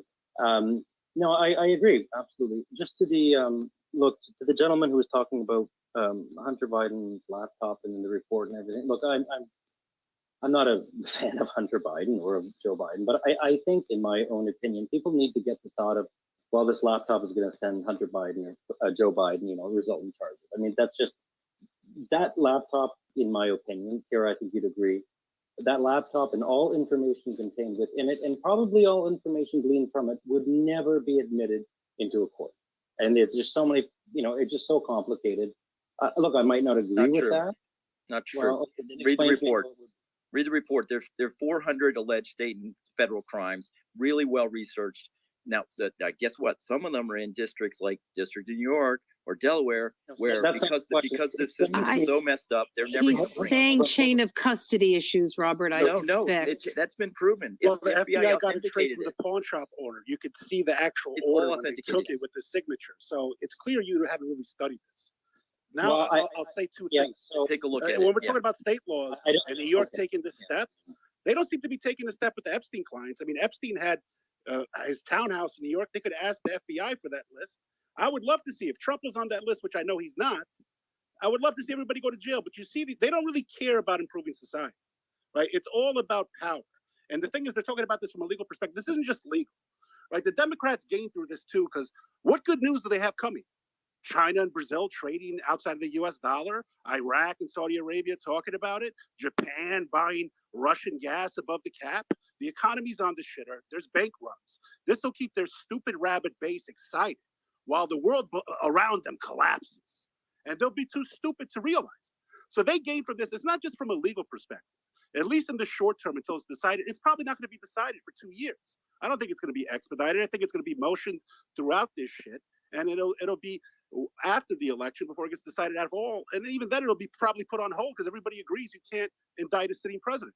So the reality of the matter, there's a number of reasons why they gain from this, not eliminating the funding reasons. That the person who funds all these prosecutors who are shit on crime and have gone after everybody from DeSantis to Trump and anybody who supports their policies are Soros. So they gain by killing the news cycle because everybody jumps like idiots, not realizing they're marching towards World War III and everything else.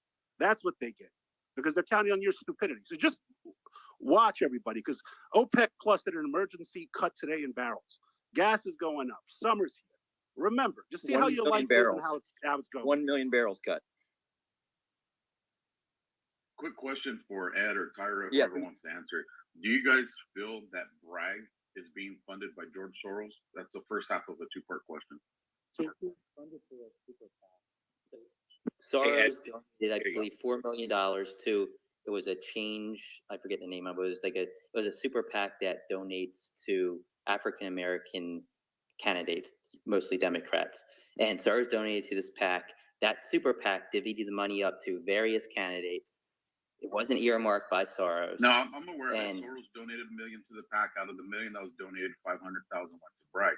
So Tyra, do you think Soros? No, not out of the $1 million that he donated. Out of all the money that they took in, they donated 500,000 to Bragg. A few days later, after the PAC announced that they were supporting Bragg, Soros donated $1 million. Shortly thereafter, 500,000 went to Bragg. So my question is, yes, that's correct. So my question is, you guys keep saying, well, Soros didn't directly support Bragg because he went through a PAC. So did Trump directly pay Stormy Daniels? Oh, but that was the point. He used a cutout in I mean, that's how a lot of people. I don't understand. On the left where everybody says Soros did directly, it was an indirect. It was an Soros indirect. donates to. Soros donates to. How many PACs has Soros donated to? And how many times? Like Soros has donated to like 100 different PACs. The nuisance lawsuit. It's the same. It's the same theory. You got all these people. Why isn't that this wanna extortion? Say, all these Well, people that once want to a- say once- that it's an indirect thing when it's Soros to brag, but yet want to ignore the same concept when it's Trump to Stormy Daniels. Trump Well, never paid that'd be- Stormy well, Daniels. Cohen Okay, paid Stormy if that's Daniels what you later said, on. I Cohen mean, went it to goes by the collect law. legal If debt from it's- Trump, and Trump paid a legal fee. Yeah, but it's the law. Like Soros donating, whether Well, he it's also a donates law that you can directly only or not, donate 3,300 whatever's to a legal is direct legal. candidate. So if you're going to donate a Well, high I- amount of money, knowing where it's going to go once the pack is distributed, No, but it's he, the same but there's thing no working evidence around the that says system. he. No, but We Hey, have hey, guys, there's Stephanie no Clifford. evidence whatsoever that he knew where that money was going. There's no Stephanie Clifford said there's no affair. Stormy Daniels admitted no She affair. said that when she was under the NDA, and Trump was making her say that. No, she tweeted it. I actually have the tweets. No, So she said it when she was still under the NDA. though. NDAs on extortion. That's not how NDAs work. NDAs don't force you to say things; they That's- force you to not say Well, things. Trump was in contact with Trump's lawyer at the time. You realize that, right? Sure, but she What's was your under point? no compulsion to tweet that. She's not under any contractual compulsion to tweet that. So she did do that voluntarily. Whether or not that's right or not, we can argue that. But she did do that voluntarily. She wasn't compelled to, as you implied. Well, she not only did that, but she actually, but Ed, to be fair, she not only just tweeted it, she actually responded to Michael Cohen specifically on that matter. So, like, there is.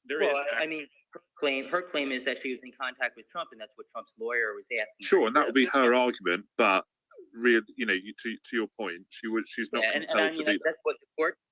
I mean, that's what the courts are going to have to decide. Like, it's Because all going to come down to if the you're actual essentially if you're saying that, you're suggesting that she was compelled or harassed into it, which would be a bigger indictment of the Trump camp in general. Well, I would say that Trump said, if you don't do this, you're breaking the NDA, and her attorney, who was actually working for Trump, might have coerced her in some way. I don't know what happened. That's why we had to see what happens in court. And I mean, Well, if I think he has generally that would be an interesting part of the case, because it would be interesting to see whether or not the prosecution go down that line. But if they go down that line, that is a much he's currently indicted for quite.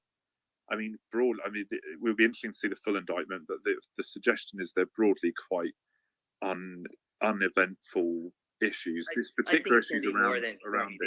If they try and make it something bigger and they can't make it stick, the problem that they've got is that they've, not that I have a particular affiliation. I'm British, but I spend a huge amount of time in the US and know US law very well. The problem, specifically New York law very well, because I was a finance man there. But if they are going on business indictments from 7 years ago, this is an issue. So I think they're probably trying to use that to strong arm them into a wider thing. The problem is you're kind of taking a shot at the king at that point, and so you kind of need to kill him.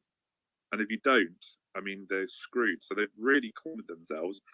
They might be trying to go down this line where they suggest that Stormy was put into this awful position where she was coerced, and if they've got evidence to that and they can prove that in a court of law, then fine, that's the law. But I really struggle with that concept.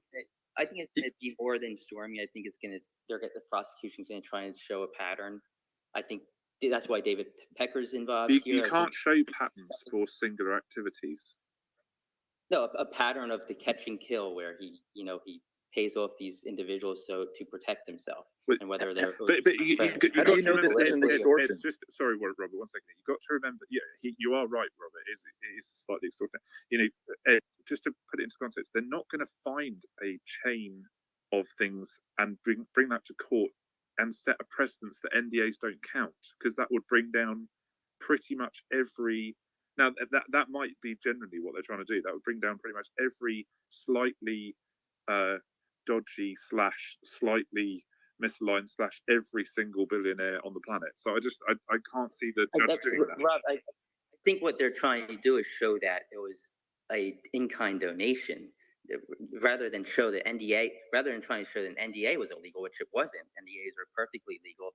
If Pecker was catching and killing these stories and paying people off to benefit Trump's campaign, or if Michael Cohen did this and Trump paid him back from his campaign or from his organization to benefit his campaign. My concern here is the precedent it sets, but you've got to be careful, because yes, okay, that might be happening, and I'm sure it happens on both sides. This should be equally terrifying a concept to expose for the White House today with President Biden in it, as it would be for any Republican or any Democrat or any independent that ever runs for office. Whether or not we can argue the semantics about whether or not it's right or not, the truth is we all know it happens, and to expose that would then cause massive problems for the political system. Now, we might see like from a citizen standpoint, that's a great thing, but on a presidential level, like you have just indicted the United States government has just indicted a former president. You didn't even indict Nixon. I mean, like it's crazy. I know just something silly. New York indicted comparison. it wasn't the United States; it was New York. And trust me, Rob, I'm the first person that wants to say that it goes all the way up and that like there is a establishment Democrat. I don't think it does. I think the White House would be. If the White House was clever, I know, trying to squash it. Yes, they're trying to avoid any connection to it, but that's exactly what they're behind it. I get it. Like I get it. You can suggest that, but you can't. You don't know that. I mean, that's just you're saying that because that's what you probably would have done. But I mean, that doesn't necessarily mean that. No, I would actually say it's probably more Obama Clinton team than Biden. All right. Well, either way, but I mean, we don't know. We don't know that, right? That the payment was to protect the campaign. When Trump would have paid that regardless, then you can make the same assessment that they're making right now. Yeah, and that's a good argument. I think that's a good argument. If Trump can say, you know, it was just to benefit me and not the campaign, you know, that's a defense he's going to have. But Ed, that's going back. You had an interesting point about let's wait and see what's in it. But then you keep going back to FEC stuff that the FEC has already dismissed. No. So which is it? I didn't go back to FEC stuff. But I do think you just did. It's already been excluded. Michael Cohen pled guilty to FEC violations might, you know, have some weight in this case as well. But the FEC couldn't find it, so they squeezed Cohen down on his sentence to make him lie. He lied. FEC proved he lied. Robert Costello proved he lied. We'll have to wait and see. I mean, we're going to find out, right? We're going to see the indictment. We're going to see the evidence. Yeah, and so we are, right? And so I think that I have my suspicions. Like I'm actually with Rob and Robert on this specifically, but I can't prove it. Therefore, I won't speak to it in public. I think we all have our leanings, and we're kind of like hoping that one side that it goes in a certain direction. But until we actually see the evidence and everything, I think that's all it can be is speculation. Well, it's just there's so many smart people that have looked at this. I mean, seriously, the Congress, impeachments, everybody's looked at. SDNY's looked at it. We haven't seen the evidence in this case, though. We don't maybe know. Maybe there's something brand new, right? Exactly. Yeah. Well, so Robert, to that point, on I think it was Thursday or Friday, they had come out and they said that there was additional information that was provided to the grand jury, which was not supposed to be meeting that week, was not going to be meeting that week. They were pushed back to next month, and then all of a sudden they had these documents. We'll see where that goes. I'm not entirely sure where they're at with that. But Tony, pains me. But let me just comment on that. I'd like to comment. This is the most investigated man in U.S. history. Why he had this with New York, and he has a very clean record. He knows he's in a political game. He has to be squeaky clean. They've gone after everything and found nothing. Russia hoax, tax returns, nothing. FEC, nothing. Why would you think there's some brand new thing? Oh my gosh, Donald Trump in the last couple of years or 6 years has done something wrong. My goodness, this is crazy. Yeah, no, so like you guys know my political bias. I do have one. I lean a certain way on things. That's fine, but I'm also willing to have conversations and be wrong. I'm also willing to have conversations and steel man, as long as we're talking about facts. So like, yeah, I understand Robert's summation here, and I agree with it myself. But for, specifically, I can only speak to what I see. And I think Ed's right there to say, well, we'll see, and we'll see where this goes. And I think he's absolutely right. Tony, go ahead, get in here. Oh, sorry about that. I meant to put my hand down, but I am going to be able to have to go here soon. But I want to thank you guys for having different opinions in this space, because I feel like it allows for good conversation, even though some people don't like some of the views that are said here. But I'll leave it at that. Well, no, Tony, and that's actually, let me speak to for a minute, and then I'm with Solomon. I want you to get in here. So I like to speak to that. So like, one of the things that if people don't know me by now, I have no problem disagreeing with people. I have no problem talking about something and it being wrong when I can be shown. I would never have guessed, Josh. I would never have guessed. Ben. No, I do. I actually like it because we haven't had that conversation for so long. And each side is exists in an echo chamber. And then they've only met at the height of the emotional response to information that they receive. And so it's always, shields and swords. Whereas we can sit here, go through this. Like, I agree with a lot of what Tira says often. And then I also disagree. I've gotten Ed and Brian both to kind of agree and find a middle ground where we can find it. And I think that that's vastly important. But I just wish that more people would represent their views, hold that view, but let's talk about it. So I really appreciate. I've got a question. Yes, sir. Question for the hosts. Why don't we get folks' predictions on Tuesday? What's it going to look like in Manhattan on Tuesday? What's going to happen? Well, hopefully. That's what we were going to come to next, actually, or later on in the day. But yeah, that's a brilliant question. What do you think, Robert? I'm gonna hold my views on this because I one part of me thinks there's going to be so many fans that want to come out and welcome President Trump, but then there's going to be insiders. That's kind of where I'm going with this, but maybe not. Who knows? I'm in New York right now. I'm not that far away from the courthouse. I mean, thus far it's just reporters. I think there was one person waving a Trump sign, but I expect that to change. It's going to be crazy. I mean, just if we put all our legal theories aside and so forth, well, it's just the whole notion. I mean, you are indeed going to see a former president, be arraigned. It's incredible. Is this like Maximus returning to the Coliseum? I don't know about that, but it's. I'm curious to see what he'll say at his press conference. He's announced he's having a press conference at 8:15 p.m. I believe from Mar-a-Lago. So we'll see. But no, Ben, Trash. Ben, out of interest, I don't know if anybody else knows this. What is the procedure? Does he actually have to go to court, or can they do that off-site somewhere? Because that might be an option. No, he'll go to court. He'll go to court. I mean, there's been debate whether or not he'll be in cuffs. I think it's safe to. Look, I don't think they're. I don't think the Secret Service is not going to allow him to be in handcuffs, surely. Right, but I mean, he could request the handcuffs, I suppose, for a photo op, the fundraise off of it. That that would be a very powerful image. So, I mean, the arraignment will be very brief, clearly. Does anybody in this room know or read any reporting? I haven't kept up to date. So, was there reporting that there was an additional witness before they voted that the public is not aware of, or am I just conflating a couple things here? No, that's correct. They reported that there was an additional witness that came in, and that's why they brought the indictment. And then they had some other documents as well. Then. Wait, so does anyone have, or heard through any of their sources who that additional witness potentially was? I mean, there was reporting that maybe it was Alan Weisselberg. That's a bit of a stretch for me. I mean, unless, again, somebody went to see him and said, well, your stay at Rikers will be extended because we're bringing more charges. I mean, that's possible. That'd be a. I think they were kind of. I read something where they were threatening Weisselberg, with more charges if he didn't cooperate.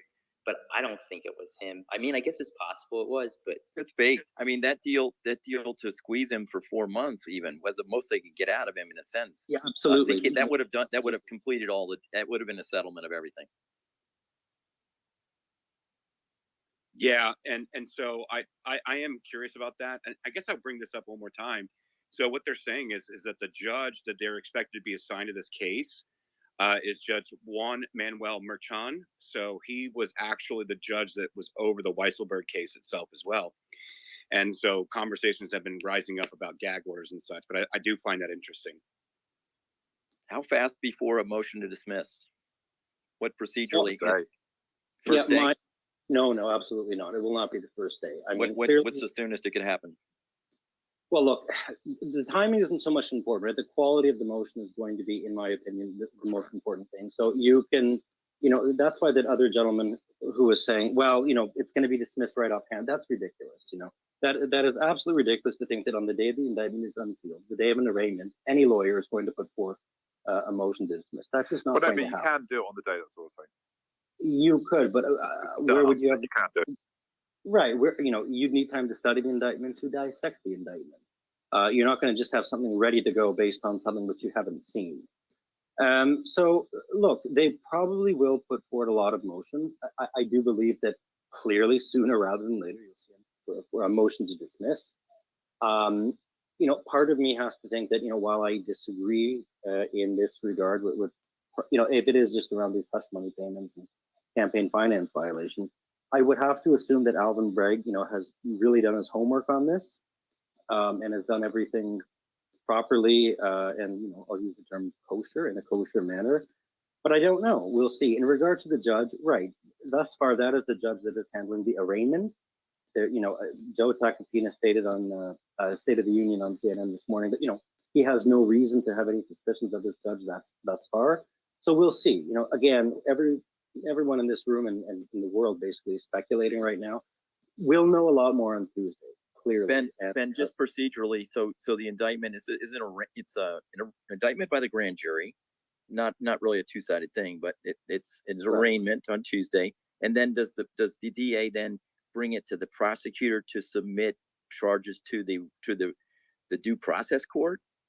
Where does it go? New York Supreme Court, and it starts it there. Is that right? Yeah. So that's going to be an interesting thing to watch out for, right? I think that in this specific circumstance, the arraignment itself, the procedures, this is unprecedented, right? This is completely unprecedented. So the answer is, I don't know how exactly this specific case is going to be handled.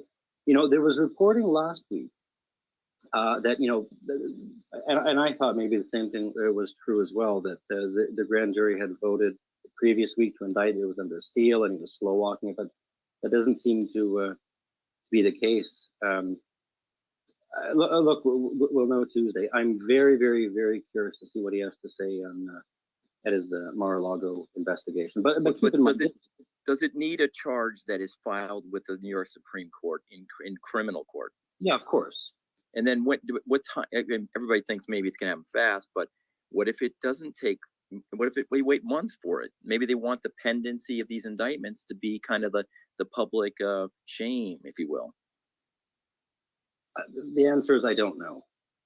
The answer is I don't know. Is there a maximum time? Can they wait a year before they bring a prosecution in this New York Supreme Court? So at the state level, I'm not exactly sure. I was at the federal level, and that's years ago. I'm not exactly sure, to be perfectly honest with you. Yeah, it is going to be interesting to see. And next week is going to be a lot of fireworks. So kind of recap the space, guys, a little bit here. We started on the Restrict Act. We did a space on it last night, and we had a lot of people within crypto and a lot of other areas, including TikTok themselves, that are concerned about what mechanisms are being put in place here and who's going to actually weaponize and enforce it. And it is really quite shocking as we go through it. And so we went through that bill a little bit. We had Ron Coleman and many others in here. We've been kind of debating the legalities of what's happening here in Manhattan. What is the possible outcomes of the Restrict Act? I think that we've collectively all agreed at this point. I haven't heard anybody come up here in support of it, that it is a gross overreach using the Department of Commerce to basically determine whatever would be a foreign influence, or even like a company that does business in a adversarial nation that's listed in the Restrict Act. There was a great thread put together yesterday by Suleiman under Mario's page there. It's pinned tweet. Go through it if you guys not have had a chance to go through it yet, because that would be awesome. But I do kind of want to maybe bring it back, and I think we beat Trump up pretty good here. But maybe we do start to go kind of back into, is this a weaponization part? Is this a government overreach? Suleiman, are you with me on this too? Yeah, definitely. We can rotate back and forth, can't we, really? Yeah, I think we should. Well, Trash, let me ask this last question then on the Trump thing on the way out. Everybody's curious to what kind of Trump's going to say Tuesday at his Mar-a-Lago talk that he's going to give. But there's a lot of speculation, rumor circulating that this judge that you identified is also going to put a gag order on the former president. I'm not kind of curious to how the room A feels about that, and B, if it does happen, do you think Trump's going to acknowledge and abide by it? Well, so Alpha, I actually brought that up earlier because I actually have concerns about being a presidential candidate and being under gag order, yet having things leaked to the press, maybe from like the DA's office or whatever, and then him not being able to defend himself in public while campaigning. And I do actually have concerns about that. So that is one of the deal. And it appears that if it is Judge Juan Manuel Mercan, that he will probably actually issue a gag order. It's like, what does that actually mean for a presidential candidate that's having stuff leaked out of the district attorney's office in Manhattan, and then he can't defend himself publicly, so they can just continue to leak, quote unquote, things out, and there's nothing he can speak to about it. And then what are the implications of that? Yep, go ahead. It's got to be path of least resistance. It's that'll be a political issue, not a legal one, because he'll be breaking the law, but he'll still want to talk about it because from his perspective, it will be politically. He can't if he really wants the photo op, to Ben's point, and the handcuffs, which he definitely wants for donations and stuff, to play to his base, he's going to have to break the law if that's the case, then, isn't he? He's just going to have to do it. So, Rob, like, why is that a violation? If there were a gag order, is it enforceable? And you say, why is it a breach of the law? Well, if you have a gag order from a judge and you break that gag order, you've broken the law. Yeah, it'll be a contempt. This charge. is kind of like It's a contempt charge. the Fulton counties. It'll be 30. It's 30. This is like it can be like jailed Fulton for County. 30 They days or $1,000 fine. One at a time. Go ahead. Yeah, it's Go ahead, official, it's an official contempt of court charge, and it would be 30 days in jail and then a fine that's attached to it as well. Sure, no, but you're not going to, like, this is where it becomes ridiculous because we have now you have a federal protect. I mean, he might even want to try that on. I mean, I can't see. He might. The judge may not even do it just because of the hazard it would create. It might not even be worth doing.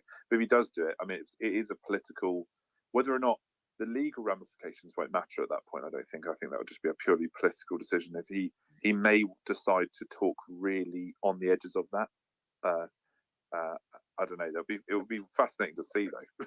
What do you Well, think you about know, does anyone actually think that Donald Trump would comply with that, or would be able to comply with this? Because he tends to be off the cuff, and I gather that his Truth Social postings and maybe potential Twitter postings are not always vetted by other people, right? Well, So if I'm the yeah.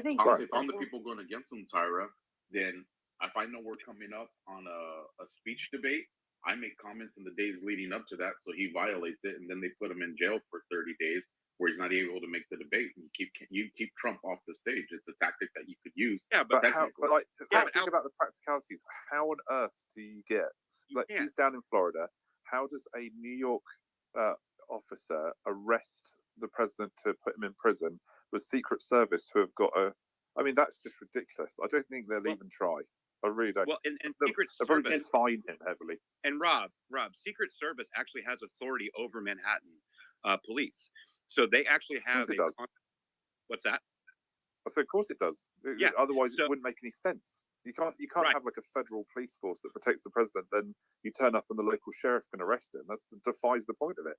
Well, what do you guys think if this was to go? What do you guys think if this goes to trial? Would it be a public trial? Okay, can we finish up on that? The last point on the gag order. Yeah, go ahead. Yeah, because I mean, that's an interesting point. Go ahead, Rob. No. What I was saying. Sorry, Josh. No. What I'm saying is, like, number one, you can't arrest him. Number two, the Secret Service has authority over them. They would not allow him to be arrested. Number three, even if there was some kind of like complying at all, what are they going to do? Build a separate wing to the jail and then house the Secret Service people that are guarding him 24/7? Like, it's practically impossible. Like, that's not going to happen. And so you'd have to place him under house arrest in a different state because he doesn't live there. It's just ridiculous. I don't understand how they'd even do it. I don't understand. Yeah, no. Go ahead, John. John? All right. Yeah, no. So this is John Pierce. So that's why he absolutely should speak. It doesn't matter what the New York court judge does. Like you said, they can't possibly enforce it, and if they try to, it's the best thing ever that happened to Trump. So he absolutely should, just say whatever he wants, and they can't do anything about it. No, I think that's the way forward. And if the judge is smart, he wouldn't do that by putting the gag order. Is it an appealable? Is it because he's a candidate? Does that give him a different type of constitutional First Amendment protection than if he were not a candidate? I don't have that answer. Great question. No, I don't think it does. I seem to remember researching this last week. I don't think it does purely because he's not the nominee. I think if he's the nominee, I think that would be a case that would, be a unique case that some courts would have to decide on. But because he's a candidate, otherwise you could get anybody declaring themselves as a candidate before entering a courthouse and then exempting themselves from stuff. So there would be a bit of a legal hazard there, but. And just because he's a former president doesn't necessarily mean he's a viable candidate in that sense. So I don't think so. I think if he was the nominee, I think that would be a very different conversation, because that would be a state judge interfering with a federal election with the nominee of one of the two major parties. That would be a valid legal. Let's just say this indictment and motions and all that go a year from now. Now we're starting to be into primary season. And there's a gag order that the candidate cannot talk about these things for a particular period of time. It just seems very impractical. Sure, he could be charged with contempt, but it doesn't seem to work. Yeah, Robert, it would be unworkable, wouldn't it? Because his opposition would definitely talk about it. Exactly. Yeah, that's the whole point. This is a political question. It's not a legal question. And they've already made the worst mistake ever by indicting him in the first place. And, he's going to get elected now. So that's the way the Constitution is supposed to work.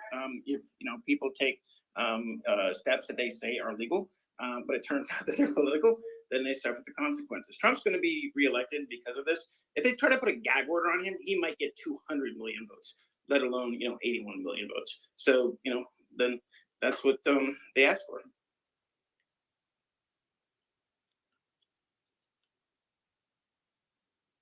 And I think it is a political question. Go ahead, Ben.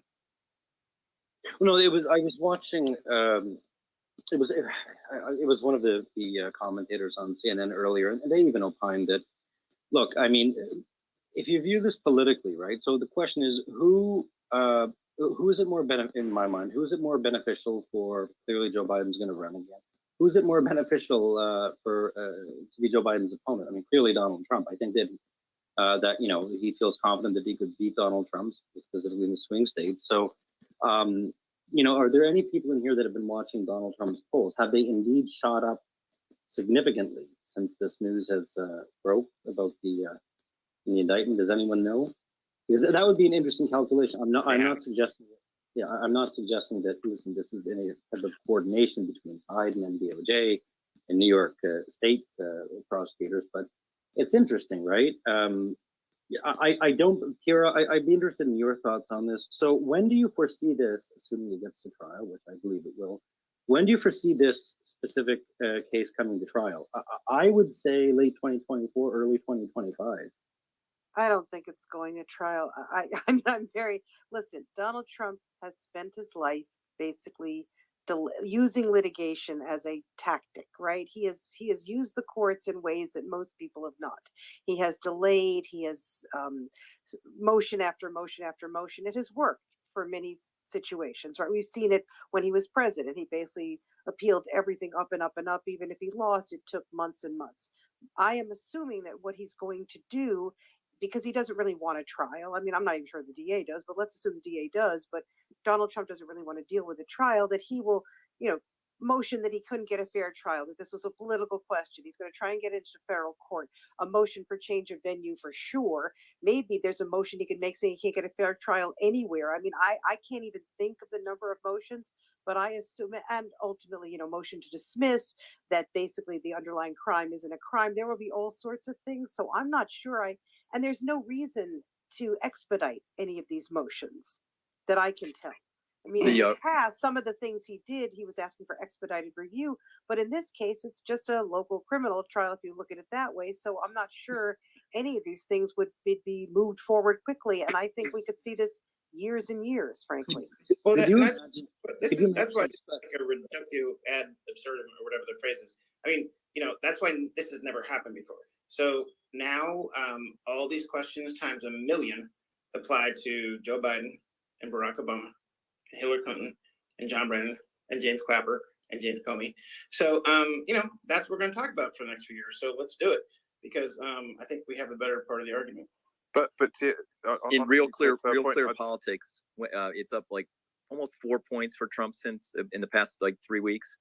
And DeSantis is essentially just up a tick. He's like maybe up a half a point, but it's almost 4 point positive for Trump. If you go to Real Clear Politics, look at the Republican presidential nomination.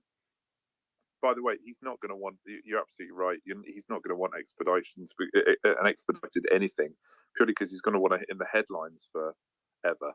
So every single motion he's going to be pushing out on every single thing to say we're still fighting this fight.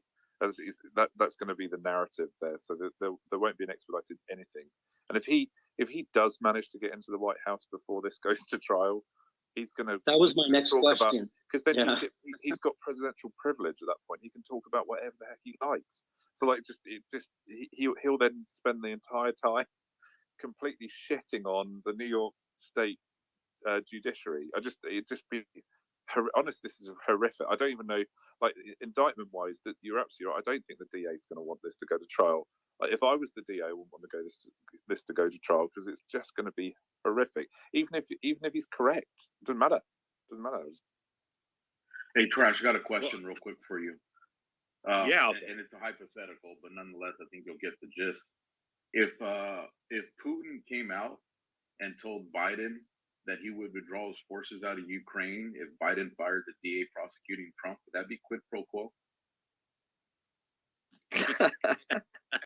Kind of like Poroshenko in Ukraine, right?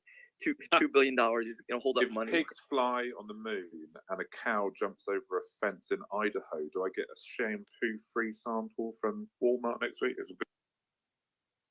It's along the same lines, Rob. Yeah.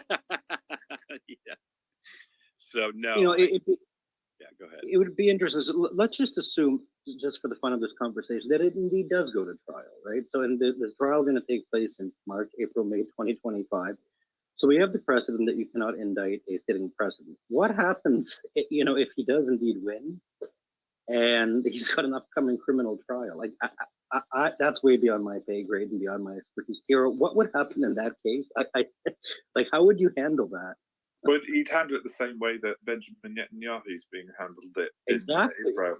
I know my absolute shambolicness of the political system, and then the sitting prime minister, who has sole discretion to put legislation forward to change the judiciary, changing the judiciary while swearing blind that's got nothing to do with his current situation. I know. My parents live in Israel. My father's actually a retired judge in Israel, so it's. Yeah, oh and boy.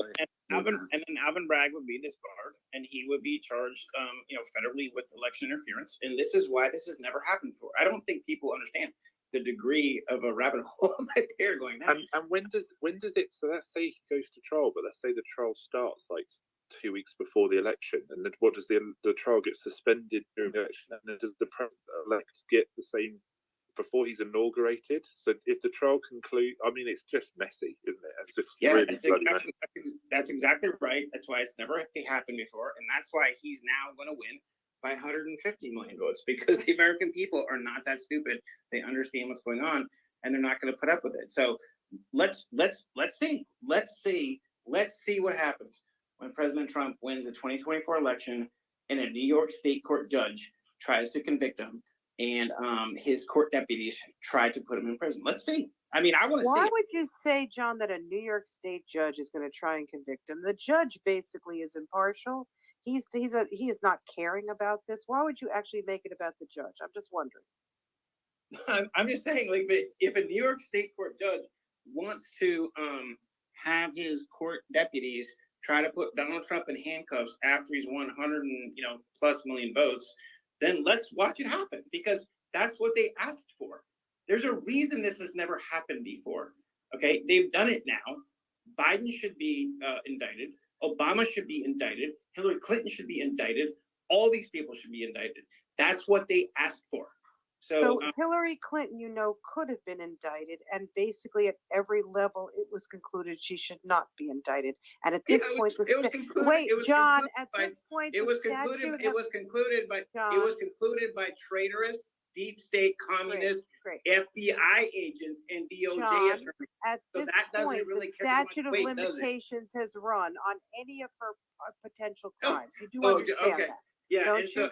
so We have a legal right. system. We have something called statute of limitations. Yeah. I don't see anything that Obama could be actually charged with, and I see nothing that Clinton could be charged with. And what is, Biden's and what a is the different statute issue. of limitation? And what is the statute of limitations for treason? What is it? Treason would. What is it? You were. What's the statute of limitation for treason? Okay, there's basically. What is you could get indicted for What treason. is That's it? correct. I would But let her you're not. answer. What Right is then. it? But Come on, John, come on. there's no What's treason. the statute There's of no limitations treason. for treason? Because that's what John, they've done. please. Let her That's answer. what everybody on this call. All right, John. My goodness gracious, we have to let the person respond if you're asking them a question, my friend. Go ahead, Tira. Actually, I don't really know. Is it unlimited? I'm not sure. Does anybody know? I'm fairly sure on federal crimes it's unlimited. I don't know what it would be like. Right. I mean, I think it's unlimited, but I'm not sure. Ben, do you know? I don't know. So There's no statute statute. of limitations on treason, and there's very little repression on statute of limitations for fraud. She's guilty of both, in my opinion. Exactly.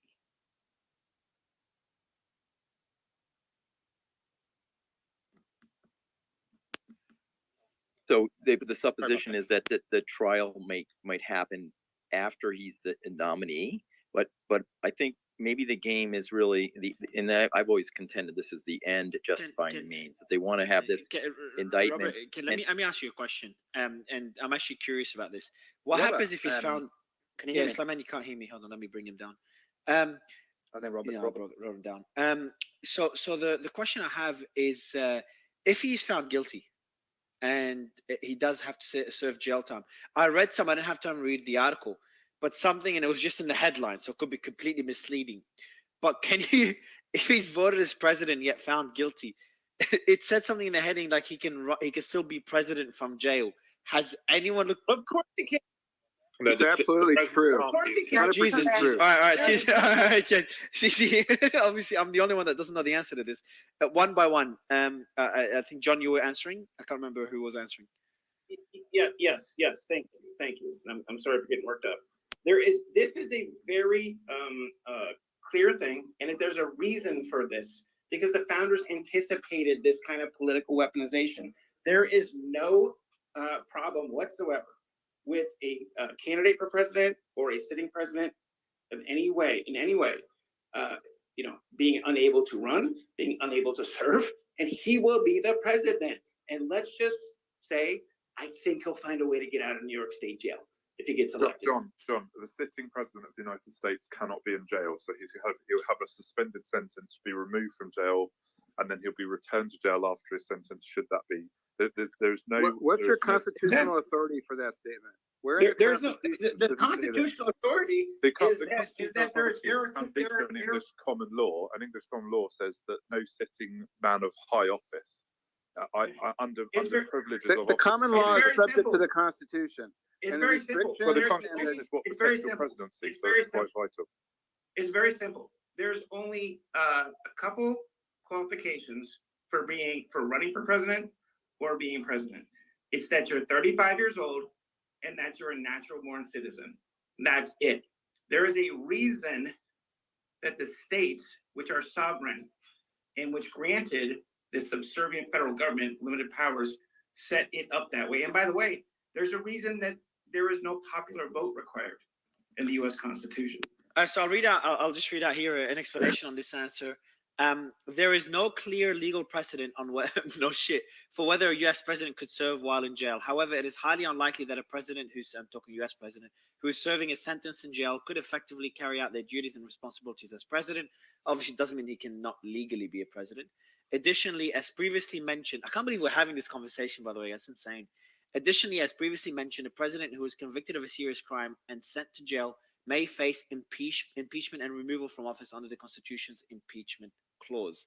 It's going to be very interesting. But Mario, so here's the rub. Go to Article 2, Section 1, Clause 2, Constitution. The legislature says the time, place, and manner of the rules for who's president. They get to choose how the electors are chosen. What I think this could be is just another scam where just take one or two states, California, Delaware, Hawaii.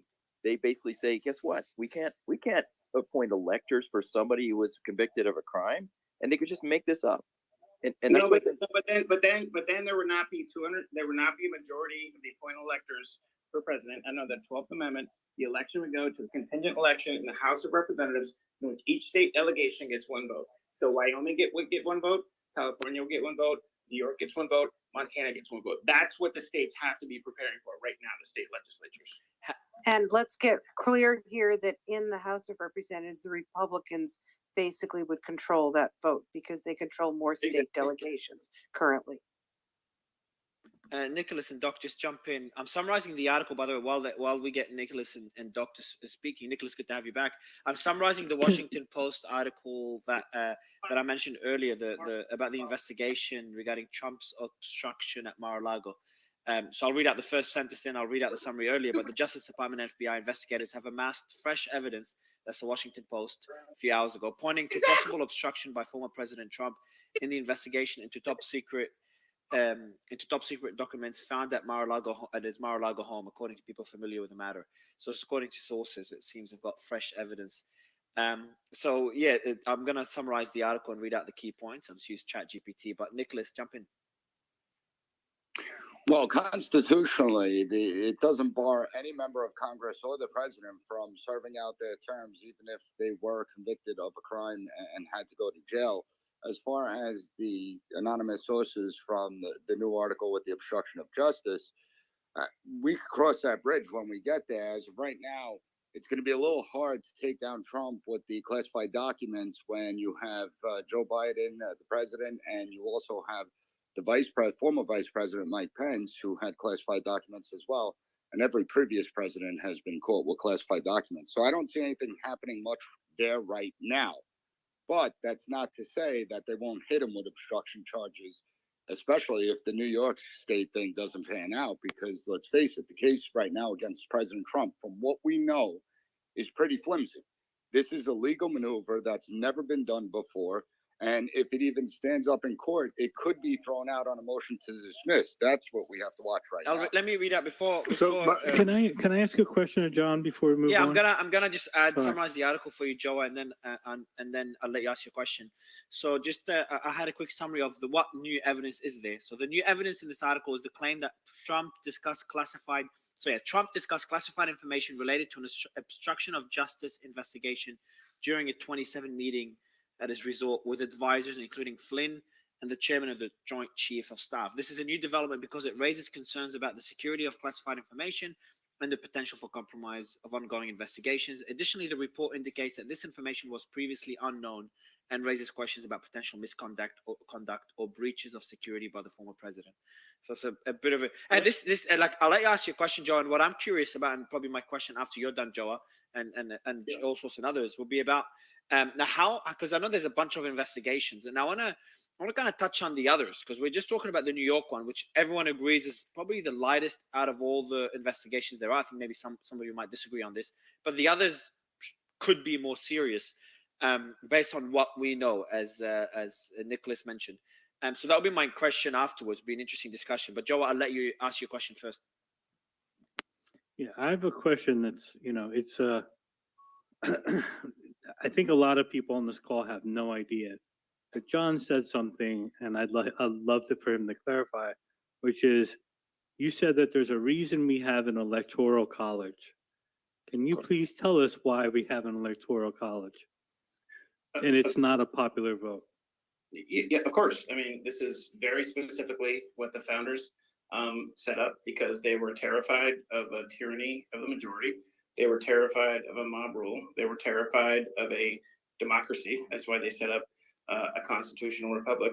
And so there are multiple aspects of the Constitution that reflect that. And that includes the fact that every state gets 2 Senate seats, and it includes the Electoral College. And part of the Electoral College process is that the state legislatures have plenary power of the time, manner, and appointment of electors. And part of that, when you take it from Article 2, I believe, to the 12th Amendment, is that there's a safety valve, which is that if these state legislatures, in whatever process they have set up, do not believe that they know who won or that the process was legitimate or anything, they can appoint whoever they want.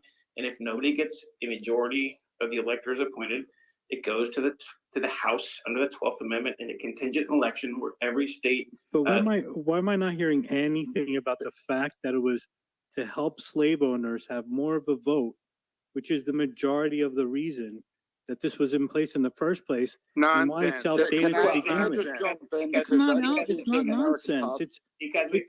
I've been teaching American politics for 20 years.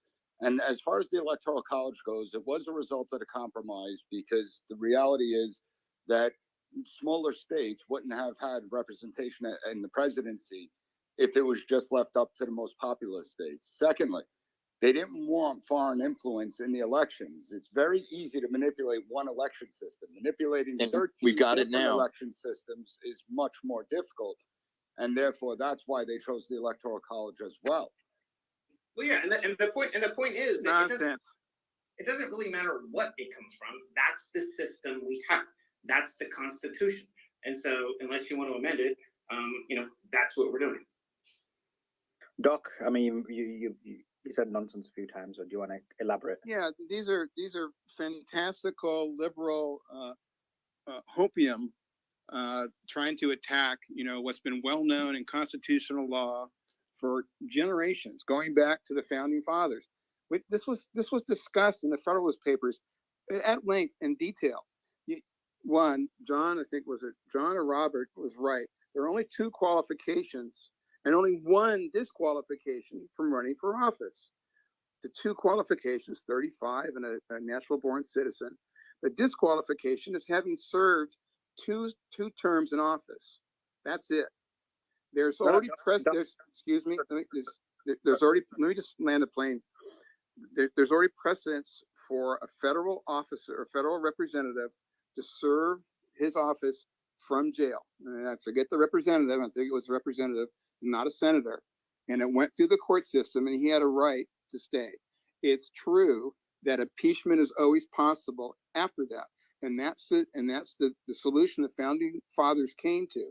Now, as it relates to impeachment, if Trump was impeached, and as long as, or any president was impeached, as long as they did not serve 2 terms, they could come back and run for election again.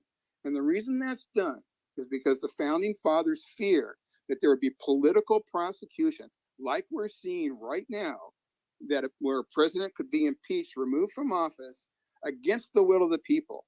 So there was an open door for a president to come back and serve even after impeachment. Jail is no preclusion. Only impeachment would be.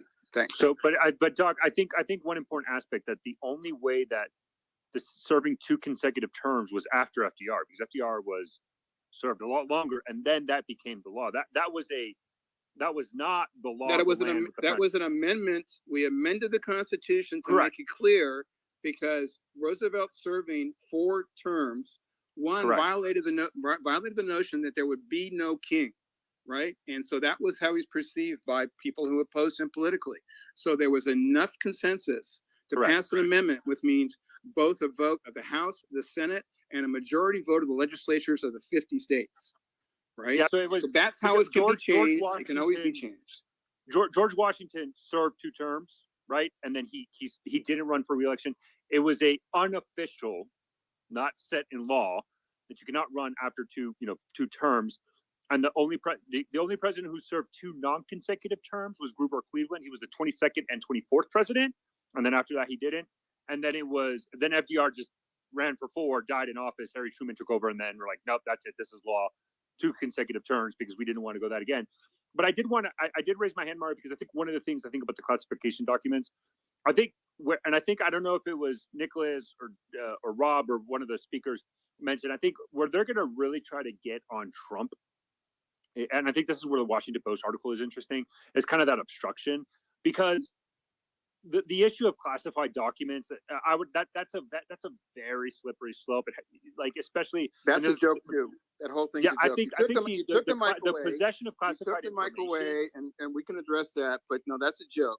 And the Mar-a-Lago case is a joke, because the president has plenary power to declassify documents. He can talk to his national security advisor, Michael Flynn, until the fucking cows come home. Obama's got all of his documents in his library in Chicago. Donald Trump has. Yes, Donald Trump could declassify documents with his mind. The problem. No, okay, I'm sorry. Like that's not No. how. Okay, You're not a lawyer, That's all not- source. You don't know what you're talking about. No, yeah, I'm very. Trust me, I'm very. Like there's a. Okay, Plenary hold on, power is please. I plenary wanted power. to. That means it cannot be Let me. reduced. It cannot be qualified. Let me go. Like, the National Archives Act does not serve to bind the executive power of Just a because you're a president. lawyer and Joe, one thing. Doc, everyone, yeah, Joa, lucky I stopped you, Joa. Also, go ahead. Okay, so let's make something abundantly clear. The president has absolute matters of classification. Yeah, great time. And declassification. Yeah, you're back. Okay, good. Absolute. Connection cut out. Yeah, go ahead. Oh, sorry. So yes, the president of the United States has absolute authority on classification and declassification, right?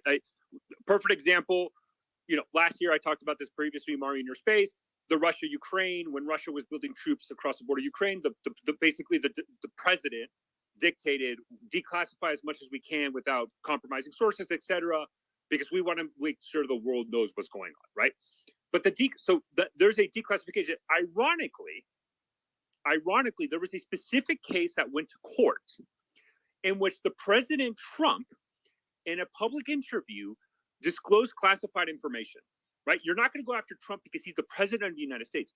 But the public disclosure of that from the president of the United States does not mean that the documents are declassified, I'm sorry. There's a process legally that requires the declassification of those materials so that the government understands that this classification marking that the documents have is no longer classified and is available for public release. There's a process that it has to go through. Hold on, let me finish on this. Hold on. But wait, hold on. I am not, the issue is not, and I think this is where people are mistaking about the classified issues. There's two important aspects of this when we're talking about President Trump and the classified materials. And people focus too much on the classified. That is not where I think the Justice Department, me personally, from what I'm seeing, is going to go after, because it's a very slippery slope. The two issues are going to be, one, the moment he left office, those are no longer his property. That belongs at the property of the government of the United States. And if those documents were not declassified through a process and he maintained access to it, the moment he left Not true. Not correct. You jumped the guys, logic. let me finish. The moment he left office, those documents have to be returned to the government. And if the government is telling you, you need to return those documents to us and you don't, that's the obstruction of justice. Do we have Obama and Biden did? Like those guys did? So it's not the Come on. I mean, like, it's the obstruction of justice. The sense of refusing to turn over that's where this article is key. It's the refusing of turning over the documents. It's not like, look, presidents, people mistake. You don't need a president. The Presidential Records Act? Yeah, but that's the Constitution. It's like, no, you're not right. The president. You cut off. I couldn't hear you. Say that again. The president is the sole executive authority. He can declassify things with his mind. Okay, the rest of the quote unquote government. That's not how it. The court disagree. That's not how it works. Oh, yes, it is. I'm going to pull up the court. Oh, case. yes, So hold on. Let's actually hold on. So John, what you're saying is based on which act? Let me check this. Let me fact check this, because I never heard of being able to declassify something with your mind. Yet then again. No. The fact that he can declassify documents is based on the United States Constitution. He is the executive. But is there? So how do you? So I understand. So John. Presidential Records Act. And if John, I've got a question for you. So is there a process to declassify documents? No. He's the president. Yeah, but could I think. speak? All right, I'll go. Yeah, I understand that. I didn't. Yeah. There is a process. So even if it, I think all right. President. Put a source for the process. Let's see. Put the source for your process up in the net. Yeah, sure. Quit talking on your process. So let me just look.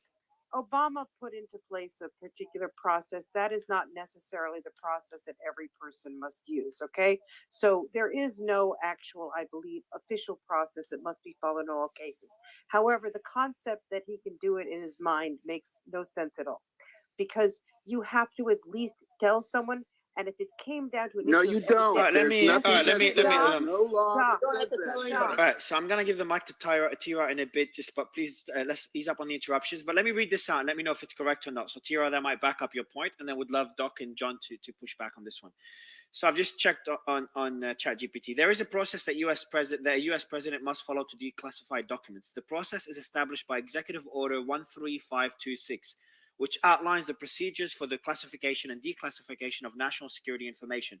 Under this order, the president has the authority to declassify information that has been classified by the executive branch. However, the president typically relies on the expertise of the relevant agencies to make recommendations regarding the classification and declassification of specific documents.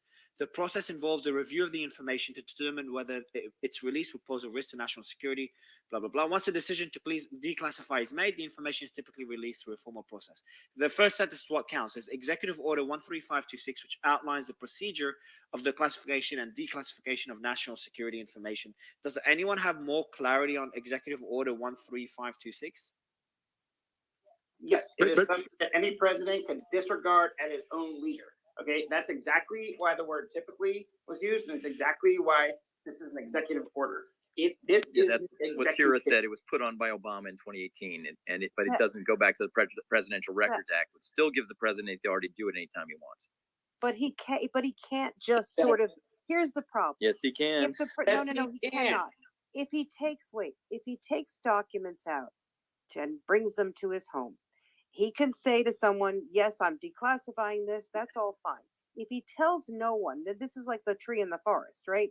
Then He doesn't need to tell anybody. He does. He doesn't have to tell No, he doesn't. Listen, The president is not authority to his staff or anybody else. Prove it. So while Executive Order 13526 outlines the process for declassifying national security information, the president has the authority to declassify information at their discretion. This means that the president can legally declassify documents without following the process articulated in Executive Order 13526 if they choose to do so. However, it is generally considered advisable to follow established procedures to ensure that the declassification is properly reviewed and any necessary redactions are made to protect sensitive information. Additionally, unauthorized disclosures of classified information by government officials can be subject to legal sanctions. In other words, it's a long way of saying they don't have to follow Executive Order 13526. And going, so okay, so what were so John, please let's so just so we can hear, so the audience can hear everyone speak. So Tira, I'll let you finish your point, and then Rob, I saw you jump in, so I'll let you jump in. And let's just use let's use the hands again, John, just so because we've got a lot of hands out, if you don't mind. But I'd love you to contribute as well, John, because you seem to know a lot. Go ahead, Tira, please. So here's the issue that will happen. If in fact this came up in a case, Trump would say, I did it in my head, and you'd have to prove a little more than you did, and you have to prove that you told someone. Now, why do you have to prove that? Because typically what happens when records are declassified, they are no longer, you can leak them, you can give them out under FOIA, things like that. You have to prove you did something. Trump has never actually suggested. There are people who have, one person, I think Kash Patel, I think it was him, said that Trump told me he declassified some stuff. Unclear, but I think people are also missing the bigger point. In terms of some of these obstruction charges, these have nothing to do with classified documents, okay? You can basically keep presidential records, which you have no right to. And let's get clear here, under the Presidential Records Act, Donald Trump has no right to pretty much any of these documents that are not. Yes, he does. I'll have Doc. Hold on. Guys. So guys. Rob will jump in. I know you, Doc and John, you both disagree, and Rob, you disagree. I heard you all disagree with Tira. You'll have the chance to disagree right after she's done. Tira, I'll let you answer. But just one thing to point out as you answer, Tira. That's right. But it just says a U.S. president has the authority to declassify documents without notifying anyone. Isn't that the same thing as declassifying in your mind? Go ahead, Tira. I do not believe so. I believe that he has to at least document it some way. Maybe maybe scribble out something on the paper, something. He can't just, because then it's just a question of, I'm claiming it after the fact. And as an evidentiary issue, that would be extremely difficult for anyone to swallow. John, hold on, guys. Everyone, just hold on. Everyone, guys. In terms, please, right, guys. Tira, just a question. In terms, Tira, just a question. Because what you're saying is, you're saying based on my assumption, this is what would occur, and this would be appropriate. I mean, your assumption doesn't really matter. My question to you is specifically, if there was a requirement to note it down, would that not be in there? And the fact that it's not almost makes it so open that how can you then make the argument that he's breached it? I'm not understanding your argument. Normally you're very precise, but in this one you're just saying, I feel like he should do this, but Well, I guess what I'm trying to say is when would this come up? This would come up in an issue of whether Trump kept classified documents that he was not entitled to, right? So No, these no, can- it can happen. No, It can this happen is- anytime. the only thing is an aberration. It wouldn't. It would come up. You if can't there was a find the document. right now, I mean, right middle, right? now, we're One second, talking Robert, about one a second, former Robert. president So who kept Kira, I don't classified agree that it would documents. come in this scenario. I think it's just happened to Trump. Ordinarily, I'd assume that the thought process would be there's a document, and one needs to know that if it's been declassified by the president or not. And then in that scenario, the president may or may not verify it. This is kind of like an unusual case where the president has a document, and now people are claiming it's not declassified, and that the president has to follow a specific procedure to do it. And noting down is a procedure. That's the bit I'm not understanding your argument. But It's not made- let me it's answer not that. made to There the is no- public. There are It's no not made to issue the with that. public. So Tira, I'll let you answer this quickly, and we'll go to Rob, who's been waiting patiently. Go ahead, Tira.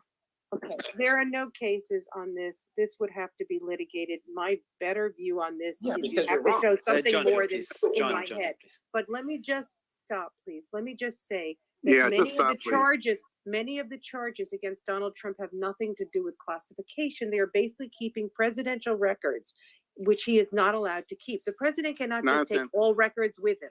He's not allowed to. He has to, there are personal records and presidential records. Presidential records belong to the government. And that's why Obama had an agreement with NARA, the National Archives, because that's how you're supposed to So do you it. think Obama Donald- did John, I saw you. What I'm John, I saying- saw you try. John tried to put his hand up. He literally put it up. I'm like, wow, and then he put it down and unmuted. John, please let's use the hands just for a bit, if Okay. you don't mind, John, because there's a lot of hands up. So basically, what has happened here? There are obstruction charges that they could say he kept presidential records above and beyond the time frame. He shouldn't use them for his own purposes. He gave them away. He did things. There are other charges that have nothing to do with classification, and I think those are charges that might well be brought as well. So let's not limit this to classification. Thank you. Rob, go. Yeah, she doesn't want to limit. She doesn't want to limit to classification because she's totally wrong. Right, so on Rob, I classification. know. Rob will probably make your points as well, John. Rob, go ahead. I love that Trash took literally. You talked about an hour ago about bringing this back to TikTok, anyway, and not making it all about film. Just on the presidential thing, this is quite clear cut. I don't understand if somebody was prosecuting him for, not classifying a document. Not that would ever happen because he can't really. But let's say that was the case. They'd have to prove that those documents were acquired by him after leaving office. If during office he can say after the fact, because you can't know the president's mind, he is beyond reproach on that. So there is no scenario where the president isn't able to, at the discretion of his own, of himself, because you serve at the pleasure of him, to declassify, reclassify, whatever. He can also, just in retrospect, by the way, he could also classify a document which is absolutely pointless. That's his discretion too. He could literally write on he could write on a notepad next to him, "I really love cheese, Donald J. Trump," and then classify that document. And then even if it's ridiculous, that would have to be classified. So it's only at the point of a trial where you have to prove that, and it would be ridiculous, but that's assuming that it even got there. In an evidential standpoint, you'd have to prove the president acquired this document after he left office and therefore was not in the position to declassify it. And that's the only assumption. The president has the discretion to do whatever he wants, whenever he wants, within reason. There are presidential records, you're absolutely right, that he's not entitled to keep on his person, but he's absolutely entitled to view them. Rob, can I ask you another question quickly, Rob? There's 4 investigations that I know of relating to Trump. The one that everyone's talking about now is the Stormy Daniels investigation, the one in New York, and that's the one he's been indicted for. Now, we do have 3 others. We've talked about the Mar-a-Lago documents. There's 2 left. And my question to you, and I'll tell you what 2 of those are, and I'm sure you know them. One of them is the Georgia investigation, the call between Trump and the Georgian officials regarding the election results. And then we've got one relating to the inciting riots on January 6th. And I'm just saying inciting riots is what the investigation is about. Obviously, calling it a riot is polarizing. So the question I have for you, Rob, is which of these investigations, in your opinion, is the most concerning. Like the New York one, in many said that this one seems very silly, and the way it was turned into a criminal investigation is concerning and is stretching the law. The Mar-a-Lago documents, obviously, we can see here, even that one is extremely polarizing. January 6th, again, over the last few months, a lot of the sentiment has shifted from this being a riot or insurrection, whatever term you want to use it, to a relatively peaceful protest. Still very polarizing topic. But the Georgian one, in my opinion, and the call between Trump and Georgian officials regarding election results, that to me, as obviously not an attorney, seems potentially the most concerning out of all four investigations. Where do you stand on this, Rob? And I'd love other opinions as well. 100%. It's the call to the Georgian officials. I don't know what was said. That's partly the problem. It seems to me the most of the people who are, intent on getting him, for want of a better way of putting it, this is the clearest cut demonstration of an interference that they have. We don't know what was said. We don't know why it was said to the extent we know what was being leaked, but we don't know what's been said. That would be the biggest concern. The one in New York to me seems like a typical 101 Donald Trump styled, push it out forever, use it as an election purpose. Who knows what happens? I would agree with you broadly. I don't know enough about the premise in which he could be held to account to those, but typically I'm not a qualified lawyer, but I have studied law for 8.5 years. My line is, and my mum is a judge. My line to this one is, if it feels, the one that feels the worst is probably the one that is the worst in terms of the law's pretty much based on a premise that people have kind of felt that things feel good or bad over the years and then written them down. The one for me personally, and I'm not speaking for everyone and I'm not speaking legally, but the Georgia calls seems the one that gives me the most in the whole situation. Mario, can I ask a question to Rob? Yeah, sure. Hey, Rob. So I wanted to go right before you answer them, because I wanted to get this out, because you hit the point in the head about, just as the president has authority, absolute authority, and we all agree to declassify, right? I do not agree on that is meant. But let's play this out. Just as you said that you agree with me that the president also can classify at his whim whatever he wants by the interpretation of the Constitution, correct? Yeah. Okay. So based on that, if there is not a process to declassify, if Trump says, in my mind, I declassified these documents and it's not been released to the public, then logically Biden can say, the moment I came to president, all those documents in Trump's office, because it wasn't publicly released, because there's not a public record, I automatically classify those documents. You must return that because I am the president of the United States.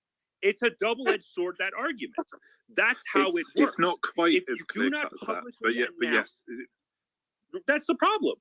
You have to go through a process, because if not, then it's a free-for-all game. No. Let me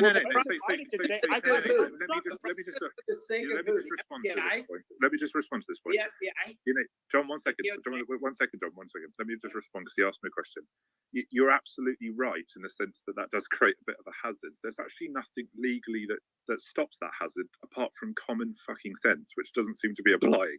But that's and common sense would be, you would notify somebody to tell them that you've declassified the document for the matter of record. However, what the question was asked was, does he have to declare that to anyone? The answer is no. Should he is a very different question, and I think that's the line. So would you agree that then Biden can classify? Also, I think that's I'll explain why it's different and the argument doesn't follow through. Because with Trump, you can have them documents, them documents exist, you can declassify them in your mind. I'm just following the argument. I'm not saying you can or not with the mind. But for Biden to classify those documents again in his mind, he would need to know that those are the documents he's classifying. He can't be like in his mind, any document that Trump declassified, I am now in my mind classified. No, but he would know. That- But that's he what I would. would He, support. okay. So what he's saying is that this is so ridiculous. What he's saying is that Trump declassified him in his mind, so Biden wouldn't know what Trump declassified in his mind, and he cannot reclassify it because it's in Trump's mind and nowhere That's else. the issue. This It's is- absurd. this is- You're absolutely No, right. you would- yeah, And by the way, not guys, how then separate to that. Go to legal moral You would hazards need for to the know rest that those are the documents as well. Yeah, this So is that's John. the John, I question. know we're talking from a legal perspective here, but that sounds crazy. Like, how are we gonna explain this to the average Joe that Trump classified stuff in his mind, and then Biden can't reclassify them because they're in Trump's mind? It just makes it very difficult. The Jedi. Mario, here. Well, let John here's the John thing. John respond. Then we'll give you the mic, Joe. Go ahead, John. So of course, and that's why this has never happened before. And to go to the more questionable Trump-like cases like January 6th and Georgia, let me just say, if anybody thinks that the American people don't understand that January 6th was an FBI setup by this point, they're not paying attention. And if anybody thinks that Trump is the bad actor in Georgia with respect to election fraud in 2020, they don't have a pulse on the American people. So they can pursue whatever cases they want to, but it will help him. He will have 95% of the vote soon. So, let's go. It's all good. Joe? I have a question. So the man that had 3,500 trials in the past 30 years prior to his presidency, once he became president, is an angel, and everything else is a setup. That's pretty much the way the American people are seeing it, and that's what I see it. So yeah, That's an absolute ridiculous. I wouldn't Hey, say. Joe, I wouldn't say. And one point. Let me say one thing. The president does not have the authority to keep secrets. Ask a question Doc, right after. you can ask me a question. Let me finish. If he declassified the documents, I'm not an expert. I don't know what the law is in terms of when he can and when he can't. I don't think it's ever been litigated. So there's no precedent whether he can or can't, with the whim of his mind, declassify documents. The problem is classifications are made because they're not supposed to be public information because of national security. According to who? Once they are According to who? declassified by law, According to who? he needs to make it According available to to the who? public. By No, law, no, no, he is no, not no. allowed Answer to the keep it question. secret. Answer He's the not allowed to question. keep it secret. According to who? According to who? Oprah. I think he's listening The to Freedom Oprah. of That's no, what I the think. Freedom of According to Information who? Act. The Freedom of According Oh, he's Information answering Act. it, John. The Okay, Freedom of so John's Information Act. question, in case. I don't know All how. right, Joe, if you haven't heard John's question, according to who's the question? If you haven't heard it 28 times. Joe, do you want to answer the question if you do have an answer? You got to unmute, Joe. You have to let me The unmute. question is, Now we heard. I promise you, John. John, could I I promise answer you, I've you? heard the question. I swear to you, I think everyone heard the question. I promise you that. Joe, I'll let you answer John's question. Yeah. Unlike what John said that it's in the Constitution, it's not. It's the Freedom of Information Act states that a president cannot withhold a secret. Right. So although if he declassifies them and does not make them public, John, I swear I'll let you speak. I know you're nervous because I'm proving you wrong, but please be quiet for a second and shut up. Let me talk. I'm in the middle of speaking. Jesus, John. This is man. John. Look, I'm gonna hate hearing the recording. John. So we've got to do this. First, I've got a lot of respect. You seem to have a lot of knowledge. So if you were anyone else, I would have removed you from stage by now. But I don't want to be disrespectful in any way because you do have a lot of knowledge. Please, man, just put your hand up or let others finish. If you really disagree with them, just take a note and then disagree with them and prove them wrong and shit on them right after. I promise you, we'll give you the mic when your hand is up. Okay? So I've had my hand up for. I know, Doc. I know. Yeah, you can make me look like an All right, idiot Joe. So all I'll you go. want right I'll go to afterward. Doc, and then we'll go to. We'll go to Doc when let you're me done. answer Yeah, your I'll let you answer. question. Okay, just let me structure it. So Joe, you'll answer the question. Doc, I'll let you The go on. Then president Joe. does not have the authority to keep things secret. Period. If he declassified it, it needs to be made available to the public by law, and he's not allowed to keep it secret by keeping it in his underground lair or whatever you want to call it. Doc, I'll let you jump in before John. Okay, first, the Constitution is the supreme law of the land. Any statute, legislation, executive order, all have to bow down to the express written language in the Constitution. The Constitution gives the president plenary authority. Google it, Joa. Look it up. That means it cannot be limited. means it cannot be limited by law, statute, or your opinion. If you have a different opinion, please, sir, present the source. Okay? Because what you're saying, you are misinforming the public about a matter that's very important that people are ready to go to war over. So quit talking out of your ass, sir. You should look in the mirror. Yeah, I do every Okay, now, day. you know, You clearly don't. anybody- So Nicholas, Okay, look, so- look, John, so- John, hold on, Yeah, go hold on, John. I'm gonna give you the mic. John was a partner at Latham. Okay, Yes, according I to was. his bio, that's one of the best and most prestigious law firms in the country. I'm a piker next to him. The qualifications to get into Latham are very, very high. To be a successful attorney at Latham is very, very, very hard. You would do well, all of you, All Source, Joa, and whoever else is laughing down there, to listen to what he has to say. And if he's wrong, provide a source, please. Not just I feel, I think, or this has no precedent. There will be no precedent that would overcome the express language in the Constitution. Period. So John, I'd like you to jump in. Go ahead, and then we'll go to Nicholas. Yeah, so thank you for the Latham reference, and I'm sure a lot of Latham folks would, like to jump in and take issue with that, but it's all true. And so the bottom line is this: as the prior speaker just said, is absolutely correct. The United States Constitution is not just the supreme law of the land; it is the foundational document for anything and everything we do, except for killing each other in a state of chaos. Okay, that's what governs. And the idea that the Freedom of Information Act, some statute would preempt the power of the executive under Article 2 is comical. That person should never be let on here again. And it's just, but this is what the founders envisioned. People would try to attack the other party, and as a consequence, the other party will take power and will engage in retribution, which honestly I think is in line here. Nicholas. And the president does have the ultimate authority to declassify documents, and they're not going to even charge them with classified documents because then they would have to charge everyone, and they're not going to do that. If they want, they might move towards obstruction because they're corrupt, but the reality is even there, you still have to prove intent, and they won't be able to prove intent. If President Trump says, I declassified these documents, then where's your intent? Nicholas, my question to you is can I ask it in a different way? In this sector, did President Trump keep the documents secret? Nicholas, that's a question for you. So, actually, did the president keep the documents secret? Well, we don't even know what the documents are yet because they haven't been released. So the president could have said, I have declassified these documents, and that's it. Took them back to Mar-a-Lago. The GSA was the one that actually packed them up and brought them to Mar-a-Lago. But did he keep them secret? I we think don't know. After declassification. Declassified documents that still have been released. Nicholas, yeah. So, all right, guys. Josh, I had one more question for Nicholas. Nicholas, I also wanted to get your thoughts on the investigation regarding the call to the Georgian officials to, I think it was Brad Raffensperger. Am I saying it? Raffensperger. So the call to Brad, in which I'll read out exactly just what the statement says here, during which Trump pressured Brad to change the state's election results from the 2020 presidential election. I'm guessing saying these are the allegations. So two things. So would love your thoughts on that, Nicholas. Nicholas, please go ahead.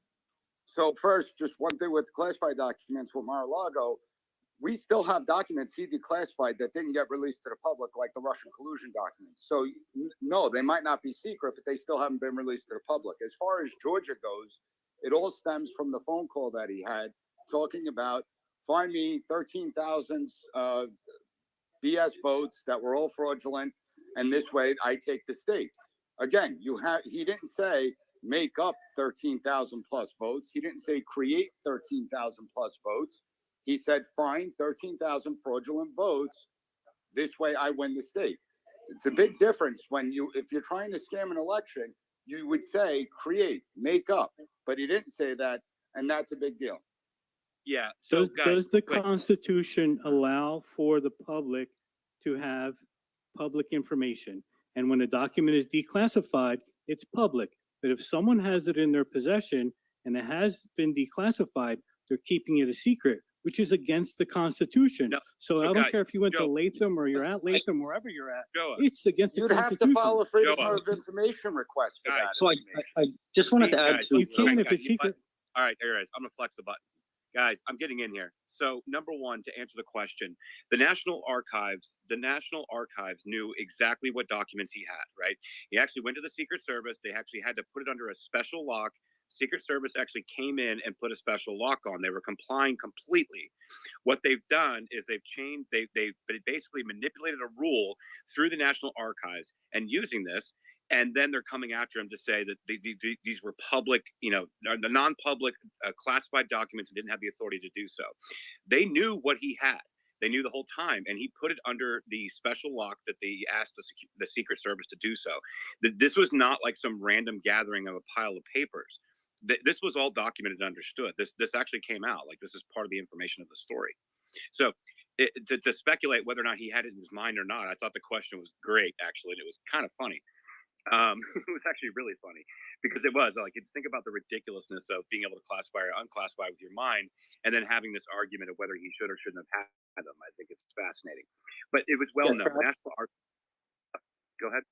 Yeah, no, you're absolutely correct. John is correct too. John Pierce Stewart. I mean, of course, the president has broad powers to declassify almost anything he wants, but there are restrictions on it, right? So the Atomic Act of 46 and 54 prohibits the president of the United States, for example, from declassifying anything related to nuclear weapons and nuclear power. So that, there are, at least one restriction that we know of. So I just wanted to add that.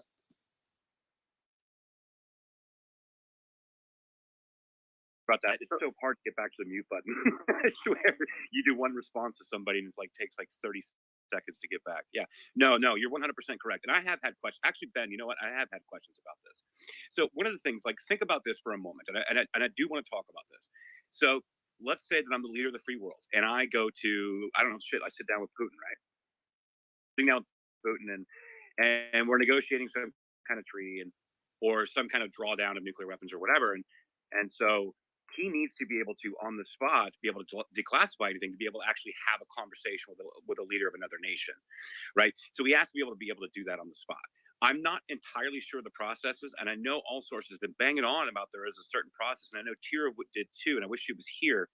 But ultimately, it seems to me that you have to be able to do that. You have to be able to declassify on a whim if you're going to have a conversation about stuff that is classified. So you don't have to declassify a document to talk about it as president, FYI. So Trash, if I may. So there's a difference between declassification and releasability. What you're referencing, right, that conversation with the foreign leader is still classified. It's a classified conversation between, if you're, that's a diplomatic negotiation, right? So what you're referencing is not the classification, it's releasability. And what releasability means is this information releasable to, let's say, the president of Russia, to the Russian Federation? The president has absolute... I mean, they tried this already in 2017 with Sergei Lavrov. President Trump was meeting with Sergei Lavrov, and he brought up the Russian investigation, and everyone tried to get him. Oh, he released classified information. It's no. Yeah. So again, let me hold on. Let me just go on for a second. So declassification and releasability, right? Because the releasability piece is basically who you can have this conversation with, right? And there's even you can even go I can go in the whims of classifications to bore everybody out of their mind. I'm not going to. The president has almost absolute authority. That's right about the nuclear. Thank you, Benjamin. That's a good point. But I mean, regardless, nobody's going to go after the president because of that. I'm sorry, it's not feasible. But I think what the conversation is, that's why in my mind, that's why I put that crazy scenario, and it's ridiculous as a process for declassification. But to Joe's point, if it's declassified and then as a private person, because the former president is now a private citizen, the access of that a lot of those documents get back. But when we're talking about the issues of classification, just be very careful, Josh, to your point.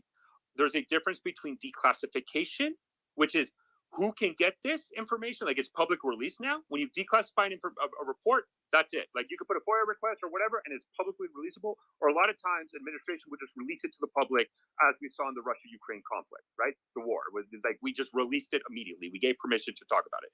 The other conversation is releasability, because generally, a rule of thumb, right? A rule of thumb is that when a president has a conversation with a foreign leader, or any official has a conversation with a foreign leader, is going to be classified, because we don't want private diplomatic conversation to be released in the public. But that doesn't mean it's declassified. It's not declassified. Very important to highlight. It's not declassified. So a couple of points. Number one, with respect to releasability, I mean, you know, the American people get to see everything, and if somebody tries to keep it secret, it's not classified by the president, then they can issue a FOIA request and they can get it. I mean, you know, it's very simple. And the second point is, I think the folks who are like worried about quote unquote classification or releasability, like who gets to decide like who is in charge? We're concerned about what the FBI thinks, or the CIA, or the DOJ. I mean, after what you have seen in the last couple of months, these are the most corrupt, evil, criminal monsters on the planet.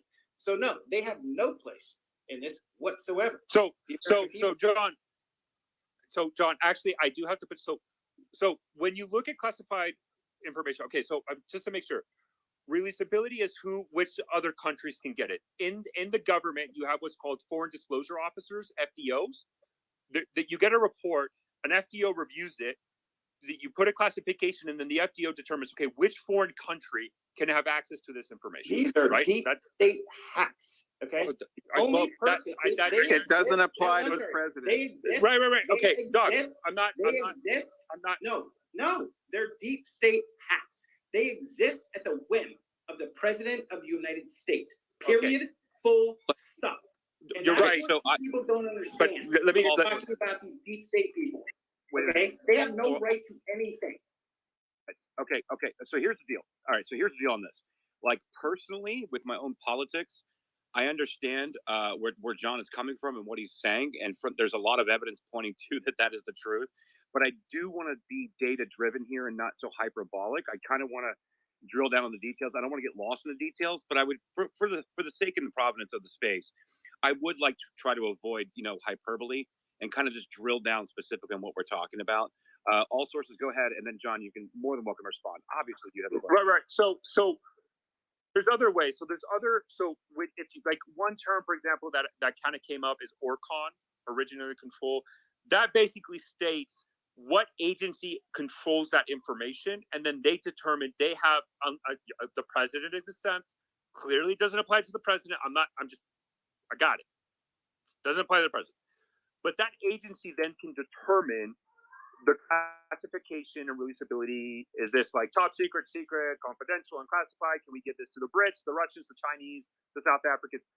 That ORCON, generally, a lot of times you will have agencies will determine, based on the information that they have, there are certain ways that only certain agencies can determine that information, right? This does not apply to the president.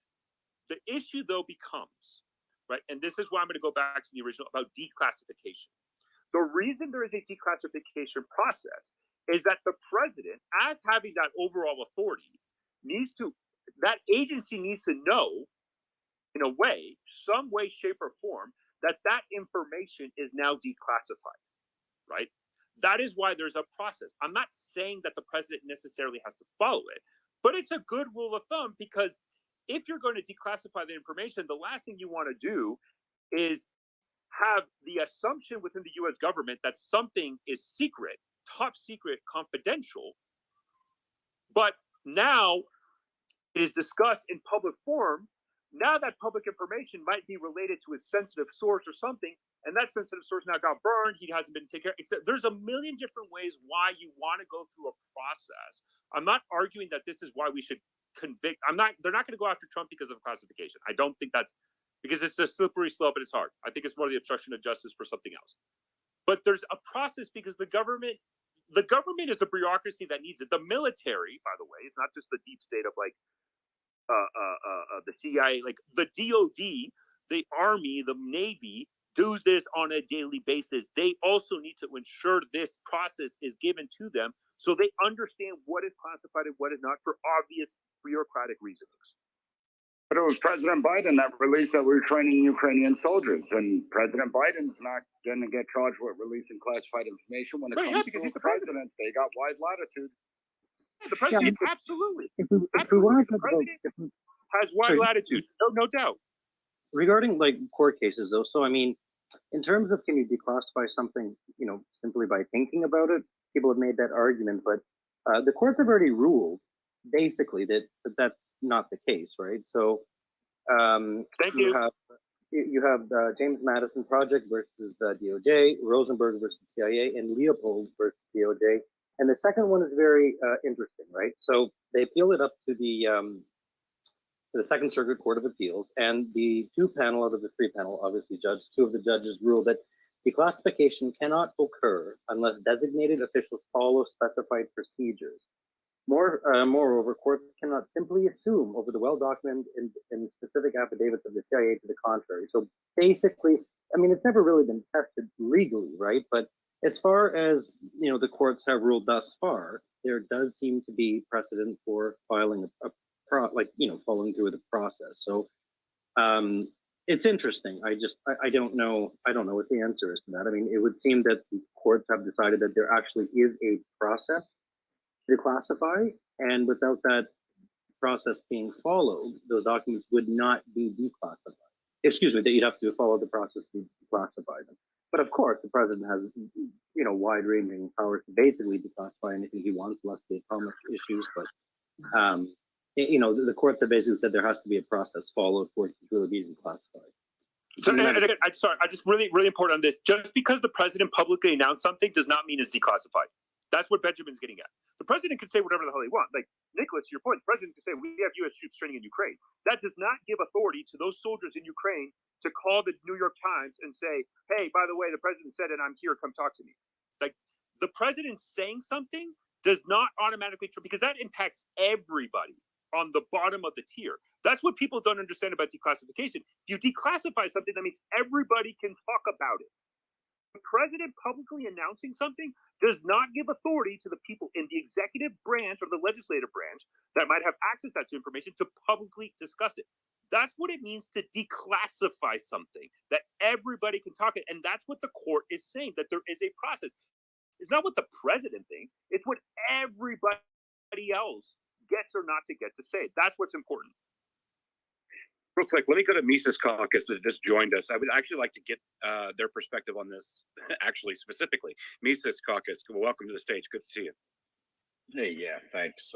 Since I'm speaking on behalf of a lot of people, I'll just let everybody know this is Dylan Griffith. I'm the social media manager for the caucus. I'm usually the one that is doing the posts and the thread on the Restrict Act and things that you might have heard, but I'll be the one talking today.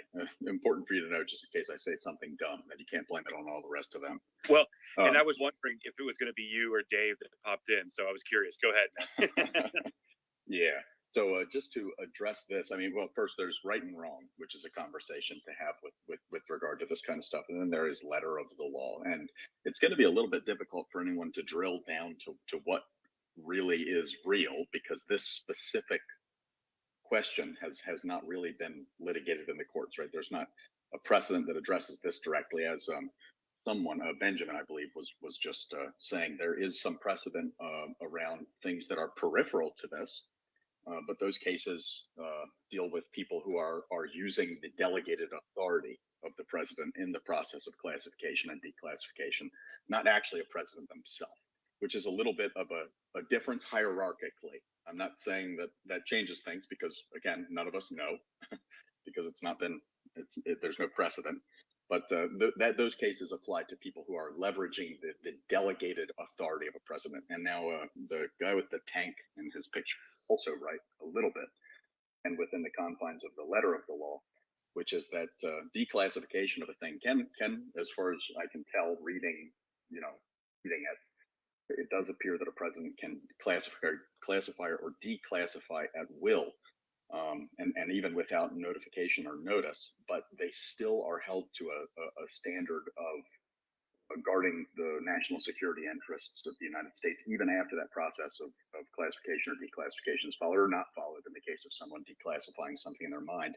And that's 18 CFR 3 Alpha 11. that talks about that with regard to the release of a secret classified. They can't then just go and talk about it to anyone and their mother. Or I guess they can, again, because there is no precedent for this. But as I read it, it appears that there would still need to be some amount of disclosure awareness before it is broadly released in a manner that might, and the quote is, in a manner that could be expected to cause serious damage to national.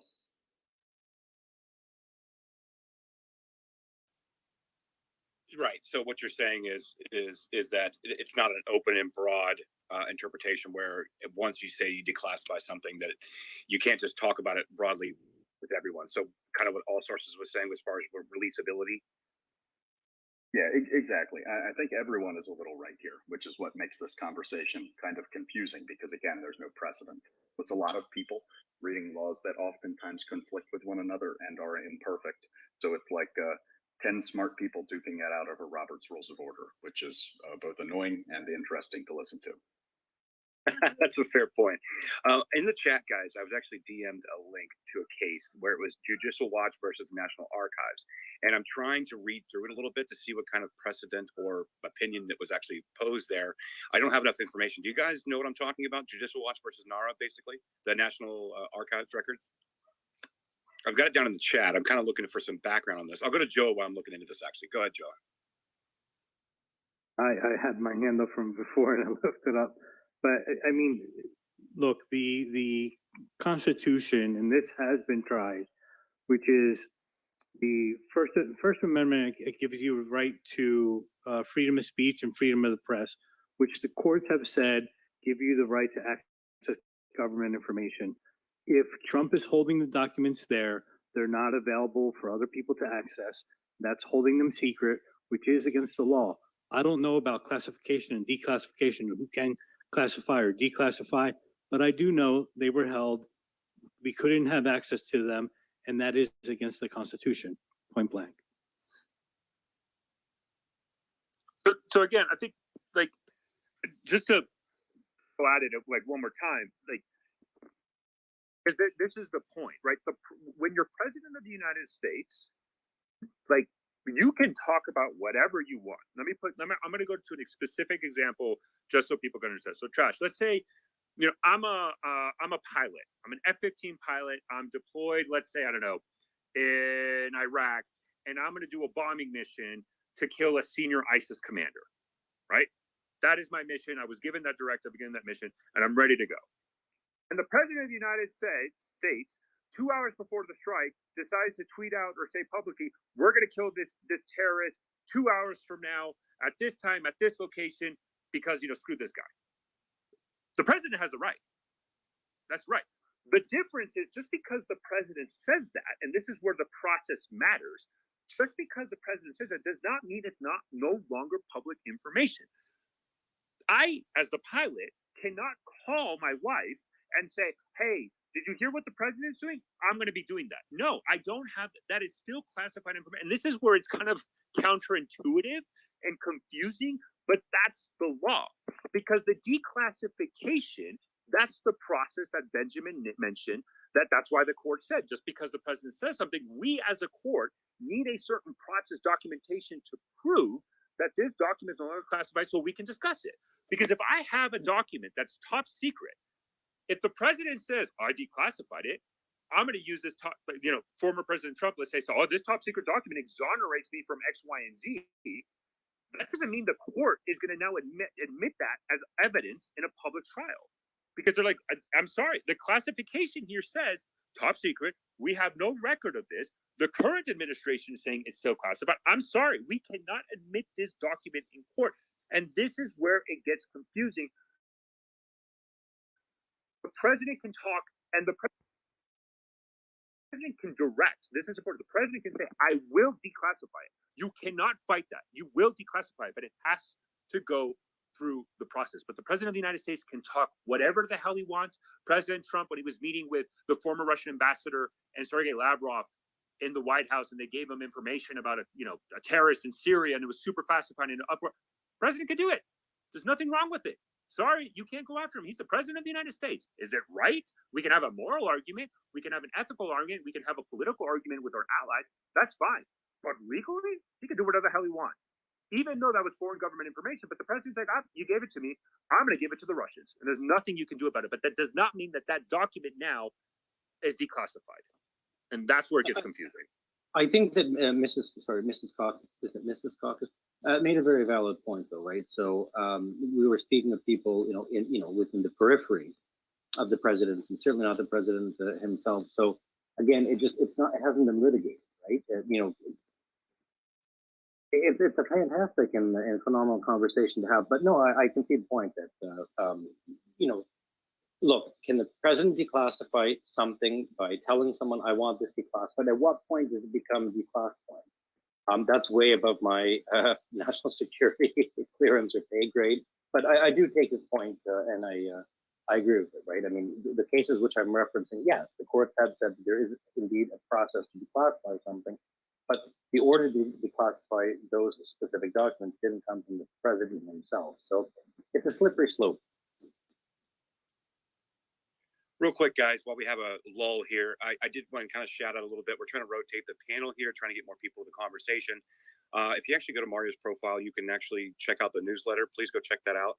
Also, I've been trying to peruse the comments, and guys, you guys know I get an insane amount of DMs. I try to get to the DMs. I try to get to the comments. I try to get to the tweets, doing the best I can. So if you guys would comment any questions that you may have down below to ask the panelists, I would love to bring those into it. Go check out the newsletter if you want. It's in Mario's profile, and also it's pinned to the top. So you guys, just check it out. Go ahead and go to the comments. I'd like to get some questions for the panelists. We have rotated a bit. Looks like Tira, you're back. That's good. Matter of fact, I actually have a question for you. So I'm going to get to my question as soon as I address John. And then Tira, I actually have a question for you. This is what's actually exploded this entire conversation. So I'm glad you're back. John. Yeah, yeah. I'm a little nerved by that. I wasn't listening, but okay. No. It's because we've gone. You and I have kind of gone back and forth on, and all sources has kind of upheld your side of the argument here. But as far as the declassification powers of the president, so no, nothing serious, nothing loaded. Go ahead, John. Yeah, hey guys. I just wanted to address one real concrete point that's been coming up, and I feel is a point of honestly just incorrect, and we can look at the statute. FOIA is something that is very clear cut, and FOIA has certain exceptions, but one very clear point about FOIA is that you can't actually directly solicit the president or the direct staff to the president. So that's a clear exemption, in addition to a number of other exemptions that are made.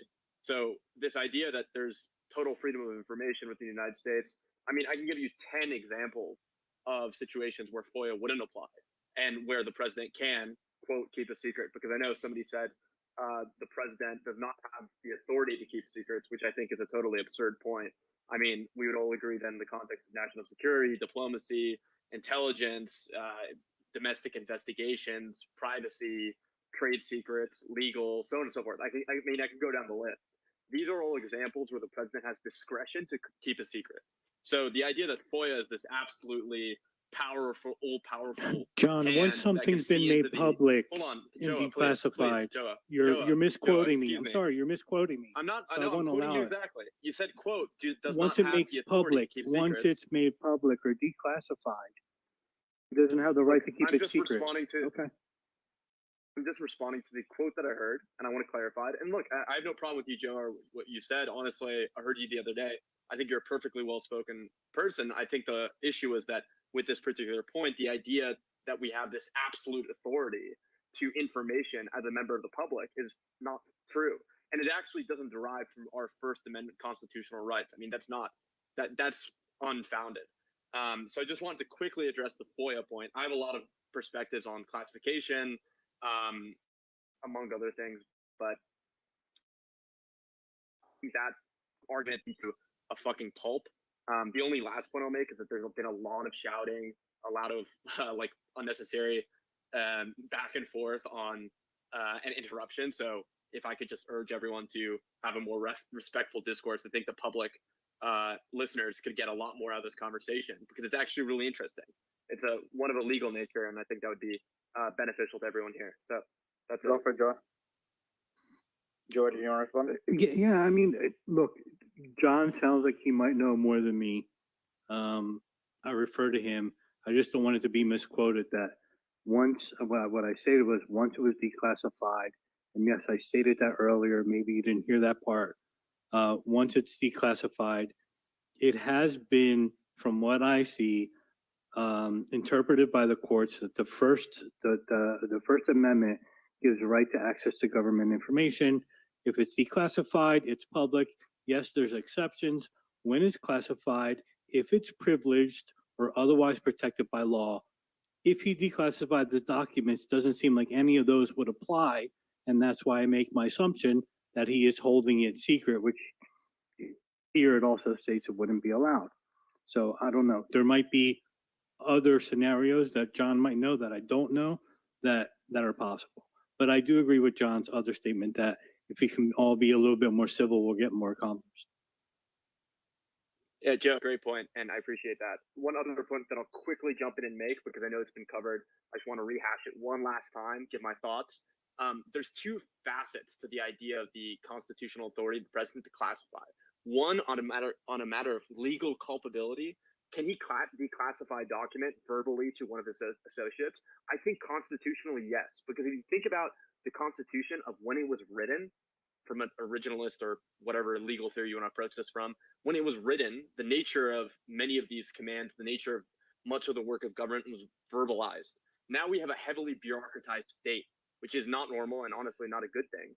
But the idea that the president suddenly lost the ability to do something, which was embedded implicitly into the Constitution, because we didn't have the fast communication and the nature of the world as it is today. When the Constitution was written, it is an expectation that the president was not writing down every single order so that there was absolute legal fulfillment on every single aspect. So that's the legal culpability aspect of things. I think he's absolutely able to do it in whatever way he's interested in doing it. I don't think he has to follow a process.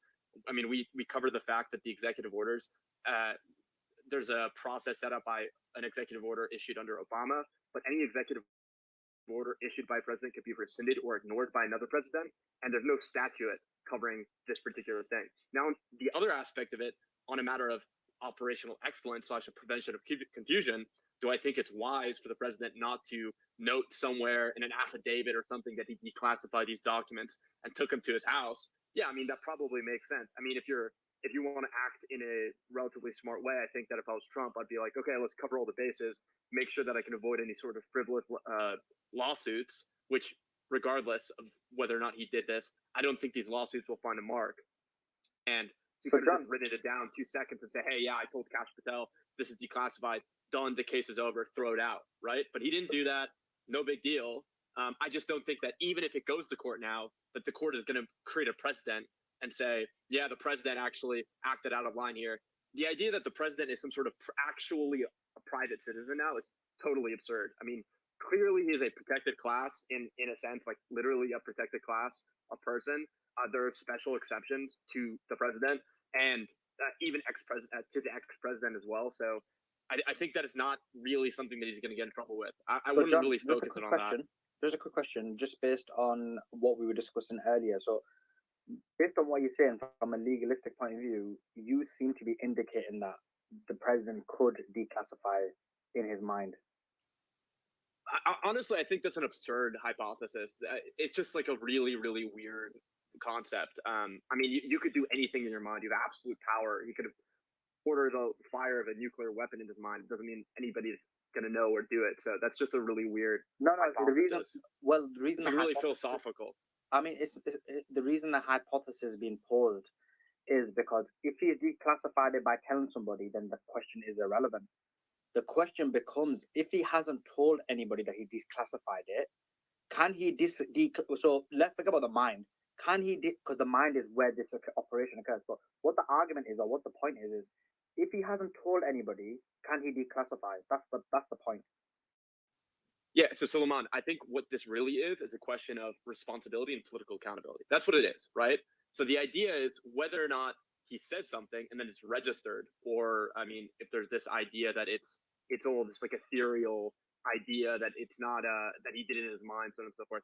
I think that hypothesis is kind of absurd. But really, I think the reason why people were saying that, and honestly, I agree with the underlying supposition, which is that the president enjoys the unitary executive theory implies that the president is pretty much the absolute executive, and all executive power derives directly from him, which dispels the idea of these independent prosecutors, independent investigatory agencies, so on and so forth. I think that's really what people were trying to argue. I think the mind was really an extreme example to demonstrate the fact that the president really doesn't have restrictions on him as an executive body, to which I would actually agree. And I think that there's substantial support, and I would point particularly to the June 2018 Barr memo to the DOJ regarding the Mueller obstruction, his obstruction theory, Mueller's obstruction theory, because I think Barr really lays it out really well in a legal perspective in a lot of ways. But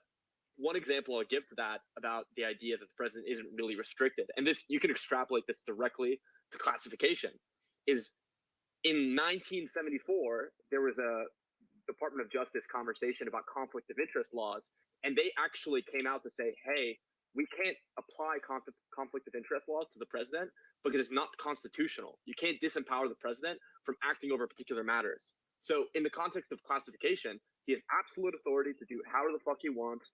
He's not going to get legally prosecuted for it. I don't think that's actually possible. It doesn't matter if he's current or past. I don't think that there's any grounds for it. It's a really, really hard case to prove, even if you wanted to make the argument. And I don't think it's going to be, especially under current circumstances, if it was escalated to the Supreme Court, I do not think the Supreme Court would support the plaintiffs. So that's just my 2 cents on it. Come back on that? Yeah, John, I like the way where John's coming from, because it doesn't seem like he's on the Kool-Aid of the extreme left or right. So if he did declassify the documents, does he have to make it available to the public or no? Is he allowed to just store them in their house and not let anyone know, basically? No, he doesn't have to make them available to the public, because it could still be considered sensitive information. Just like when you file any type of request, it still comes in redacted. Even members of Congress get redacted information all the time from the FBI. Even if they have security clearances, it could still be redacted. Yeah. So on this, actually, hang on. There's some case law on this. I've been working on this in the background for like the last 15 minutes. Someone had suggested to me in my DM that the Judicial Watch case versus NARA, which had to do with the Clinton emails, was somehow related to this. And at first, when I looked at it, first notice, I was like, this doesn't make sense. It's not actually related. However, I have been chatting with ChatGPT because I read the entire opinion, but I needed to kind of have it crystallized for me a little bit so I can kind of opine on this and not take 3 hours to read through it. But if you guys don't know what the case I'm referring to, it was actually civil action number 10-1834 ABJ, and it's down in the chat. And it was a lawsuit filed by Judicial Watch against the National Archives and Records Administration in 2010. So the lawsuit actually alleged that NARA violated the Federal Records Act and the Presidential Records Act by allowing the use of personal email accounts by the White House officials, including then Secretary of State Hillary Clinton, for official government business. You guys know all that. I'm not going to go through all that. However, I then asked, I said, okay, well, how does this apply to presidential declassification powers? It says it doesn't actually directly relate. However, the PRA, which is the Presidential Records Act, which was at the issue in the case, does establish certain guidelines and limitations on presidential declassification powers. So under the PRA, presidential records are presumed to be the property of the federal government and must be preserved, archived, and made to the public in accordance with certain procedures. However, the Act also grants the president broad discretion to control the release of presidential records, including the power to exert executive privilege and to delay the release of certain records for up to 12 years after the president leaves office. So the case of Judicial Watch versus NARA raised questions about whether or not personal emails by government officials to conduct official business would be treated as presidential records and subject to the PRA. The court ruled that such emails could indeed be subject to the PRA if they were used to conduct official business, even if they were sent from a personal email account. So in summary, while the case does not directly relate, it does underscore the importance of proper record keeping and preservation of government documents, including those that may be subject to presidential control and declassification, which the president has up to 12 years after he leaves office. So I do find that interesting to note. I think that's actually important. And so all sources, I cut you off, but I kind of wanted to inject that into the conversation. So again, I'm going to go back to, Chair, I think I'll pass it to you, but I think what people don't understand what declassification means. Declassification means, can we all talk about it? That's the heart of declassification. If you declassify something and it's unclassified, then the government cannot dictate to anybody, you can no longer discuss this thing. That's declassification. It's not the president. The president is irrelevant in this conversation. It's everybody else in the federal government who has access to that classified information. If I go, reporting specifically talked about Trump because it's like SCI information. SCI is sensitive compartmentalized information. It's a term that basically means it's in ways that it's sources and methods. It's intelligence reports that are so sensitive that they're classified because it releases sources and methods. And there's an alphabet soup of classification when you go in there.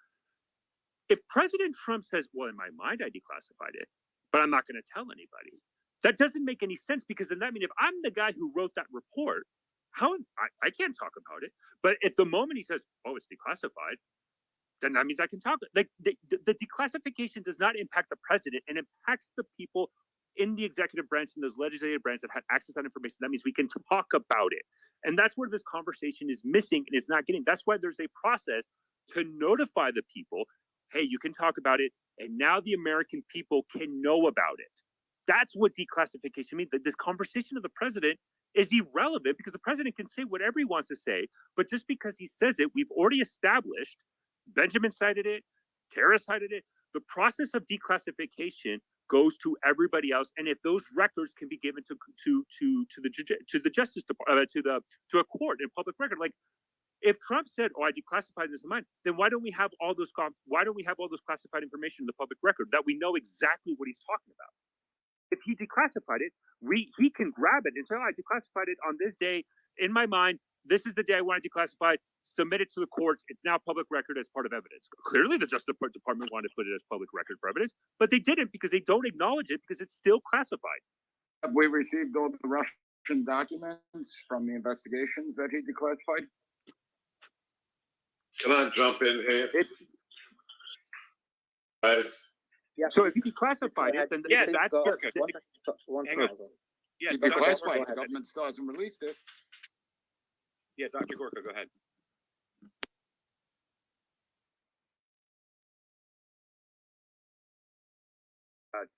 Dr. Gorka, Can you hear me? Are you there? Can you hear me? Can you hear me? Yes, sir.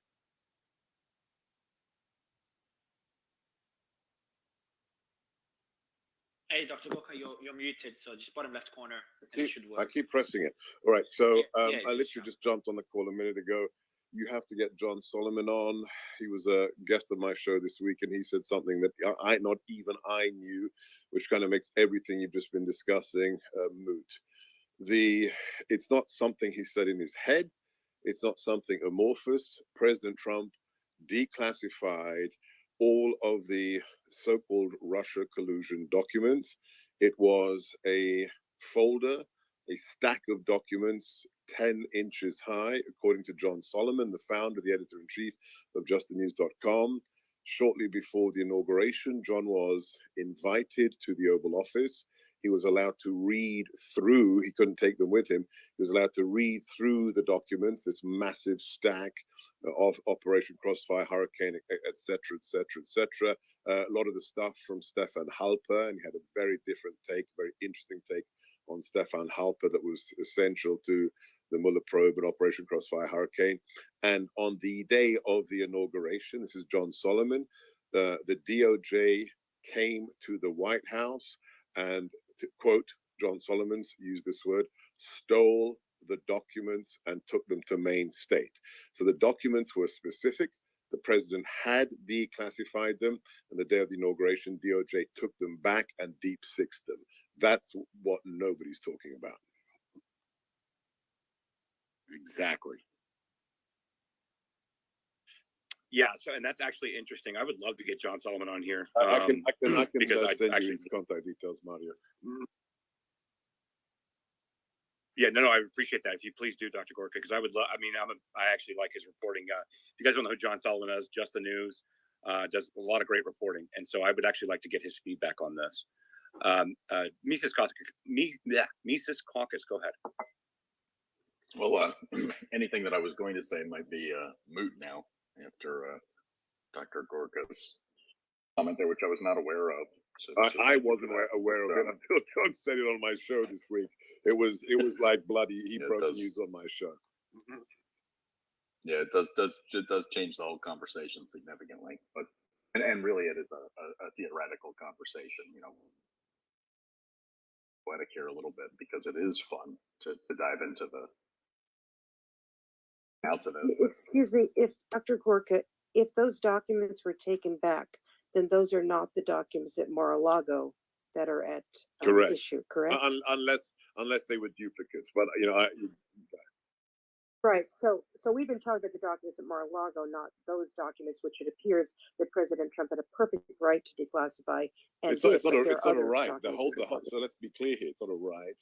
The whole classification system of the United States government exists for one purpose alone, and that is to serve the decision-making requirements of the president. That is why the president is the only person in America who can declassify a document at will, and is the only person who can grant or strip a clearance at will. He can say to his cleaning lady, he can say to his football coach from 40 years ago, you have a TSSCI code word clearance with Q DOE clearance, and that is automatically provided whether or not the individual passes an SF-86 background investigation. So people need to understand that this isn't a question of, you know, government procedure. The classification system based upon the National Security Act and every other document that pertains to it exists for one purpose alone, to allow the commander-in-chief to make informed policy decisions. So, you know, let's be precise with our language. It's not a right. Dr. Gorka, do you believe that the president can declassify documents in his head? I don't. It doesn't mean anything if he's done it in his head.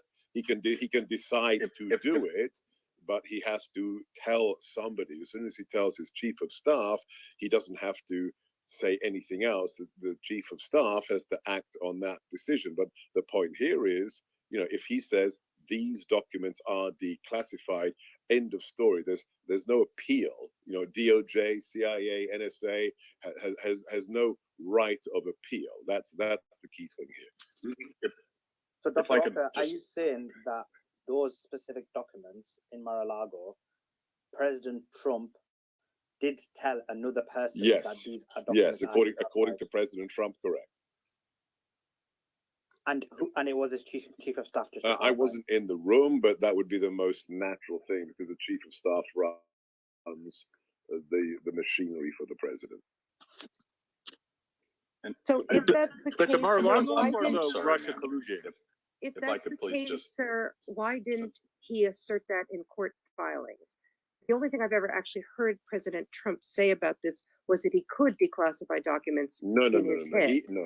He has said on multiple occasions on record that he formally declassified them. He verbally said anything pertaining to Operation Crossfire Hurricane and the Russia collusion allegations is declassified. That's what he said. I have no idea what court filings are referring to, but he has said openly on the record, I declassified them. No, I'm talking about all the documents in Mar-a-Lago, which we do not actually know. No, we don't. They We don't relate to. We don't. Right. So if there are some that don't fall under that category, I'm not aware that he said he told anyone. That's all I'm saying. He certainly didn't assert it in the court filings relating to the Mar-a-Lago documents, which came up in Florida. I don't know. I haven't read the court filings. Yeah, if I could just finish my thought and then I'll be out of here. That is what I was saying earlier, is exactly what Dr. Gorka had just said, which is that all of and we were talking about process and procedure and where there is precedent, which kind of state which does directly state that people are beholden to some sort of a process or procedure in how they notify people or go through a procedure in declassification, that only applies to people who are using the delegated authority of the president.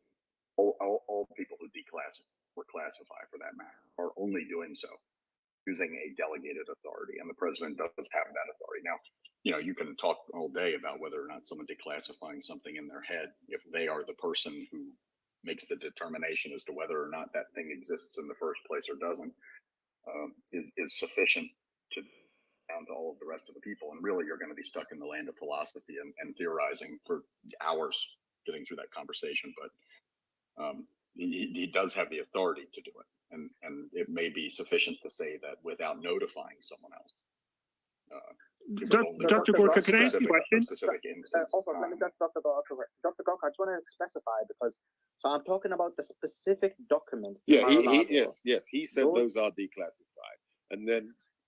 Yeah, no, I understand that, but what was the mode by which he declassified? Because Kira is making the argument that, as a defense, he has not said that he told another individual that he is. I think this is an absurd discussion on how many angels dance on the head of a pin. It's irrelevant. When he was in the Oval Office as president, he stated any document pertaining to the Russia collusion hoax is declassified. End of story. Right? The machinery, the permanent bureaucracy got in the way, and they put all the documents together in a file, allowed the president to have them on his desk, and then stole them back and deep sixed them on Inauguration Day. Now, what portion of those were in Mar-a-Lago? What were duplicates? What other documents? Because he's declassified far more documents than just the Operation Crossfire Hurricane and Russia collusion. I don't have visibility on, because I haven't seen the roster of documents. But the president has been explicit that anything in Mar-a-Lago, and again, it's a kind of a moot point, because if you look at the court precedents with Clinton's audio tapes and with Obama's, 30 million documents that are sitting in an unguarded furniture warehouse in Chicago, there's absolutely no argument to be made, right? So the point isn't whether he's setting his mind or not. He said they are all declassified, and the judge's decision on the Clinton White House tapes that were found in his sock drawer is the president has every right to them for his own personal records, even if they're classified. So again, it's just, one set of standards for one president and a completely different set of standards for other presidents. I mean, thank you for having me. Sebastian, I gotta go. Who deep sicked them? DOJ. Well, isn't that illegal? Doesn't the public have the right if they're declassified? You would think so, but a lot of things happen in this stinking city that are illegal. So where's the evidence that they were D6 by DOJ? Did you listen to what I just said 3 times? That's what I'm asking you to John clarify Solomon, it. That's why. John Solomon, one of the few investigative. I'm going to go right now, and I'm going to put it as a top tweet on my Twitter feed, said Gorka. Okay, you can listen to the source. The primary source is not somebody who is knowledgeable of the situation or an anonymous source. The man. It's just very important information. That's all, Sebastian. Saw the documents actually was invited. Here it is. It's called. I'm posting it right now. It's called. The video is called "The Truth About Trump Declassifying Secret Documents." I'm going to my Twitter feed right now, and has been posted. And it's at the top of my feed. So John Solomon, one of the few investigative journalists in America who worked for the AP, the Washington Post, you name it, now he's editor-in-chief of justthenews.com, said on my show last week he was invited to the White House after President Trump declassified a massive stack of documents. According to John, he said on my show, 10 inches high. He was allowed in situ to read through them. He said there were some very surprising things, especially about Stefan Halper, who is seen by many on the right as a bad guy. And Stefan Halper actually, in the documents that were declassified by the president, actually gave numerous exculpatory pieces of intelligence saying the Trump organization and the Trump campaign had nothing to do with Russia. He couldn't find any nexus between Moscow and the campaign. And that's Stefan Halper, who was, one of the deep assets, the confidential informants for the FBI during Crossfire Hurricane. So if you want to see the whole interview, it's about 8 minutes long. It's at the top of my Twitter feed right now. Yeah, does it name? Does it name Dr. you in the Dr. feud? Gorka? No, he doesn't. Dr. He Dr. doesn't. We're gonna get out of here. You guys have a nice night. I assume you had us in to talk about the Restrict Act. I posted that in your comments. I'm sorry I can't stay for longer to do it. If you do a future space on it, I'm happy to have one of our policy experts on to talk. Thank you. Great. Thank you for Dr. Gorka, the Clinton decision was based upon the fact that the tapes were viewed as personal records, correct? Not presidential records. Do you think that all of the documents that President Trump declassified are somehow personal records that he could have taken with him? It's not that black and white. The judge's decision basically gives carte blanche to a president to determine what he needs for his own personal use. I mean, if you read, and it's a Democrat-appointed judge, which is all the more shocking. I think she's still in on the bench, and she said, you know, it is because the system is created for the president. It is the president who decides what is of personal utility to him. So whether it's a classified document, a tape recording, minutes by one of his staffers, it is the president's prerogative to decide which has to go to the archives and which is for his own personal usage. I mean, it's an incredibly wide-ranging decision if you read it. And I think in this decision, she said something like, and I expect this decision never to be changed. It's a remarkable decision. I just wanted to say hello, Dr. Gorka, again. That is an incredible. Thank you very much. I'm going to watch that for pinning it to your tweet. That's incredible. I mean, that man has a lot of credibility. Thank you. So actually, Dr. Gore, I do have a question for you, because I think that it just came to my mind. Because recently Congress passed a law, and it was signed by President Biden, to declassify everything related to COVID, the origins of COVID. So I don't know if this is a question for you, Dr. Gorka, or maybe another panelist, but does that mean, like, I'm assuming based on what this law, like, can Congress mandate, and the president can't veto, can Congress mandate the declassification of something? No, whoever spoke previously is absolutely right. So agencies can declassify, but they have to be federal agencies. But they do that by practicing the mandate of the president. So, you know, the director of the CIA or the NSA or DOE can only declassify because they are part of the executive, and the president has provided that mandate within certain guidelines to the specific directors of those agencies. But it will be a fascinating case of law to see it argued. But no, the Congress can't do that. They can, of course, leak to the press, which happens all the time. But you know, a chairman of a committee in Congress can't say, I am declassifying, you know, what's really going on at Area 51. No, that can't happen. Even through a vote through Congress or the Senate, like it's passed as a law, you don't believe they can mandate its classification not given what is stipulated in the National Security Act of 1947. No. What about the Atomic Energy Act? And I must admit, I'm not that familiar with it. Seems to have a separate regulatory scheme whereby the president cannot declassify nuclear secrets. Is that, do you think that's unconstitutional? Incorrect. If the president, this is again, we're kind of getting into outre, you know, multi-dimension, you know, alternate universe, you know, what ifs. You know, the president of the United States could declassify the nuclear launch codes, right? If he wanted to. The president could declassify verbally the location of our submersibles, our nuclear attack submarines.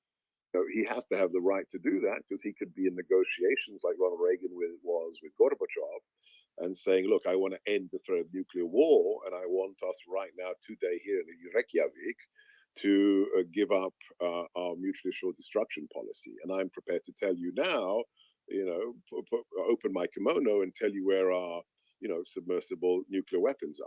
The president has the right to do that because he is the commander-in-chief, and he's the guy that can start nuclear war. He can end nuclear war, and he can be involved in negotiations where the aspects of that nuclear triad are open for him to reveal if he so wishes to. So, you know, there is no, the idea, But whose authority? I mean, what? Suddenly the Secretary of Energy is above the president? No, that's bogus. Okay, but this was passed many years ago. I don't think it's been tested Doesn't in the matter. courts. So you're You saying can't- it's you can't have a cabinet unconstitutional. member. You're No, saying it's no, it doesn't unconstitutional, exist. right? I don't believe what you're saying exists, because then you would be putting a cabinet member above the president. That's absurd. Cabinet member is only a cabinet member because the president asked him to be a cabinet member. But here, I think Yeah, the, I'll the give mistake here I'll is give an to- example. I'll give an example just to Dr. Gorka's point, which I think is a strong one, is to extrapolate this again to prosecutors. The idea that prosecutors are independent, or that while they have prosecutorial discretion, they are merely, and this is, you can see Ponzi versus Fessenden, that they're merely, quote, his hand, right? So the discretion that prosecutors exercise is the president's discretion. And their decisions are legitimate precisely because they remain under his supervision, because he's responsible and politically accountable for them. So Right. you can extrapolate that to Right. other cabinet secretaries and so on and so forth. But Dr. Gorka is absolutely right. I mean, you have to understand, the American people choose the president. They don't choose members of the cabinet or directors of the CIA or anybody else. The only person who has the political authority is the elected chief executive. but Tira, I think your point is, again, I'm gonna beat this dead horse. Just because the president talks about it, and he has, again, that doesn't mean it's declassified. In other words, the president can say whatever he wants in public and everything, and it can be true, but that doesn't automatically mean that information is declassified. That doesn't mean that if the president says a nuclear submarine is off the coast of Russia, that guy can open up and share his location. A sailor in that submarine can share his location to his family because it's declassified. No, the president has broad authority to talk about whatever he wants. The declassification is for everybody else under him to understand what we can and cannot talk about. Those are two. It's hard. It's counterintuitive. President talks all he wants. Nobody's going to say anything against him. That doesn't give me the right to say the same things if I know that's classified and I swore and I signed an NDA and I did my security clearance and all that. I can't talk about it, and I can't say, oh, well, the president talked about it or it got leaked to the press. That doesn't give me the authority then to talk about classified information. The president is protected, and he can do whatever the hell he wants, but nobody else. Yeah, well, actually, But we're I'm not making dealing, some. we're not I'm dealing making. with the case. Okay. We're not, just quickly. I apologize for interrupting you, Tara, and I'll let you speak directly after. Just a quick point. I think that we need to be very clear here, though, that this is. Can you guys hear me or no? John, yeah, hey John, I don't think Dr. Gorka can hear you.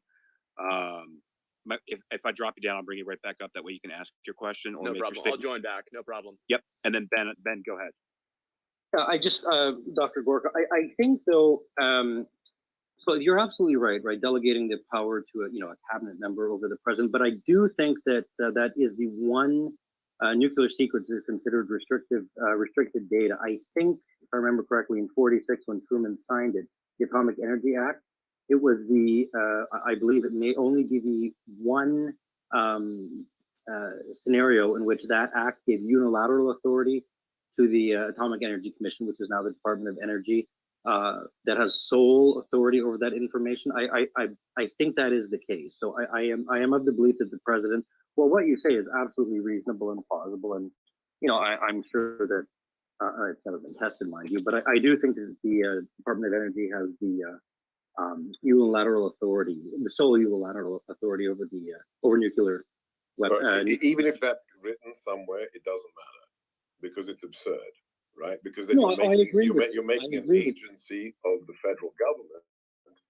I agree with the president. It's just I agree with you. It's nugatory. Even if it's written down, it's a nonsense. Right, I agree with you that it is nonsense, but I mean it's never been tested, so I think it's important to note that. And Tira got cut off, and Tira, John was saying, I don't know if you could hear him as well. He was going to interject a question or a point. So John, you're back up on stage. Go ahead, and then let's go to Tira. Sorry about that. Yeah, and I hope that everyone can hear me now, because I know we were having an issue prior. But the quick point that I was going to make is that this is a situation where it directly relates to the legality, to the legal status of an ex-president being able to declassify these documents. Now, the question is the president legally culpable? We're not talking about some sort of subordinate and some sort of agency who had some sort of or isn't very clear. It's not clear to them whether or not some X, Y, and Z document that Trump has in his possession is declassified or classified. We're not talking about a question of confusion by some sort of subordinate within the government. We're talking directly as to whether or not the president, the ex-president, President Trump, is culpable for holding those documents. And I believe, and I would agree with Dr. Gorka on this, that if you were to say, and if he were to say as the president, as the chief magistrate, as exercising his executive power, if you were to say to anybody, as chief of staff, Kash Patel, whoever, that these documents are declassified, then he personally is not legally liable or culpable. And that's the simple fact, right? And the idea as to whether or not some sort of agent within a sub-cabinet or whatever within the government is confused, that's a whole different legal case. And it doesn't relate to whether or not President Trump is legally liable, which he isn't, because he said they're declassified. That's it. So a couple of points. First, yes, I don't think there is a procedure to declassify, but I do think the president has to tell someone. I don't know who that someone is, but he has to tell someone or make some note or do something about it. Number two, we don't know that the documents that Dr. Gorka was referring to have anything to do with the Mar-a-Lago documents, so it's not that relevant in this context. Number three, while I think it was actually Judge Amy Berman Jackson, who's been in the news a lot, who actually did the Clinton case. While it was a very broad case, I do feel that if a former president were to assert that certain documents were personal as opposed to presidential documents, and they were things that he had not even been involved with, etc., I do think the courts would look upon that very skeptically, in spite of the fact that Judge Berman did say that it is, it's up to the president to tell us what's personal.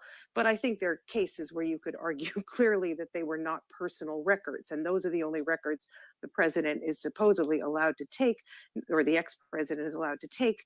Number four, there are other things in the lawsuit that in the potential possibility that Jack Smith is looking into as to Mar-a-Lago, there are many claims potential that arise under statutes that have nothing to do with classification, that are basically just relating to obstructing justice, withholding documents, basically destroying documents, things like that. So I don't think we've actually reached most of those issues. So the Espionage Act, which is what's referred to hang on. in this I've got case, the judgment in is front of me. let me just speak for a second. Okay. So the Espionage Act doesn't even refer to classified documents. It refers to national security secrets.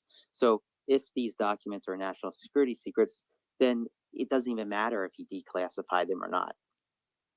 So there's I don't know why we're staying on this topic so long. It's kind of like pointless. Here's the judge's decision. The NARA does not have the authority to designate materials as presidential records. Only the president does. The Judge Jackson, 2012. End of story. Judge Jackson is a district court judge, correct? That was not appealed, if I remember correctly. Was not appealed. It was not appealed. Right. So it is a district court decision that once again was based upon a fairly, how do I say this? The audio tapes to me were a much easier case to determine that they belong to Bill Clinton personally than a document. No, I'm not missing the point. I read the case. The agency has no right to decide. The president decides. That's the point. I do not believe that if the president were to take, say, nuclear classified secrets, say, oh, these are personal documents, that would necessarily I just read you the judgment. So I know it, but it's a district case, you know. So I have to interject. So I mean, the only agencies that were reporting that this had anything to do with nuclear, right, was one outlet. I mean, they may allegedly contain nuclear secrets of another nation, so it'd be completely null and void with the Atomic Act. So I don't think anyone is accusing Donald Trump of, trying to sell. Oh, no, of course right. Not. So I think that's kind of a null and void point. But listen, if Dr. Gorka read the ruling, then that is the ruling, right? It was not appealed, so that says something. So I don't think necessarily that.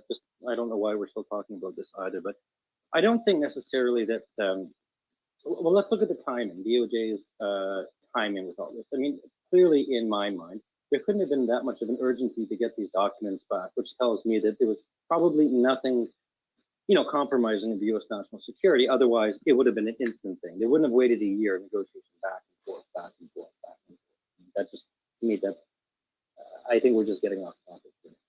I don't know. So this is where I am with it, and just listening to what everyone said and knowing the issue.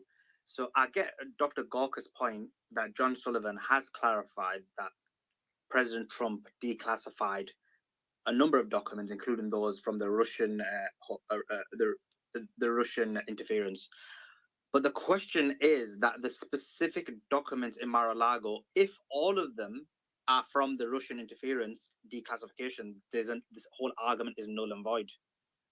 If there are some documents that are not from there, that's when the question arises that those specific documents, were they declassified by Donald Trump informing another person, Dr. Gawker?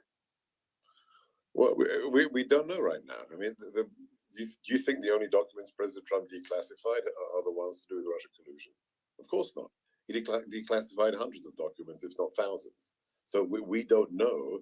I mean, look, the whole nuclear secrets thing is absurd. We now know there was one personal letter from Little Kim in North Korea that President Trump kept, and that's what the mainstream media tried to hang it on. And when that was deemed risible, the whole story about nuclear secrets in the Espionage Act was dropped, right? I agree with you, Dr. Gawker. I do think that whole argument is a bit absurd, but specifically, what's absurd? That the president had nuclear secrets. Yeah, no, it's ridiculous. Yeah, it's ridiculous. But in terms of specifically the point about the bit I'm not getting in my head is why didn't President Trump use this? If Tira's right, and remember we're just taking Tira's word for this, but why didn't President Trump use this as a defense to say, look, I declassified it, I gave it to person X, and like why didn't he use that as a defense? No idea. I haven't discussed this with him.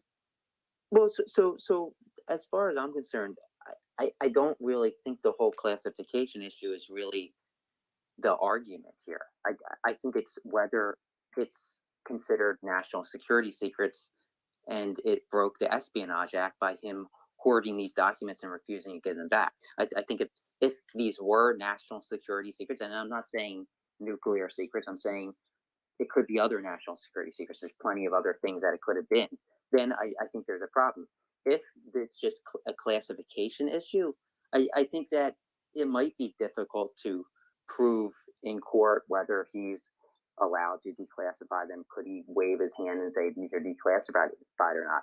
But I think from what I see, from the fact that they're looking into the Espionage Act, I think that there's a good chance here that it is related to national security secrets.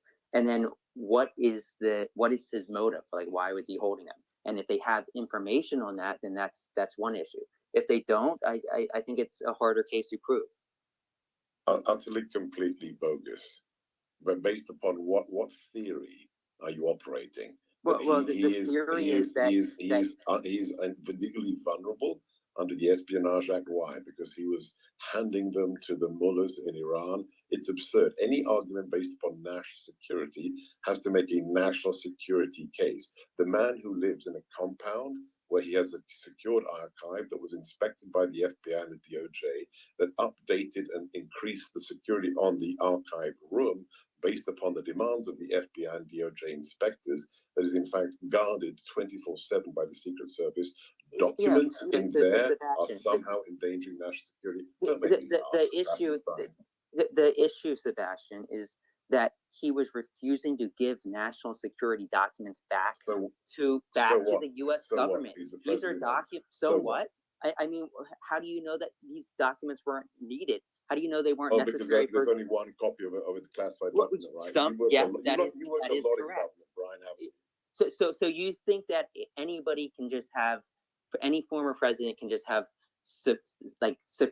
classified information, national security documents that are important to the national security of the country, just stashed away at their home.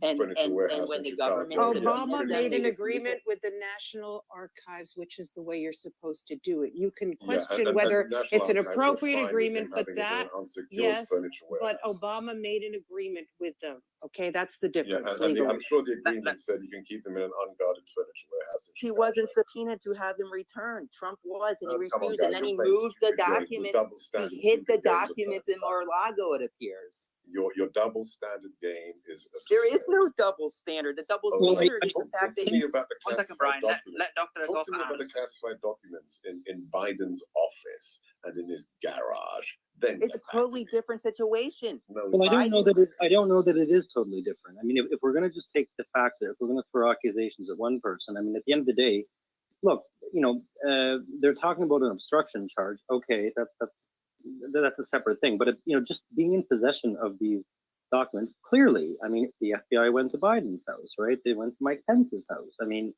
it is sort of a little bit of a double standard. So Benjamin, so the difference is that both Pence and Biden, they found these documents on their own. They contacted the National Archives. They said, hey, we have these documents. We want to return them. How do we go about it? And then they welcome people to search How do you their know premises. that? How do you know that? Let me finish. How do you Trump, know on that? the other hand, Give me the proof. he was How do you know that? notified. How do you know Hey, they let me just found them finish by without you themselves? talking, Sebastian. Let me talk, and you can talk as much as you want. So Trump, on the other hand, he was notified that he had these documents. He refused to return them. He was subpoenaed by the courts to return them. He ignored the subpoena. He then moved the documents within Mar-a-Lago and continued to refuse to return them. And then the FBI had to literally go to Mar-a-Lago to take them back under warrant. Right, but at the same time, so when the news broke of Biden being in possession, I'm just playing devil's advocate here, right? So the news broke of Biden being in possession of these classified documents and being returned. By the time that the press secretary got out and acknowledged that this was just right before the election, right? So it was clearly it wasn't that long ago that this story broke. At the same time, though, she was already aware that a second set of documents had been found. So if we're going to throw out conspiracy theories, and they're fun to talk about, you'd have to address that too, right? Why not come say, well, by the way, there were two sets at two separate occasions of classified documents found in Biden's possession. So, look, and it's important to note that people are saying, well, he obstructed justice, he ordered the documents moved. We don't know that. We don't know. You can make all the allegations that you want, but we don't know that. So I think we have to be careful if we're going to be accusing people that I agree, Benjamin. Like we don't know that for sure. We can just go by the reporting, and we don't know. So I think as more information comes out, then we can kind of decide on like how flagrant this is. But that's a good point. Brian, the quick point that I would make is twofold. So one is that you pointed to the fact that the FBI conducted a raid under warrant, but that doesn't necessarily mean that they actually are operating. That doesn't necessarily mean that he's legally done something wrong.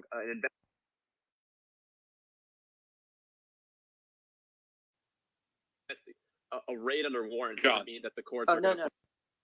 I understand where you're coming from, but the point that I'll quickly make is that John, sorry, one second. John, one second. I don't want to interrupt you.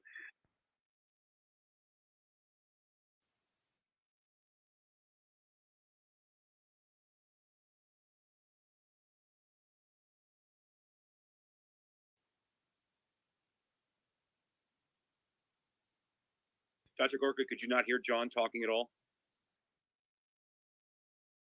Gorka, could you not hear John talking at all?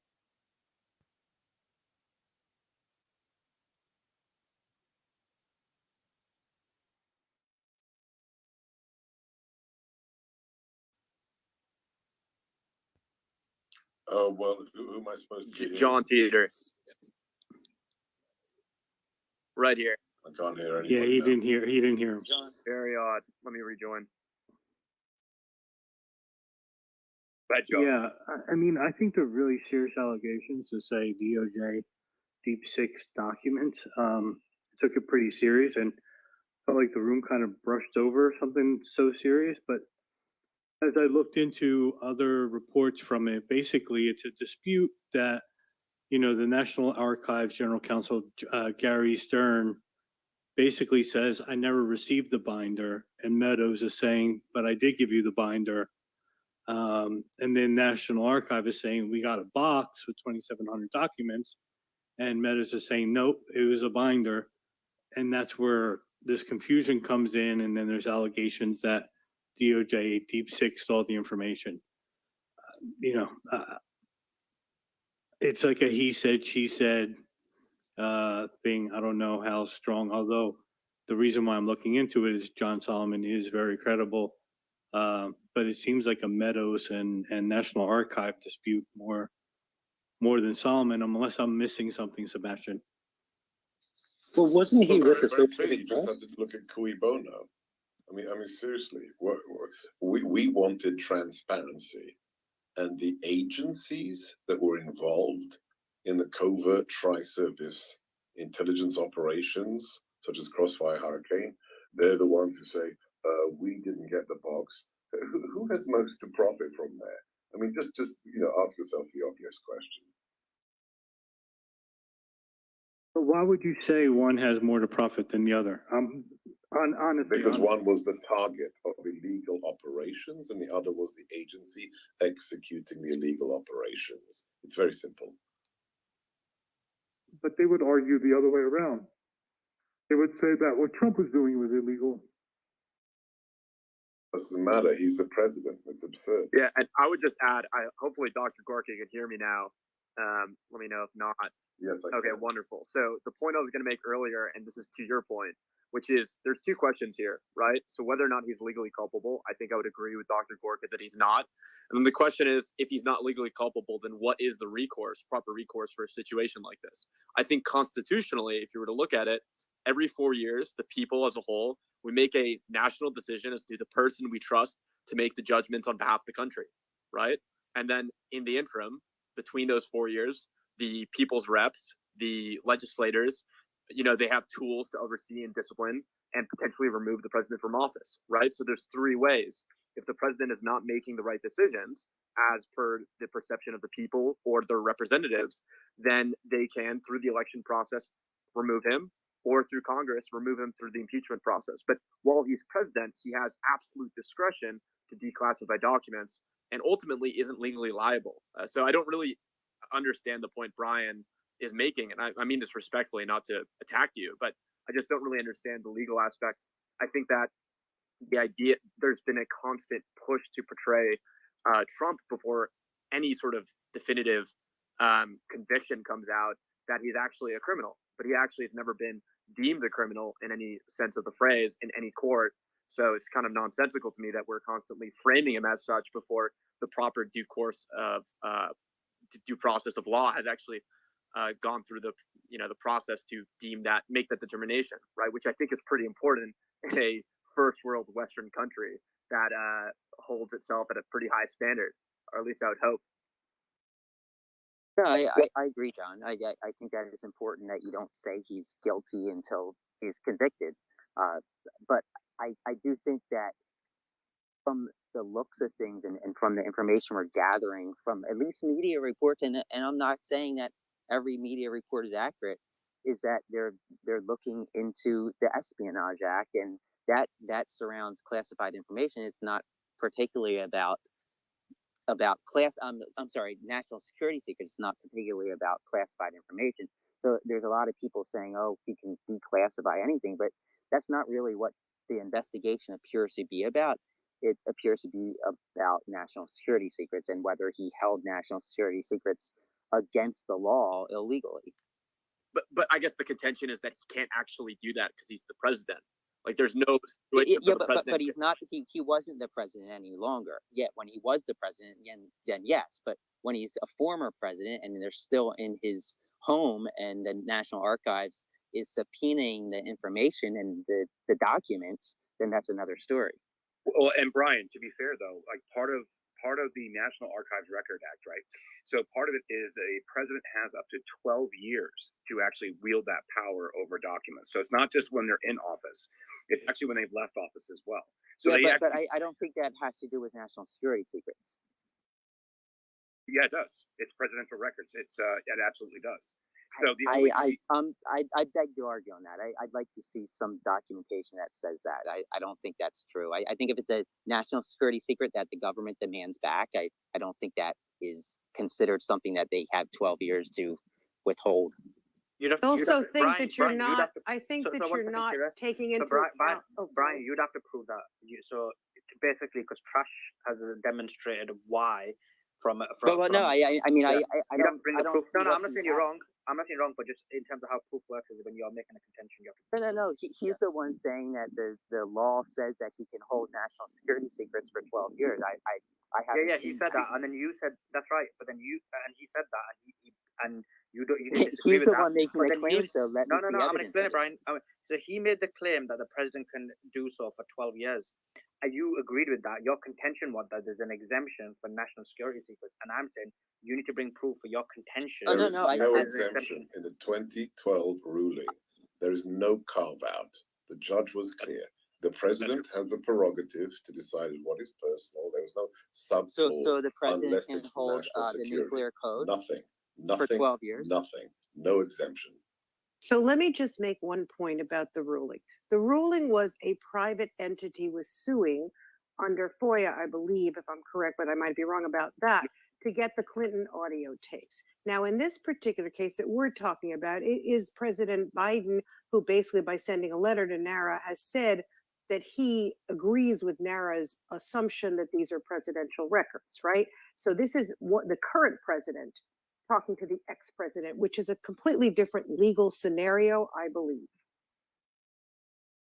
Expand on that, Tira, because like what I was talking about was the Judicial Watch FOIA request for the Clinton emails, right?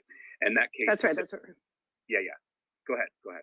So in that case, and I agree that Judge Berman gave a very strong ruling about it is the president or the ex-president that points purview as to what is personal versus what is presidential. But in this case, what we have is a different situation because that was against a third party, right?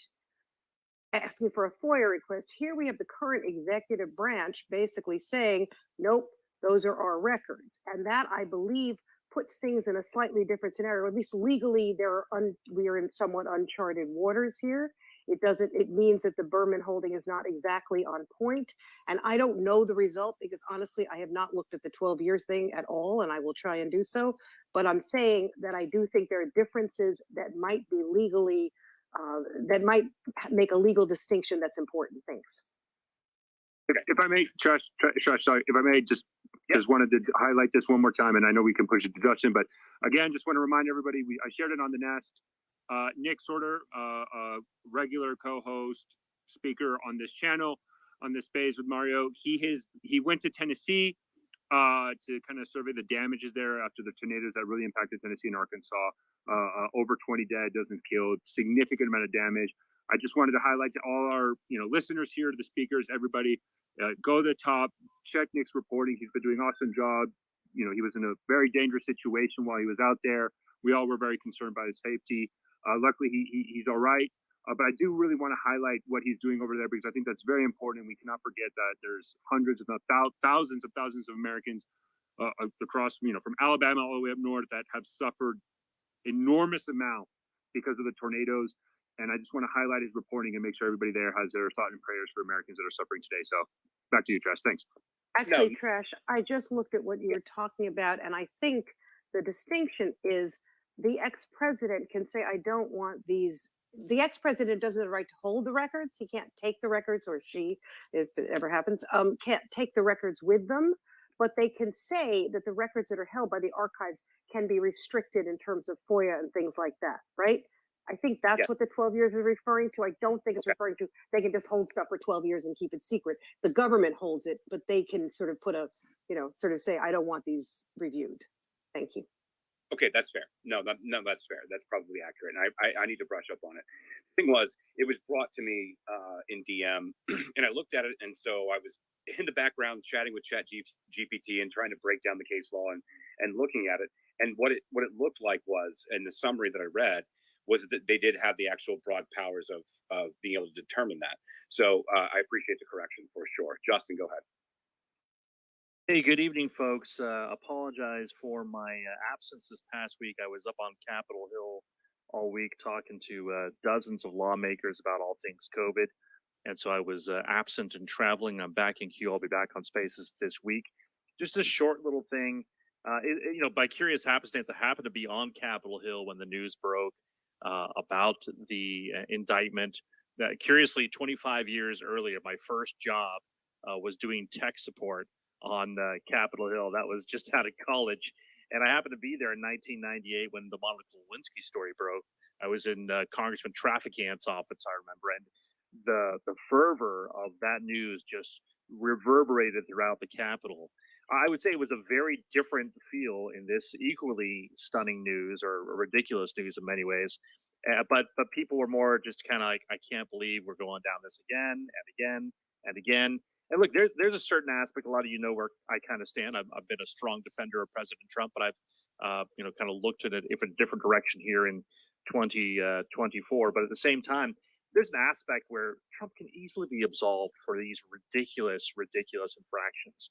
And in many ways, the government is set up like this thorny bush, a series of traps and more that were set to spring onto President Trump there. It's kind of like, channeling Ayn Rand from Atlas Shrugged. I think the quote is, there's no way to rule innocent men.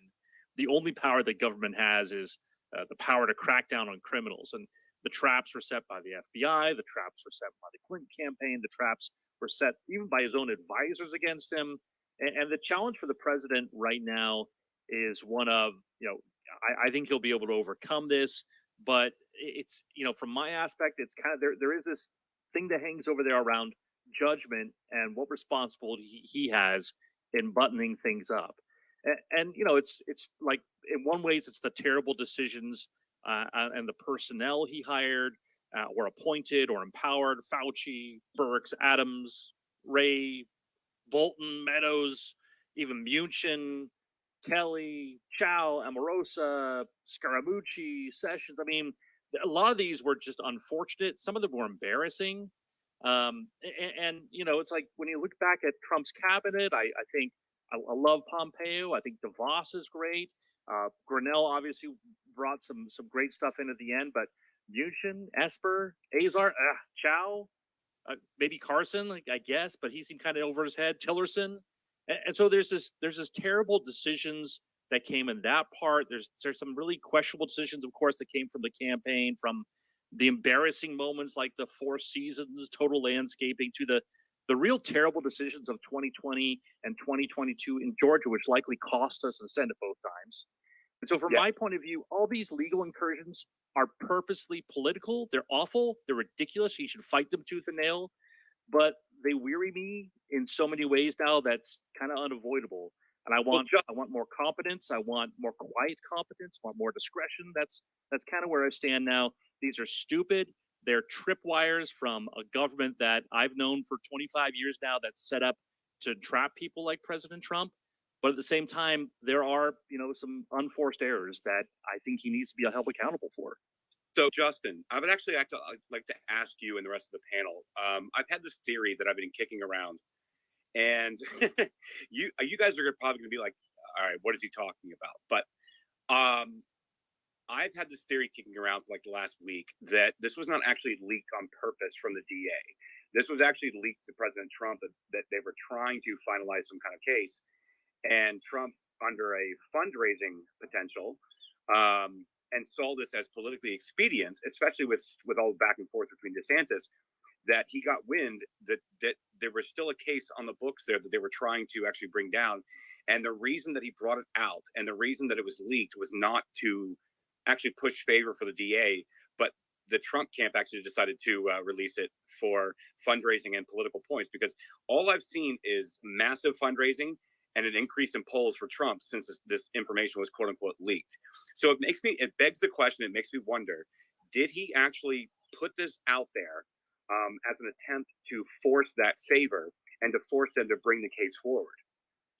I mean, that's a fair point. I would say, fundraising, as you guys know, is kind of my day job. And I will tell you that, he's done very well over this last one. I think he either revealed the number, something 4 million. That's a pretty good haul. Not a grand slam, but very, very good. But at the same time, I will tell you, the issue does not fundraise well for other parties, whether it's the committees, whether it's candidates trying to latch on to that momentum. It used to be you just had to mention the name Trump in a text fundraising message, in an email fundraising message, and it would do well across the board. But now that's not the case. It helps Trump. It helps Trump's campaign only.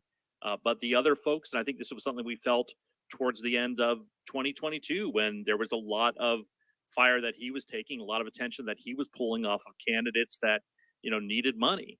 And so I fear again this sort of vacuum that comes, and that's fine.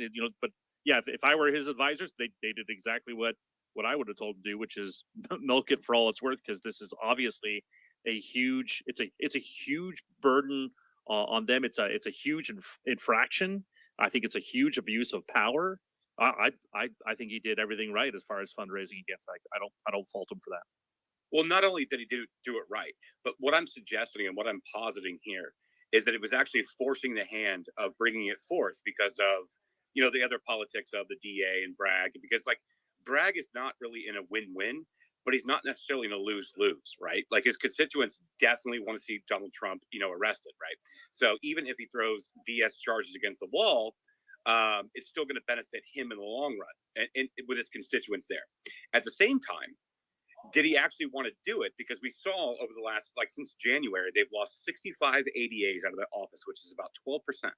And so I'm not clear on whether or not they left because of bullshit reasons of not pursuing policies, or did they leave because they were not arresting Trump, right? I'm not convinced of either one because I'm not actually seeing the reasons why they left.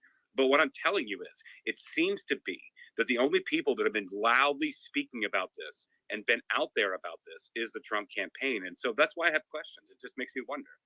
Jim, you just joined us. Good to see you. But I just wanted to put that out there because it looks like to me that it wasn't just as one-sided as I originally perceived it, right? It kind of seems like it's been elevated because it was advantageous to Trump to begin with. Is kind of my point. Yeah, go ahead, Jim. Step in. Good to see you. Yeah, I got nothing yet. I'm just going to wait to catch up, but glad to be here.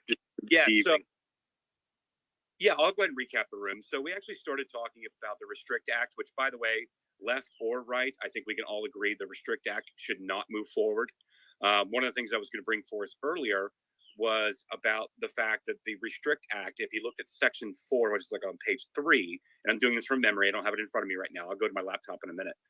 But what it says is it's basically any transactions that are completed through any one of these nations that they've deemed in the bill. So we're talking about like e-commerce, online commerce, all of these things. And then they're saying it's not only present transactions, but it can be retroactively applied. So like these fines and these shutting down of businesses, so on and so forth, can actually be retroactively applied. It's actually a dangerous precedent. And the framework that's being put in can actually be enforceable. Now, whether or not the enforcement angle at this point right now is their intention, it doesn't matter. All it takes is the right person. And it's putting the hands of the Secretary of Commerce to be able to have a broad stroke and a broad pen to completely shut down. And that's why crypto came in, right? Because people operate nodes. I'm not going to explain crypto to the crowd again, but basically you're operating nodes in different countries. And if you are operating a node, say in China, and China's listed on this list, well, then the entire blockchain can be taken down. This is why crypto people were very, very interested in this. And we started talking about the Restrict Act. And then we kind of talked about, okay, we know on Tuesday that we seem to know based on reporting that on Tuesday, Donald Trump is supposed to relinquish himself to the Manhattan DA and go through the process, be arraigned, and all of these things and what that's going to look like. I do know that in New York right now, they've actually put up, a bunch of fencing between like the Trump Tower and around a lot of the, they put up a lot of fencing around like the Manhattan DA. So they've actually put up a lot of guardrails. So it seems to be that Tuesday, and it sounds like they've got a plan to bring him in and get arraigned. Is he going to be in handcuffs? The only person that's going to benefit from being in handcuffs is Donald Trump, nobody else. But is that the photo op they're going to do? What are they going to do moving forward? We have a bunch of what ifs. So we've kind of been talking about this, and then we deep dived the the Trump documents scandal and Pence and everybody else. So that's kind of where we're at, Jim. And we had Dr. Gorka on earlier, and he had brought to light John Solomon. If you guys don't know who John Solomon is from Just the News, John Solomon had appeared with Sebastian Gorka on his podcast and actually told them that they've actually had possession of the binder the entire time, the binder they're referring to in the documents they're trying to use. So it is a stunning revelation. We're trying to work in the background to get John Solomon here to actually talk about this. But that, Jim, I think that's the Cliff Notes. Yeah. I think that's the best thing I can. Listen, I barely heard. I heard the beginning of what Dr. Gorka said, and then I got a phone call that I just got off of until I got it here now. But that's a pretty amazing revelation. I didn't get to hear all of his presentation on that, but first of all, the Secret Service is not going to allow Trump to be handcuffed. One, and they'll push back on him. Maybe he really wants it. I doubt he really needs that, honestly. But he'll make a show of it. That's for sure. And I think that there's going to be, I don't know that I'd use the word chaos, but there's going to be a kerfuffle. I guess a better way to put it, a less out in your face kind of way to put it. There'll be a kerfuffle over it. I mean, there's going to be a show about it. He will make a show about it. There's no doubt that it's helping him. I always trust Justin's analysis related to fundraising on this. And I think it is interesting that Trump's still getting some momentum when he does some of these things, but it would seem consistent to me that that's going to ebb and flow and not be as obvious and evident the way it has been in the past. I think Justin's analysis on that is probably going to be accurate, but he's still got the upper hand right now on the nomination. The question is, how will that affect him if he gets the nomination and runs against Biden? I still think that this whole thing is going to stir up a base that will work. One of the things I always tell people about campaigns is that it's not that everyone immediately comes on board. It's what's the work on the ground. If they leverage the obvious energy that his supporters have for him on the ground, that can help him win a presidential election. If they harness that and direct it in the right places at the right time. And I'm not necessarily convinced that they will do that. Whatever, for all of Steve Bannon's faults, he was there helping run the campaign in 2016, and that made a huge difference in a positive way. And of course, Kellyanne Conway, who I consider a friend, she definitely managed that process as well too. You had David Bossie on that. Those are all people that know how to do detail work and focus and target things. That could still, if he gets a similar kind of effort, none of those are people other than maybe Kellyanne are going to be players in this, but in the general election. But if he gets that sort of focus, that can help bring him over the top, even with these disadvantages that Justin has been regularly pointing out related to fundraising.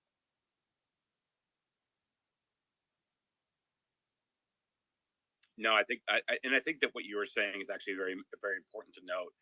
So I was talking with some people in the background that have connections with the Trump team, and not just one person. One person did send me a DM that I know and respect, but I also reached out to get confirmation. So my suspicions of them wanting this to happen for a fundraising op seems to be inaccurate. So I would like to correct it on the space, but I would like to say that they did not miss the opportunity to fundraise off of it. So It's and I don't blame them. political momentum thing. That's the it's political momentum, if any. Hey, Trash. Yeah. Yeah, brief interruption. Bakhmut, right? The big flashpoint for Ukraine versus Russia. It fell. The Russians won. Wow. Wow, that is huge because not only is it Wait. Are you talking about the Wagner video of Prigozhin? Yeah, they won. They captured it. Yeah. No. I'm sorry, Ian. I'm not. They seized part of the city center. The western side is still under Ukrainian. Yes, I'm tracking what happened.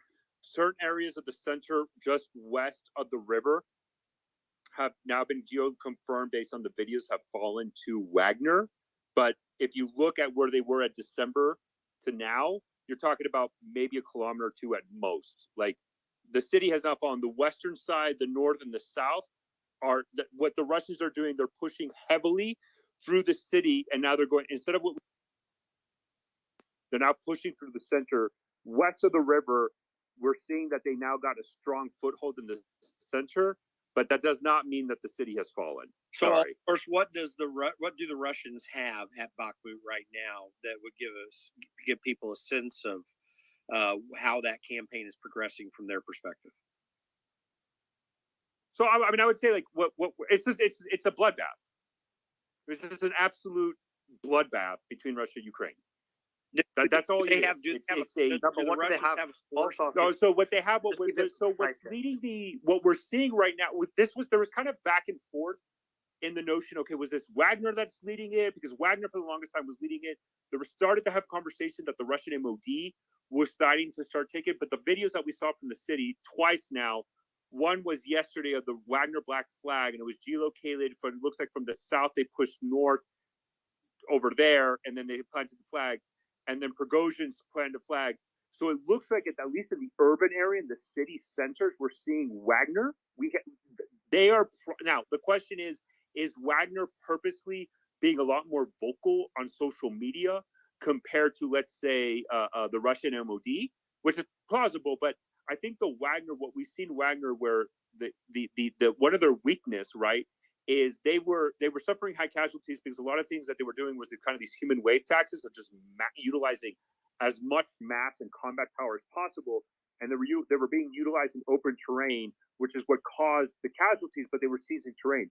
It looks like the Wagner, that tactic, because of the urban area, maybe provides them more protection, right? Because they now have the city to kind of mitigate. There's not open areas, open terrain, and so utilizing mass. And so we're now seeing a transition where the north and the south of Bakhmut, the Ukrainians have kind of stabilized, even gained some back of those territories to protect the ground lines of communications, the roads.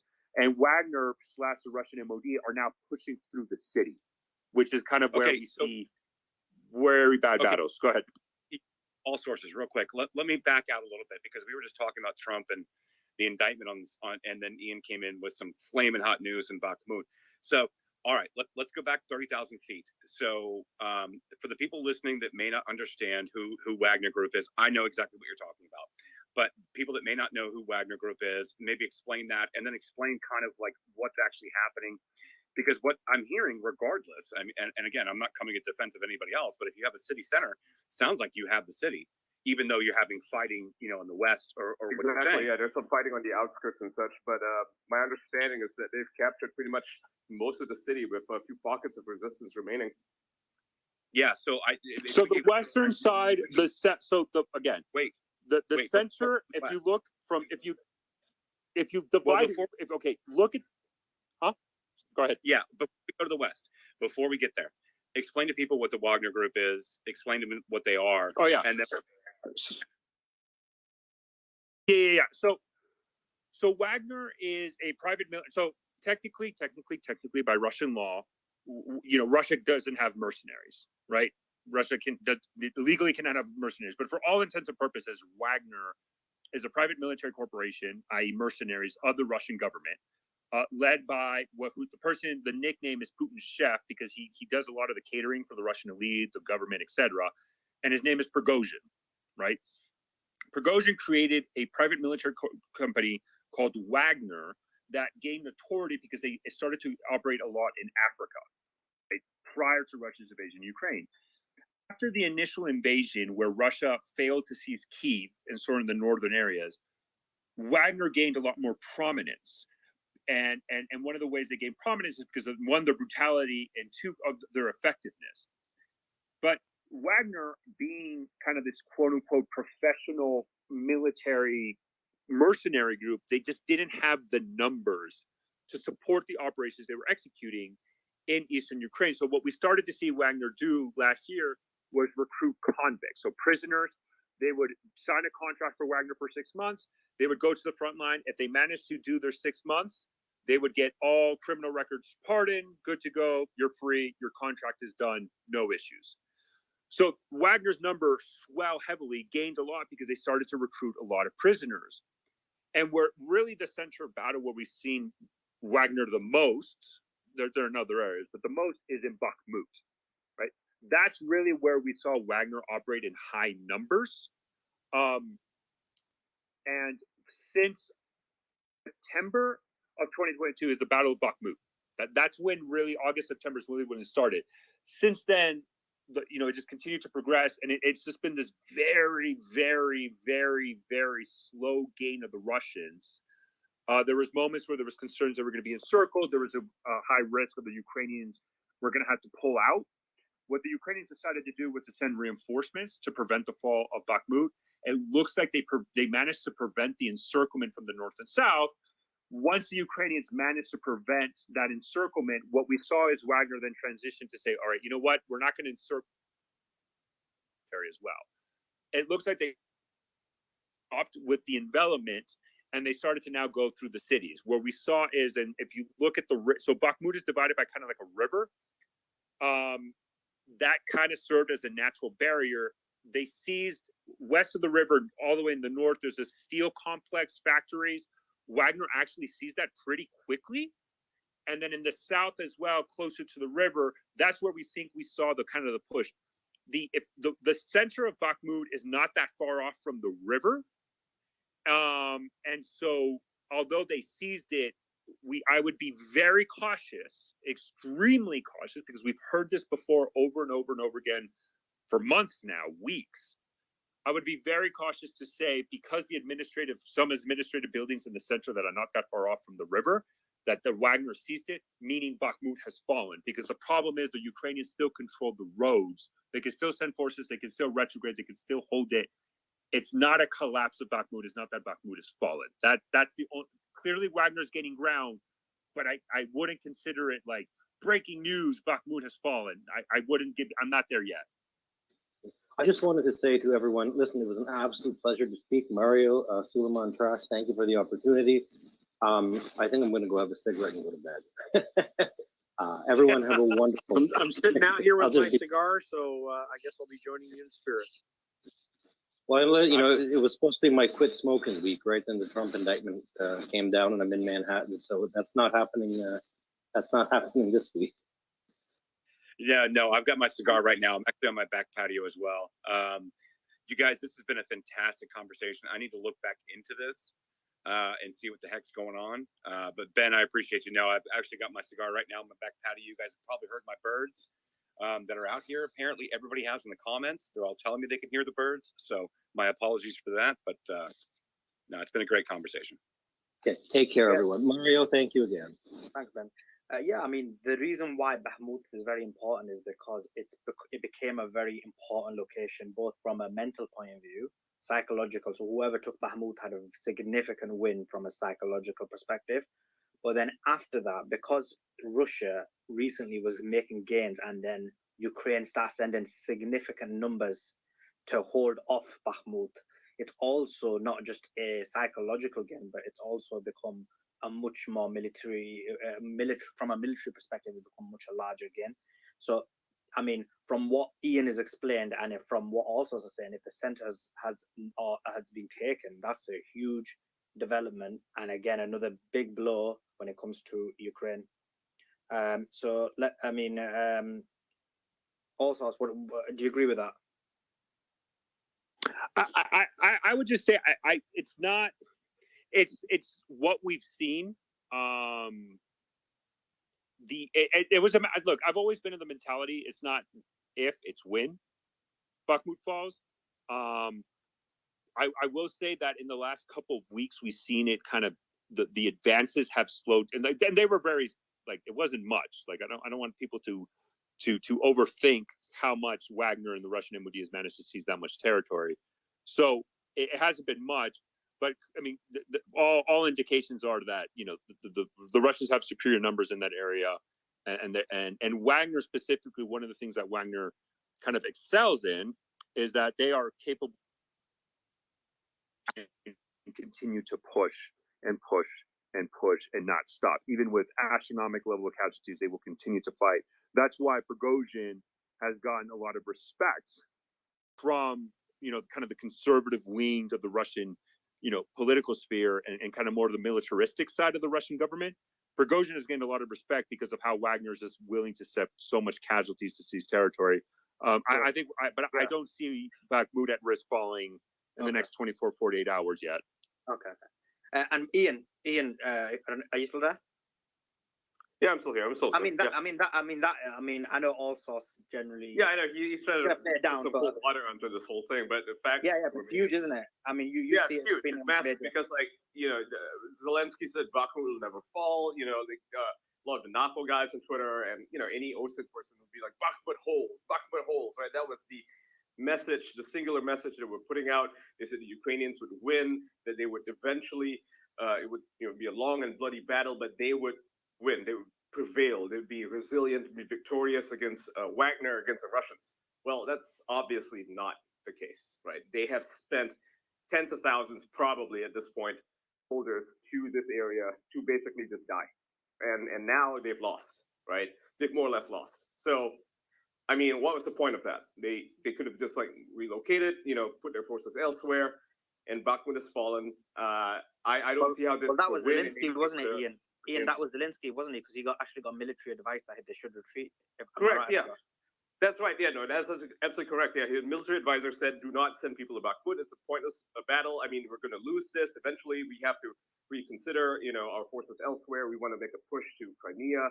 Well, that's not happening because Russia used this location as a meat grinder, right? I mean, I think the numbers of Russians are dying in large numbers.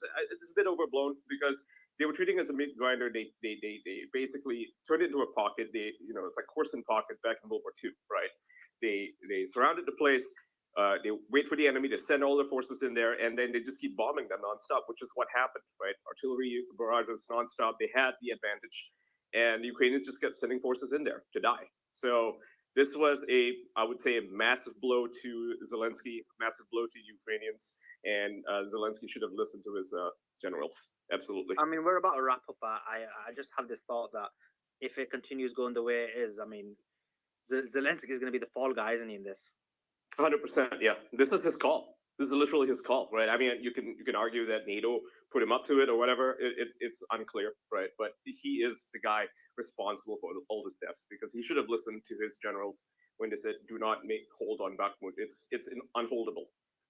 Even from a holistic point of view, Ian, like I just think the way these things end is that people turn on these type of people. Mm-hmm. Yeah, but it's kind of hard for him not to.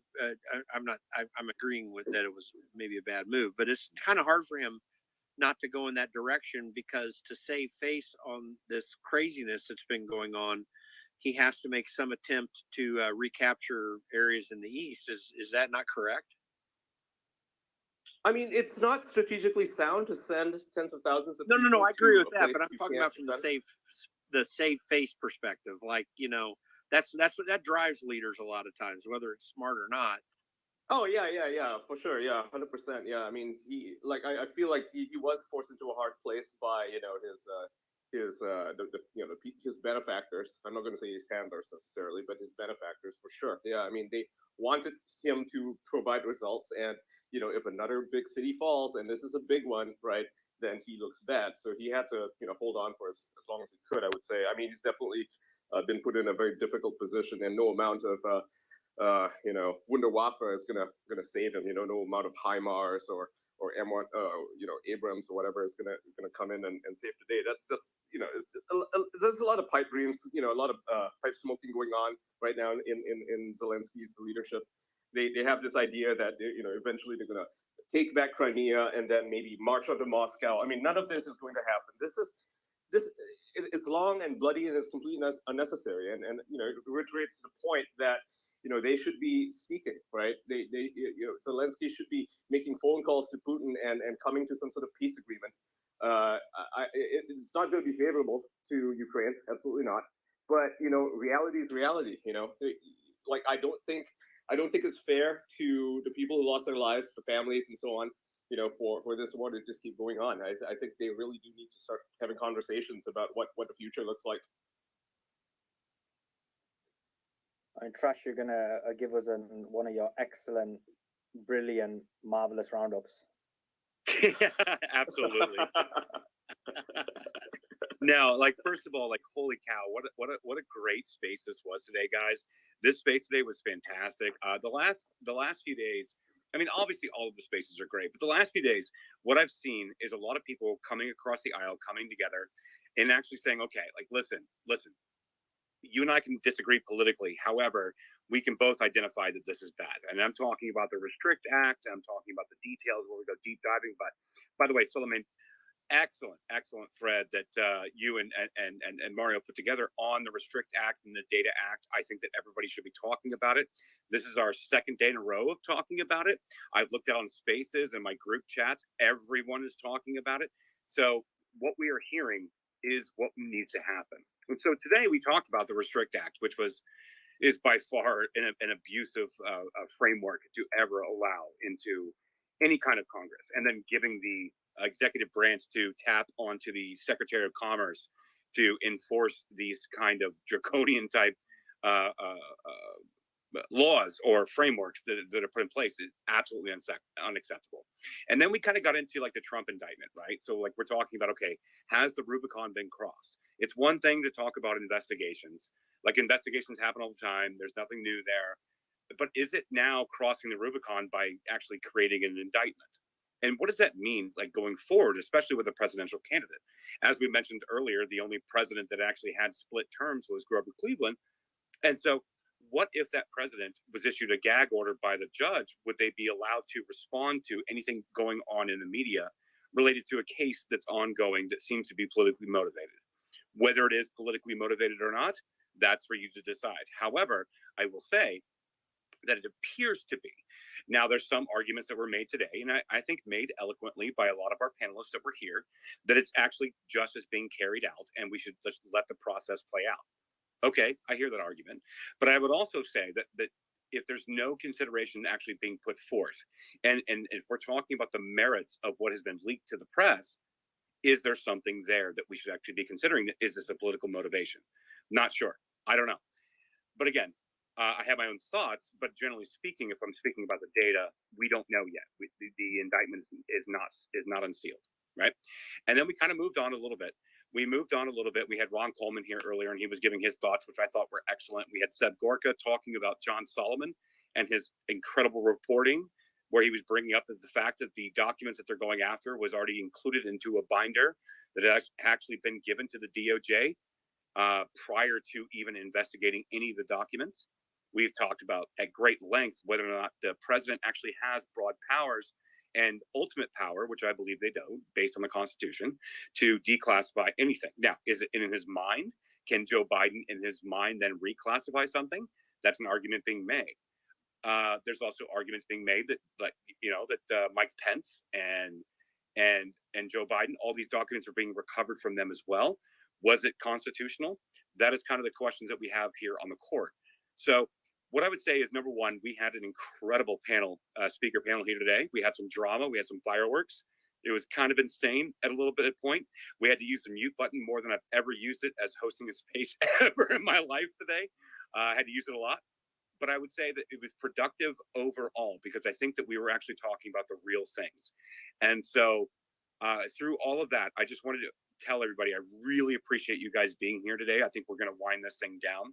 If you guys go check the pinned tweet, or you check the tweet up in the nest, it's a couple back, but there's actually a newsletter with IBC Roundtable. Subscribe, go check it out. There's a lot of good information there. There's a team that's putting together excellent recaps of what's happening on these spaces and around the world. And there's a lot of people that work behind the scenes to bring information, bring guests, bring panelists, bring all these things to the forefront. First of all, these guys are heroes. They work their asses off, number one. And so I just wanted to give a respect to all the people that are working behind the scenes that are not on a speaker panel. And so that's my recap of the space. And it was quite long, but I just wanted to kind of recap that because it was a long space. Oh, hey, Mara. Go ahead. Hi, guys. Yeah, what are we covering tomorrow? Do you guys remember? I think it was Trump. Oh, I was focused on Trump again because he's getting I think tomorrow was the Restrict Act, specifically the crypto aspect. Yes, Oh, please. yeah. The one we're gonna call the death of crypto to freak everyone out. A lot of these are just distractions. Everything around this bill, except the crypto part. Let's see if not Portugal, the Fidgetal is gonna be in Portugal by tomorrow. So that'll be So we're thinking about do that one in the afternoon if we can, and then cover Trump because it's gonna be the day before he. Trump will be definitely Tuesday because that'll be Tuesday after will Zoom definitely be invite. live coverage and stuff because everyone will want to see what happens.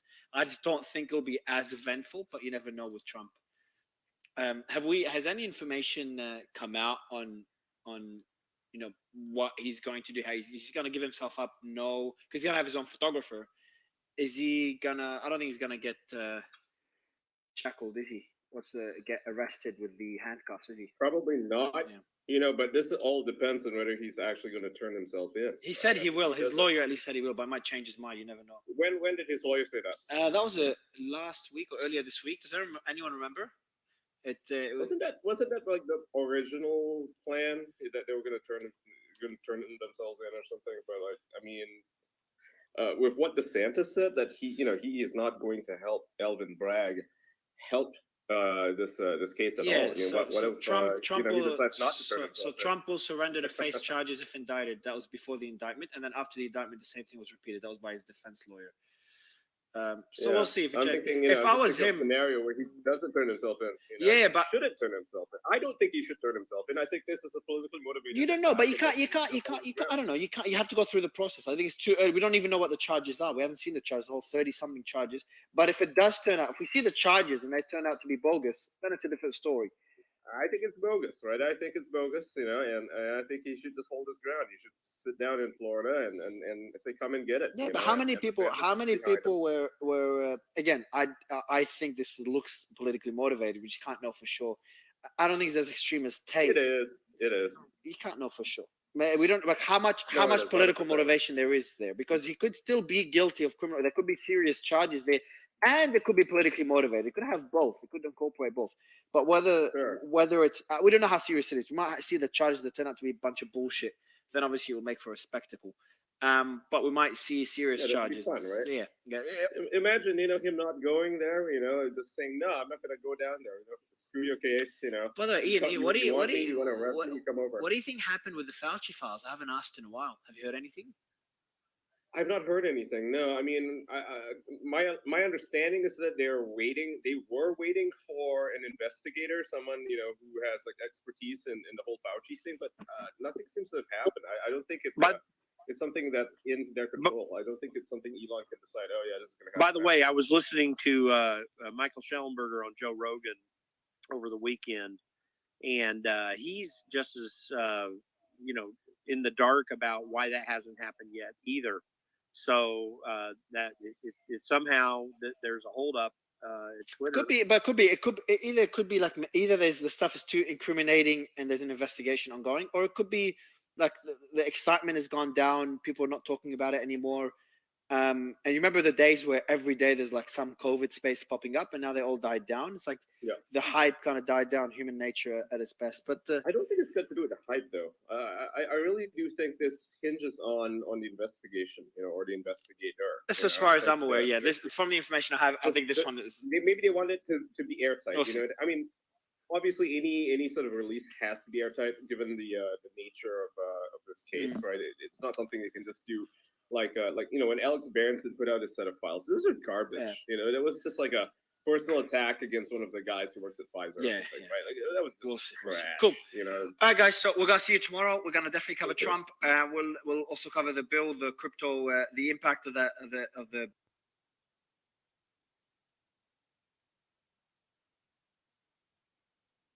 TikTok bill. I call it the TikTok bill because there's two of them.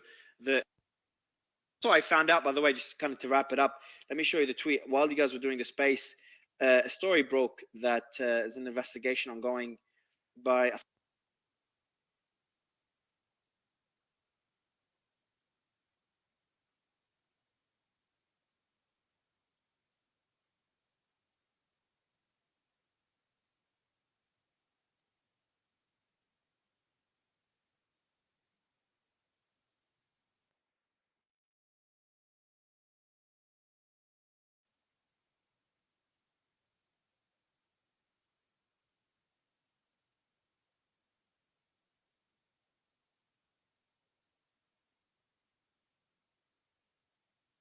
I think it was CNN that was leading it into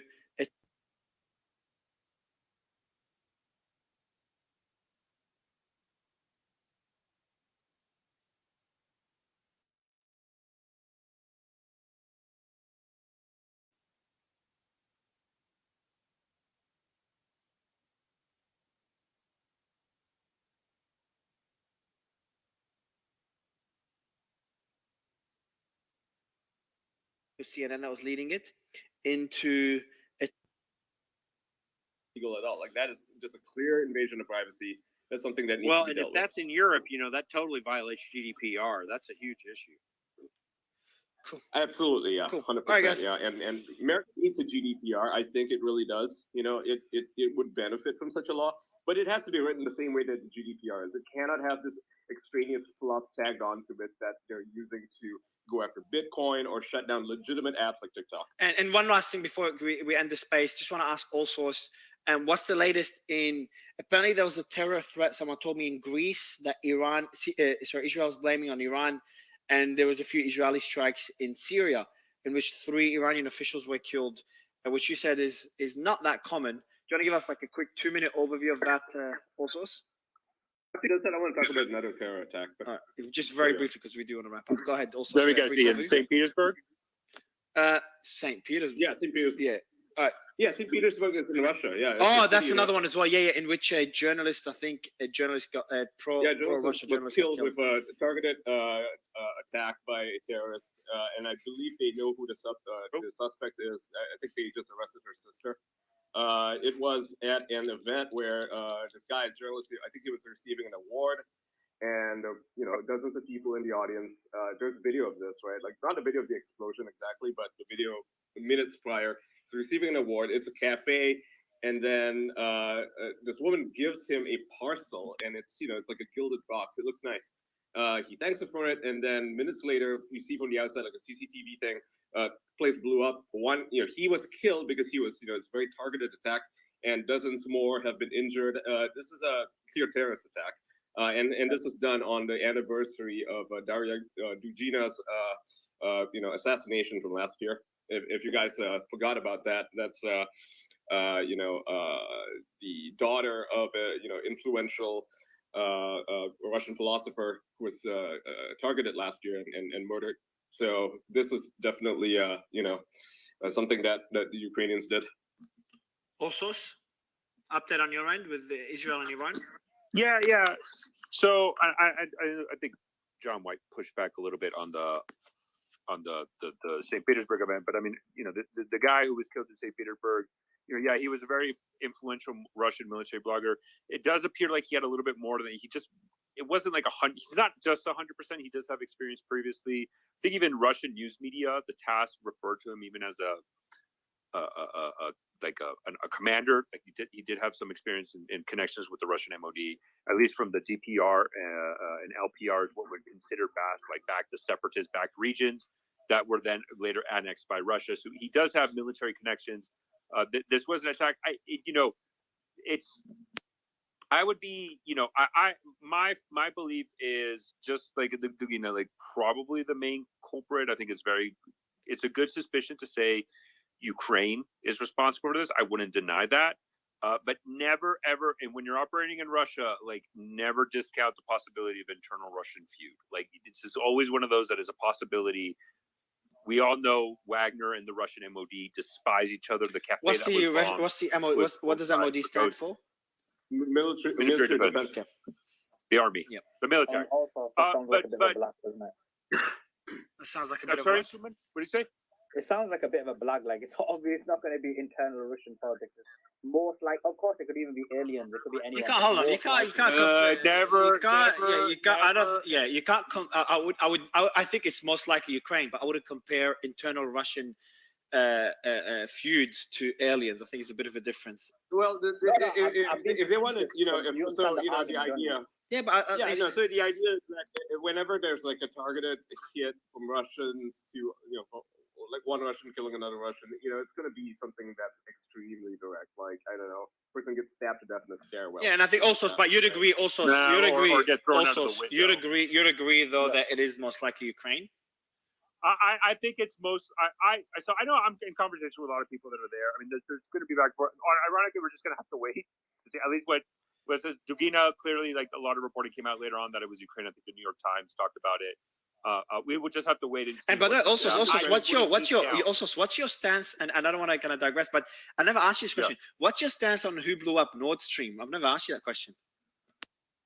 I can tell you what it is before you even say. Oh man, no, dude, you gotta do the space. You gotta we'll do the space. But do you have like, do you have a space. stance or no? Bro, you don't need to ask. You don't need to ask all sorts. Like, I mean, my stance is if you're gonna use Seymour Hirsch as your source because of the No, forget about Seymour Hirsch. Forget about the article. With all the information you've read, who do you think blew up the pipeline? If you have an opinion on who might. So most I'm gonna likely be flat out. I think I'm gonna be flat out honest. To be honest, like I am not certain who did it when the event occurred. I'll be honest. Like when the event occurred, I was like, I mean, originally in my mind I was like Russia, but then it's kind of like, well, this is kind of weird, right? Russia. When I saw the New York Times article talking about like this pro-Ukrainian group that was operating that kind of done it, and there's a possibility that it was them, and they kind of operate. I was like, oh, I could believe that. Like I could believe that. Like yeah, that makes sense. Like yeah, like again, like this notion that. I think a lot of people that, when Ukraine does actions related to either Nord Stream or if it was them or Dugina or like whatever happens in Russia, bombings or drone strikes, yeah. I mean, their country's getting invaded. Like they don't like everybody be damned. We're going to do what it takes to win. And we've all talked about this in the notion of Israel Palestine. This is the thing. So they're going to do, obviously acts that might be questionable, at least for a lot of people, but like, well, if their country's being invaded, they could really give a rat's ass what other people think. They're going to do what is necessary. The Nord Stream, I think, is I honestly don't know too much about it to make an honest opinion. I just don't believe. Are you a hard no on Biden? Are you a reasonable. hard no on Biden? I wouldn't. Why do you? I like how you say. Why you say Biden? It could be so the U.S. or Ukraine or Russia or. I thought it was like if it was you. Yeah, I don't know. No.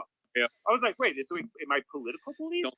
I don't. Yeah, like the U.S. literally, like, it doesn't make. When I read the article and the motives, like, it just doesn't make any sense. Like, you have to twist yourself into pretzel. I still think, the U.S. is more likely, even though Ukraine is a plausible. U.S. is still more likely than Russia. No, all sorts. Guys, I don't think my only hard no, Mario, to your point. Is like this idea that it was the U.S.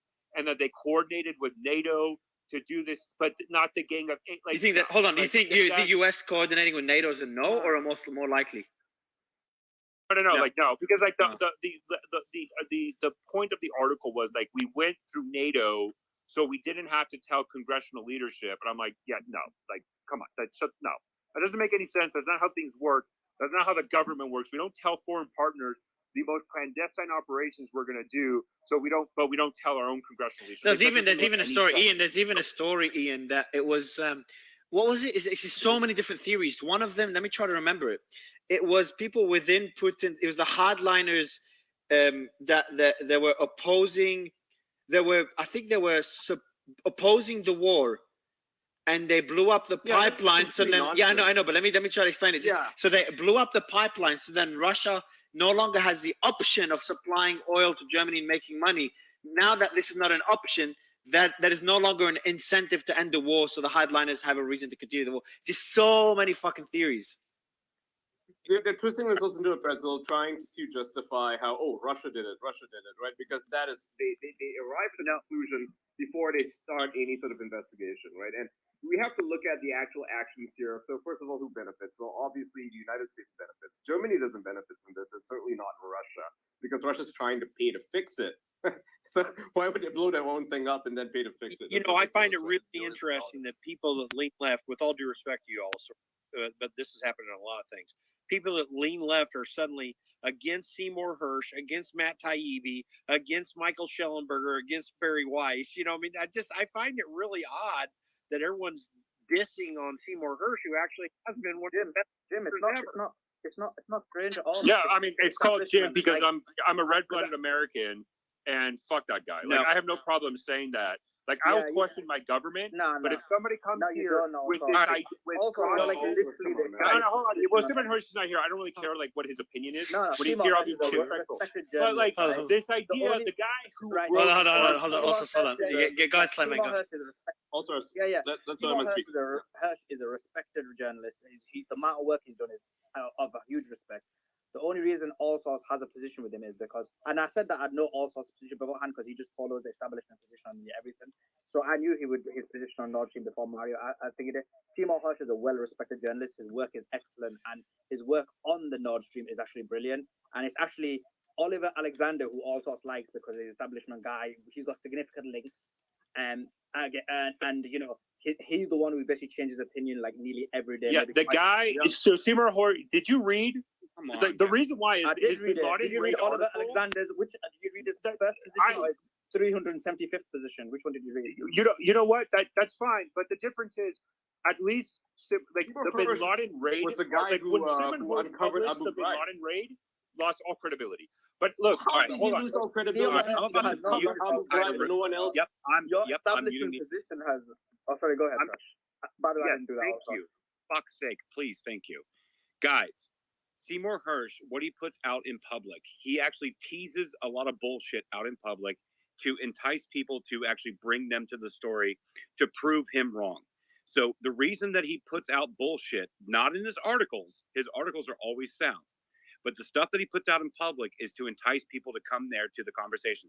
I've heard Seymour Hersh say this. I know people close to the guy that have said the same thing. I'm not entirely convinced of all of his reporting on this one, though, specifically all sources. I'm not actually convinced. So let me actually break down this for a minute because I've litigated the shit out of this. So number one, Russia didn't do it. They had nothing to do with it. All they had to do was turn it off. They didn't need to blow it up. There's no need to blow it up. Number two, the implication of any country that's actually connected to NATO that actually blew up that pipeline that was going into Germany, which is also a NATO country, would trigger Article 5. Is it would actually have a problem within that agreement of these countries. So what Seymour Hersh posited was that this exercise, this military exercise between Sweden and so on and so forth, that had happened, and they had placed this explosive there 6 months prior and then blew it up. So let me be clear about something. Darren Beatty has done extensive reporting. Darren Beatty and Amanda Milius was talking about this, but Darren Beatty has done extensive reporting with Revolver News about the Atlantic Council and their desire to actually stop or prevent the Nord Stream 2 pipeline. Donald Trump in 2018 was at the UN talking about the Nord Stream 2 pipeline and the reliance on Russia for their energy in their European politics. This has been reported on extensively. Now, can we posit that a pro-Ukrainian, anti-Russian group did it? You could, but I would also point to the fact that the only way that this was green-lighted, and I believe that it came from the West, the U.S. more importantly, the only way this was green-lighted being blown up through the UK, which I might add, the Prime Minister resigned after 30 days after this happened. She completely cut out. So Seymour Hersh's reporting was saying essentially that the U.S. in conjunction with the UK, with the Swedes, were doing this military exercise. They put these explosives on the pipeline, and then 6 months later they detonated it. Now, why would it? I don't believe, Trash. Why would it trigger Article 5? Can you explain? because Germany is a NATO country, and so it would be No, but there conceived as wasn't. being an No, act of- but it wasn't an act of war towards Germany. It was in international waters, and it damaged Russia. It damaged Germany as well, but Germany had other sources that compensated for the. Because that pipeline wasn't even operational, no, so it wouldn't harm Germany. And if I may, I think Article 5 gets thrown a lot. Like this, Article 5. First of all, this wouldn't have triggered Article 5. Article 5 is a big. Yeah, I know. So I know, but then people started talking about a random missile landing in Poland when they assumed it was Russia.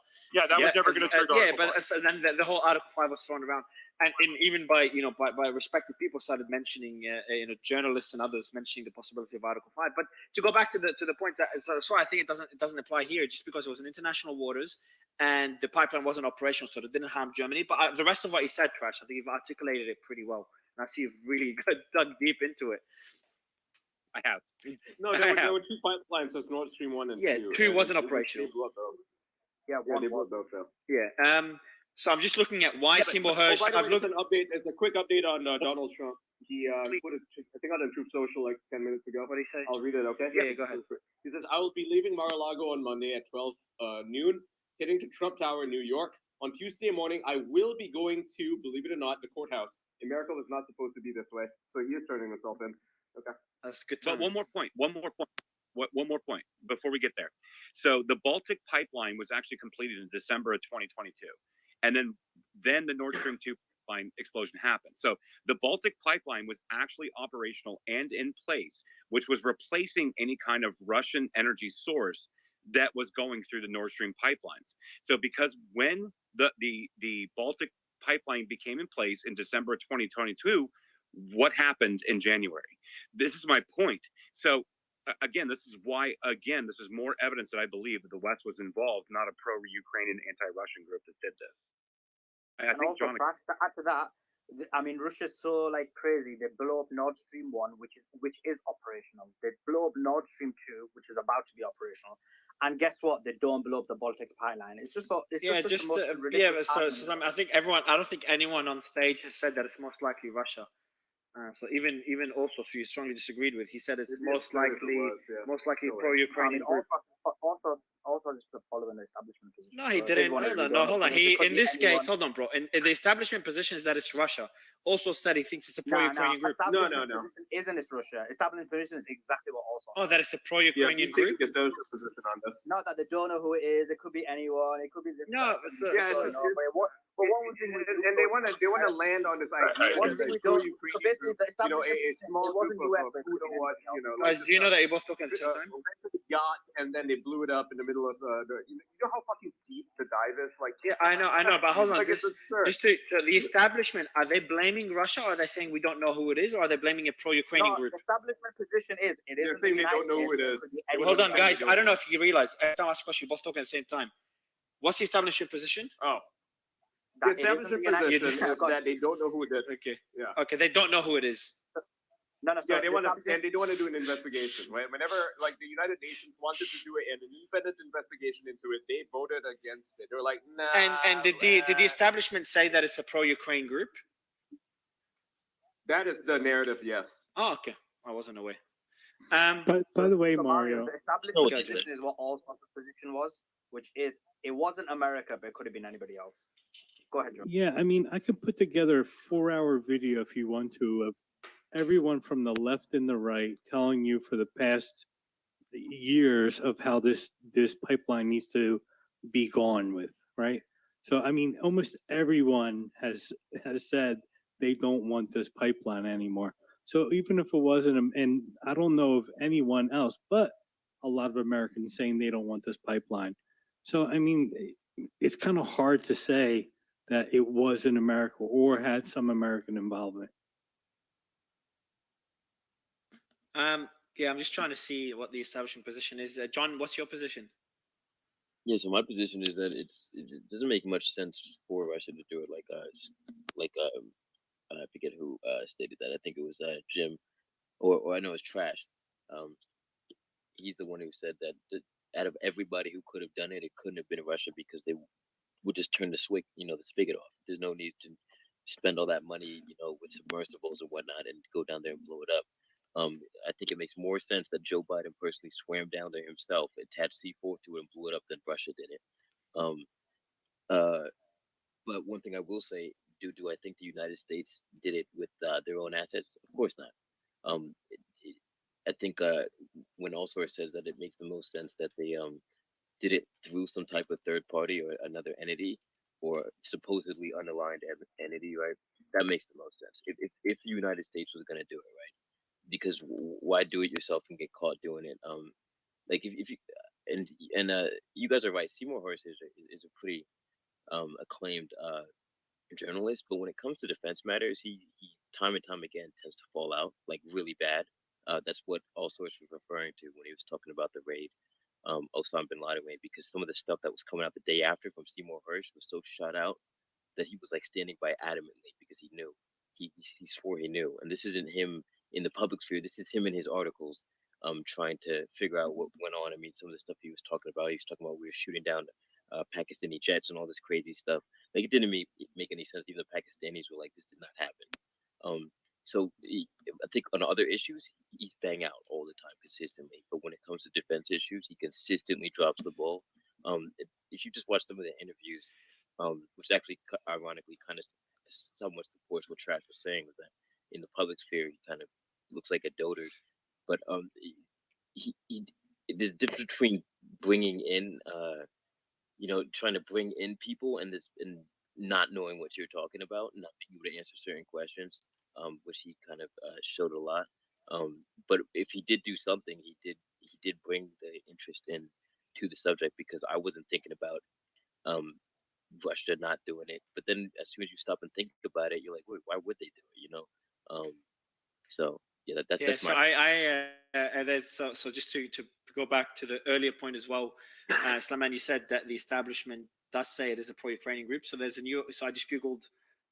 What did I say? I googled who does the US blame for the Nord Stream pipeline explosion. The first result was a New York Times article on 7th of March, and the heading is "Intelligence suggests pro-Ukrainian group sabotaged pipelines." US officials say. New intelligence that's the reporting official amounts narrative. to the first significant known lead about who was responsible for the attack on the Nord Stream pipeline that carried natural gas from Russia to Europe. Interesting. Cool. Well, I think that kind of moved to a whole new discussion that deserves a separate space that we'll organize. And I'm glad for that update regarding Trump surrendering on Tuesday. So was it giving himself in on Do you Tuesday? want me to talk about the Greece thing or no? Oh yeah, fuck! I forgot what happened in Greece and what happened in Iran and Israel. Yeah, just quickly. So Greece announced a couple of days ago, in collaboration, Benjamin Netanyahu announced that the Mossad assisted Greek authorities in detaining 2 Pakistanis that were connected with the Islamic Revolutionary Guard Corps. That appeared that they were tasked to conduct attacks against Jewish or Israeli targets in Greece. And then we've seen already, I believe, either 3 or 4 days in a row, consistent reporting of Israeli strikes in Syria. I want to say it was yesterday we got the first confirmation that 2 IRGC officials died in a strike that occurred 2 days ago, that they were wounded and both of them were killed. Iran announced that they confirmed the death of 2 IRGC officials in Syria based on Israeli strikes or And just again, for the Israeli acronym, strikes. Islamic Revolutionary Guard Corps, that's IRGC, just for the audience. Islamic, yes, the arm, basically the foreign arm of one of the foreign arms of the Iranian regime. 2 of their officials were killed. They vowed to retaliate, and then today Israel announced that they shot down an Iranian drone that crossed over from Syria targeting Israel, and that was shot down. And so we'll probably see more. It would be interesting to see if Israel continues to conduct strikes against Iranian or Iranian-backed groups' targets in Syria, and then seeing how Iran or their proxies respond accordingly. And did the protests in Israel ease up? Yes, but Israel is very never utilize domestic consideration to analyze Israel's foreign policy and their security policies. Israel is very adamant. Like, they will respond very quickly to any perceived threat that they deem necessary. Be damned the international or domestic politics. They don't care. So what is interesting about this is like the consistency and of strikes that Israel's conducted in Iran this past week has been higher than normal. So again, it's normal to see Israel conduct strikes in Syria. This amount of strikes is noticeable compared to previous ones because of how many days in a row we've seen it. And then an Iranian response to this, although it's not rare, it's not common. That's and so that's trying to identify this. I think we just have to see the next couple of days how this continues. If we continue to see tit for tats progress in Syria. Cool. And to wrap up the space, Fiji, are you in Portugal, or is it all bullshit? Speaking out of your ass. Nonsense. You're not in Portugal. That wasn't an answer. Are you in Portugal? Portugal, you mean? Portugal, yeah. Yeah, Mario, there's a team there. I am not. Mario But tries to speak I with will an be American short. accent, and he messes up when he says stuff like Portugal. He goes Portugal. So, I said prodigal. Oh shit. Okay, my bad. I thought you said prodigal, by the way. No. Are you in Portugal? Portugal. Are you in Portugal? Are you in Portugal? I am not in prodigal right now. And are you in Portugal? Look how he's avoiding the question. No, I had to come home, but I will be moving. Did you book your ticket? Do you have a ticket you can actually send me or no? You want me to? Do you want to join me on my trip? No, I want to see your ticket. I want to call you. I'm not sending you tickets. I want to call you out. Did you book your ticket? I'm in Portugal, Fidgel. Oh Let's shit! go. It's glitching for Fidji. No, his mic is glitching. His mic is glitching suddenly. Are you in Portugal, Trash? No, but I want to be. Joa's in Portugal. I'm Joa, here. you need to pick him up from the airport and verify that he's actually landed there, and he's gonna look very different to what you'd expect. Just a heads up. All right, guys. I think we're gonna wrap it up. Appreciate you all. Thanks to the moderators for killer space. Thanks for the panel, for the incredible speakers that we had, especially all the attorneys. So many attorneys in the first couple of hours of the space.